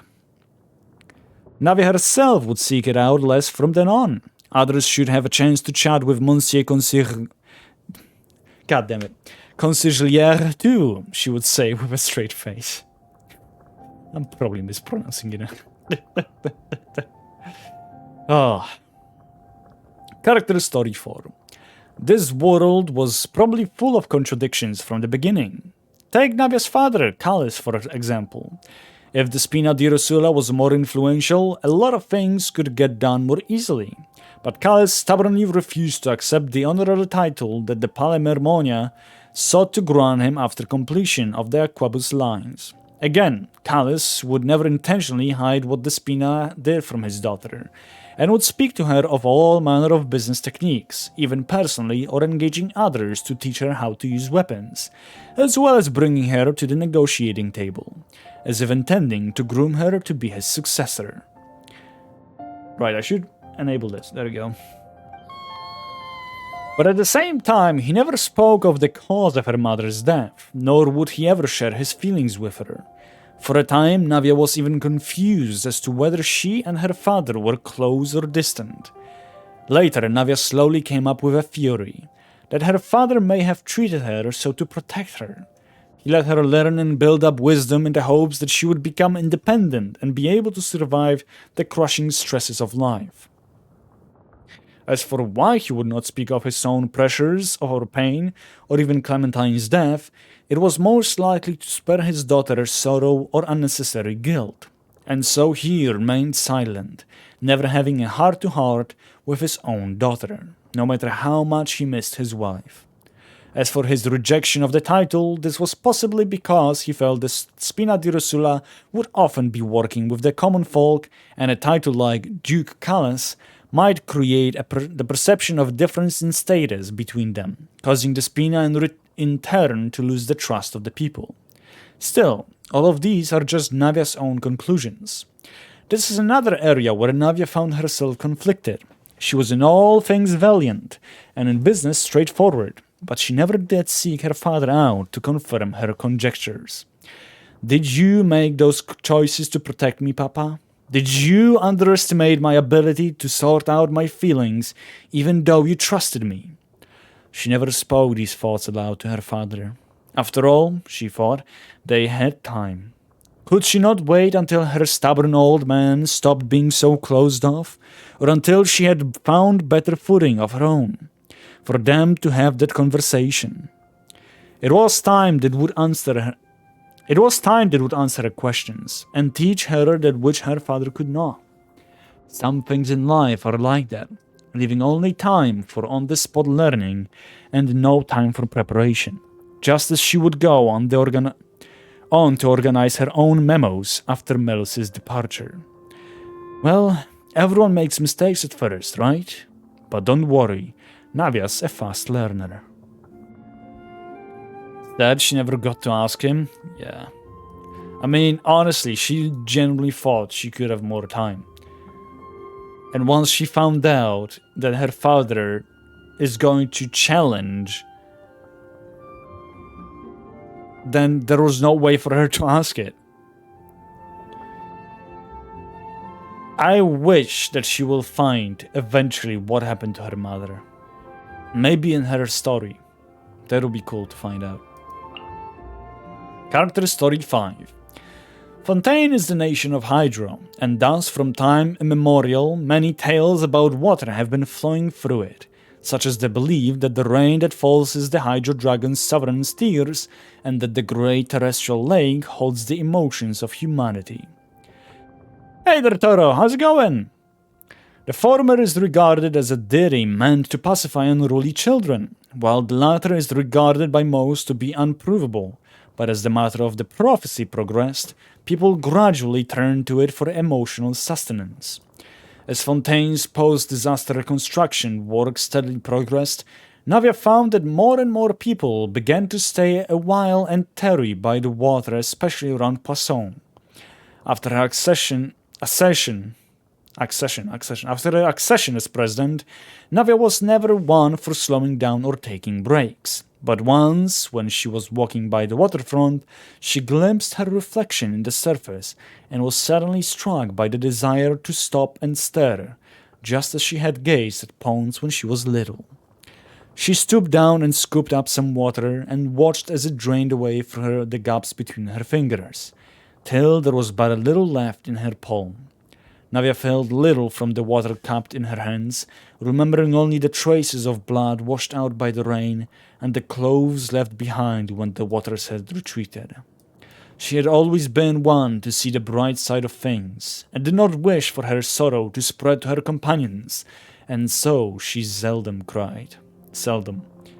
But thus did the unshed tears swollen with the river of the years at last find their outlet. Those tears were blown dry by the wind, and did not fall into the waters, but Navia believed that they would not fade with time. Her tears were utterly insignificant, but a drop in the ocean, but just as all other waters in this world, they would evaporate, condense, and fall as light rain. And with the wetness of each rainy season that came, they would meet again.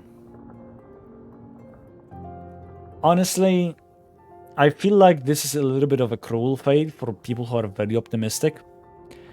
That they are not the ones that people suspect to be the one to cry. And that sort of idea and association creates a kind of a pressure onto those optimistic people to not let those tears fall as well. It feels like it. I don't know if this is true, but I feel like this is somewhat correct. I'm about to drive home. Hope everyone has a good rest of the stream and enjoy Orange's beautiful voice and storytelling. Thank you, Toro, and drive safely. Hope you get home quick, but not over the speed limit. Yeah. Okay, the right time. The right time. When Navia no longer needed to tiptoe to touch the shelf tops, Callas gave her a notebook. The book contained no dates and had no format, and even contained some text without punctuation, and was written by her mother, Clementine. While it was initially a welcome surprise, frustration and gloom took root in her heart as she read on. Wait for what? Navia would cry in the rain, so she'd cry with Nuvi? I don't think it was rain that she cried to.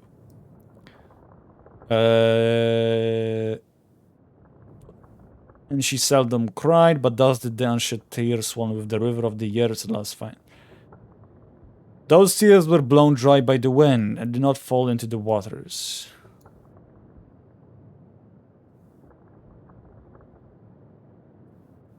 All this light is rain, my bad. Yeah. Okay. While it was initially a welcome surprise, frustration and gloom took root in her heart as she read on. The short essays began from the time Clementine went with Callas to visit the Fountain of Lucine. It seemed that from the moment they became intent on having a child, her mother would often think about her. In the golden sunflowers, she would see her child's hair, and in the bright lakes, her child's eyes. That is literally description of Navia's looks. She wrote down every last one of these hopes and blessings. May our child brim with beautiful virtues, try the many adventures and lovely cuisines the world has to offer, and experience all manner of joy and happiness. This was not the first time Navia had read things her mother had written, but this instance certainly made her the happiest and angriest all at once. Why had her father only chosen to give this to her now?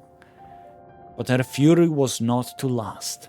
She soon finished reading all the thin book had to offer, and its ending was one of devastating simplicity. Though I have written much about our child, I suppose these are, in the end, just my own wishes. For some reason, their connection by blood perhaps, Navia immediately understood the meaning of those words. Her mother had not wished for these hopes become a burden upon her growing child, and thus her father had given this book into her keeping only after she had already grown into an adult by following her own path. That day, Navia did something quite rare, and did not go out, instead spending a long time in her room. Equally rare also was her acknowledgement of her father's arbitrary exercise of authority in this case.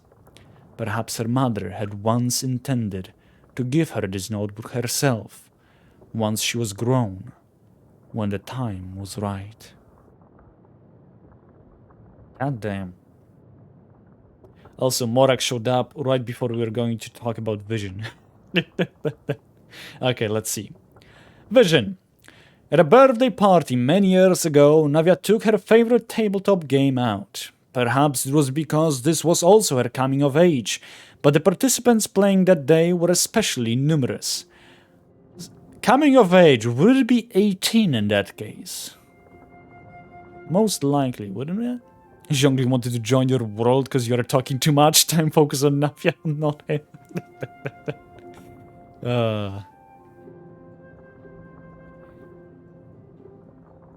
Amid this lively atmosphere, everyone, apart from the birthday girl, the star of the show, racked their brains coming up with characters exceedingly ill-suited to themselves. Melus, the steady hand, became the rash and careless commissioner, inviting all present to solve, or suffer under, more like, the ancient curse afflicting his family. Sonny, ever elegant in speech and etiquette, would play a potty-mouthed petty thief, even making the grand sacrifice of shedding his pale outer coat, which usually stuck to him like a second skin. Nervous rookie, Silver, having been dragged into this by dint of passing by, was made a mighty mysterious mage. The most lethal blow came when Clorend, who usually took charge of proceedings, decided to band together with the famed adventurer known as Demoiselle, as a private doctor who missed every shot she fired. Someone had to do the healing, she reasoned, but alas, this left the role of Game Master open, with Callas unfortunate enough to be the only one left to fill that post. It has to be D&D. Thus was he forced to put his soft drink aside and leave the audience stands, the bench, for the crowd of players, the sofa.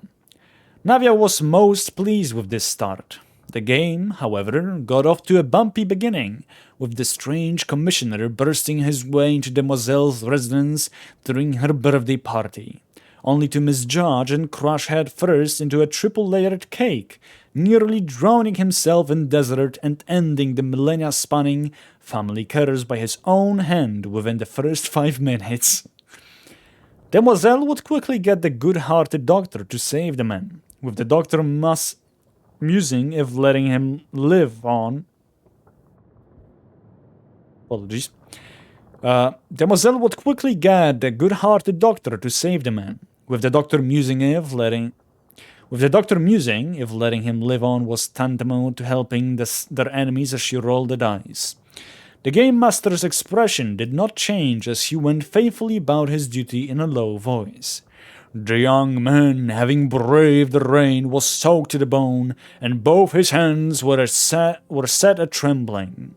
He did his best to clean the cream of his face and body, though he missed a few spots. Thank you, kind souls, thank you for joining in my battle against this cursed most wicked. They were unusually lucky during the middle portion of the game. To solve a problem, one must investigate its source.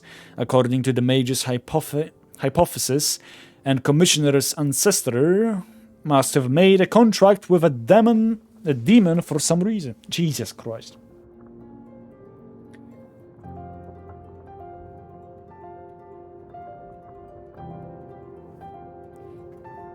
Yeah. According to the mage's hypothesis, the Commissioner's ancestor must have made a contract with a demon for some reason. If I had only rolled higher, you would already know the reason, grumbled the mage.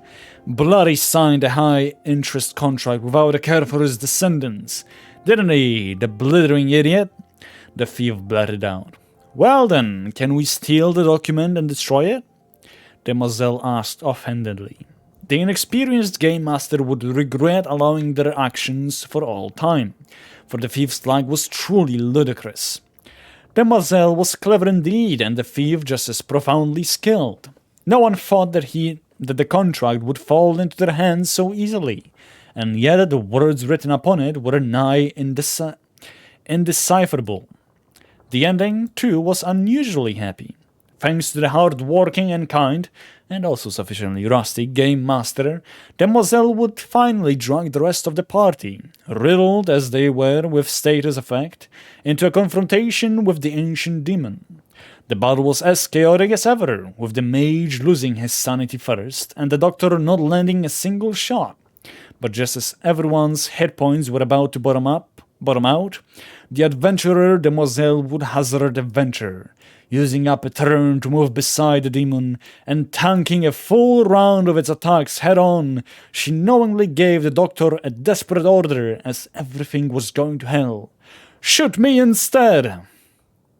The doctor's dice were rolled before the game master could say anything. Callas counted the dice in silence before taking 3 deep breaths. The bullet pierces the demon's weak spot, and the giant creature collapses into the abyss. It returns to the darkness and into slumber, taking that absurd curse with it. Rejoice, rejoice for the adventurer's courage and for her ill-omened ally. Perhaps it was to go with the present's flow, or out of genuine emotion, but there was indeed much rejoicing.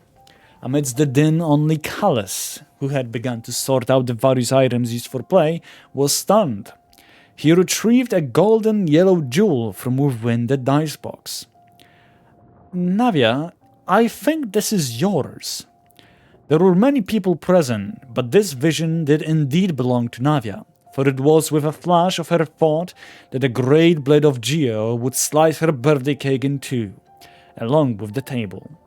Later at night, when the party and her excitement both had settled down, Navia would lie on her bed, unable to remember what she had been thinking when she had obtained the vision. Had her mind lingered on the final victory obtained only after much struggle and hardship, or had she wished that her birthdays henceforth would be spent surrounded by friends just like this one? If it was the former, that seemed to obliquely indicate that a happy ending must be preceded by many tribulations, so best to go with the latter. Thus were her thoughts as she lay at the dreamland's door, still clutching the vision. I feel like the reason why she got a vision was because she sacrificed herself for her friends.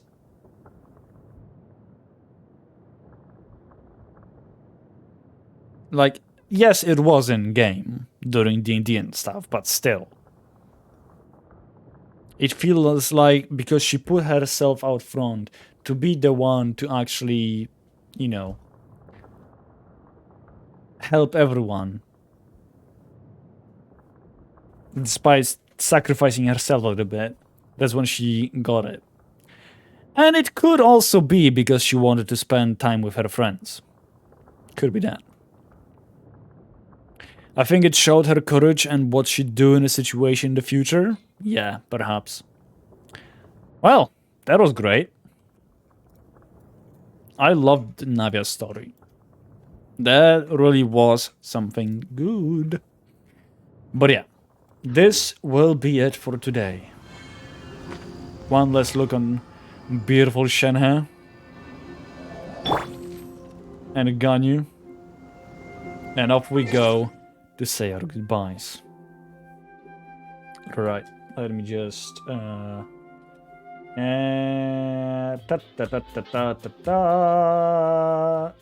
we go. Perfect. Well, I think it's time for us to say our goodbyes. And head off to someone who is currently live. Let's see, and rejoice. Let's see. Righty-ho. She's the hero both as a child and as an adult. Yep. Right. Who do we have live? Let me look into the collab. There is one person who is currently live, and they are streaming Bloodline. Right, righty-ho. Just quickly press that. So, either we can raid Burden. Yes, that's his actual name. We can raid Burden, who is part of the collab stream that you guys... I don't think he's actually available on Saturday. So, yeah, unfortunately, I don't think we will see him being part of the collab on Saturday. However, he is part of the server, so we can raid him. Or we can say hello to Tina. She's playing currently Yu-Gi-Oh! Or Xavier, as she's doing... What is Xavier doing?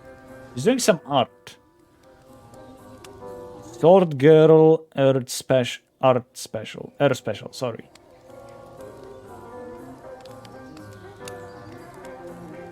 Reverie Free Tag Fighter Rafts. What? Oh, he's doing animation, is it? I think. Wait, those words are so cute, I love it. Wait, what? Sword Girl Air Special?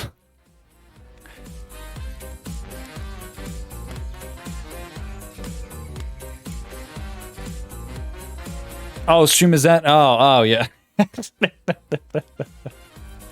Yeah, I finally decided to actually have 3 different... well, not entirely 3 different. Since I don't have various of scenes, this is right after we start. This is whenever I have to go be right back. And this is when we're ending. So now people actually know what those things mean. So yeah. One day I shall have art for each and every, you know, screen. And then you'll have this changed. But yeah. I really like it. Yeah, I was like, I need to do it. And I did. There we go. So no longer will people be confused whenever I'm gone. Or when we're ending and stuff. So yeah. So who shall it be? Xavier, Burden, or Tina? I see that a lady wants to say hello to Xavier. We haven't raided him in a while, that's true.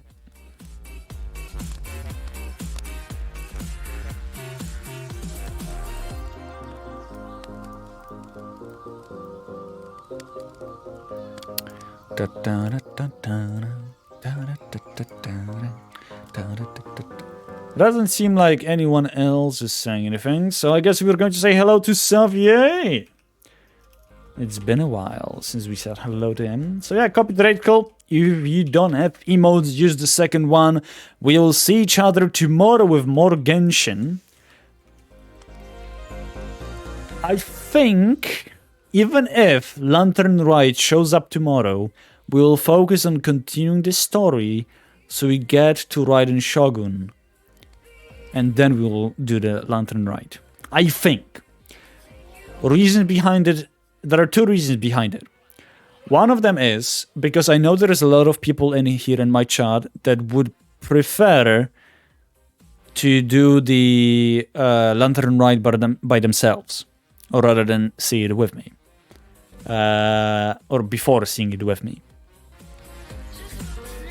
Two, I want to reach those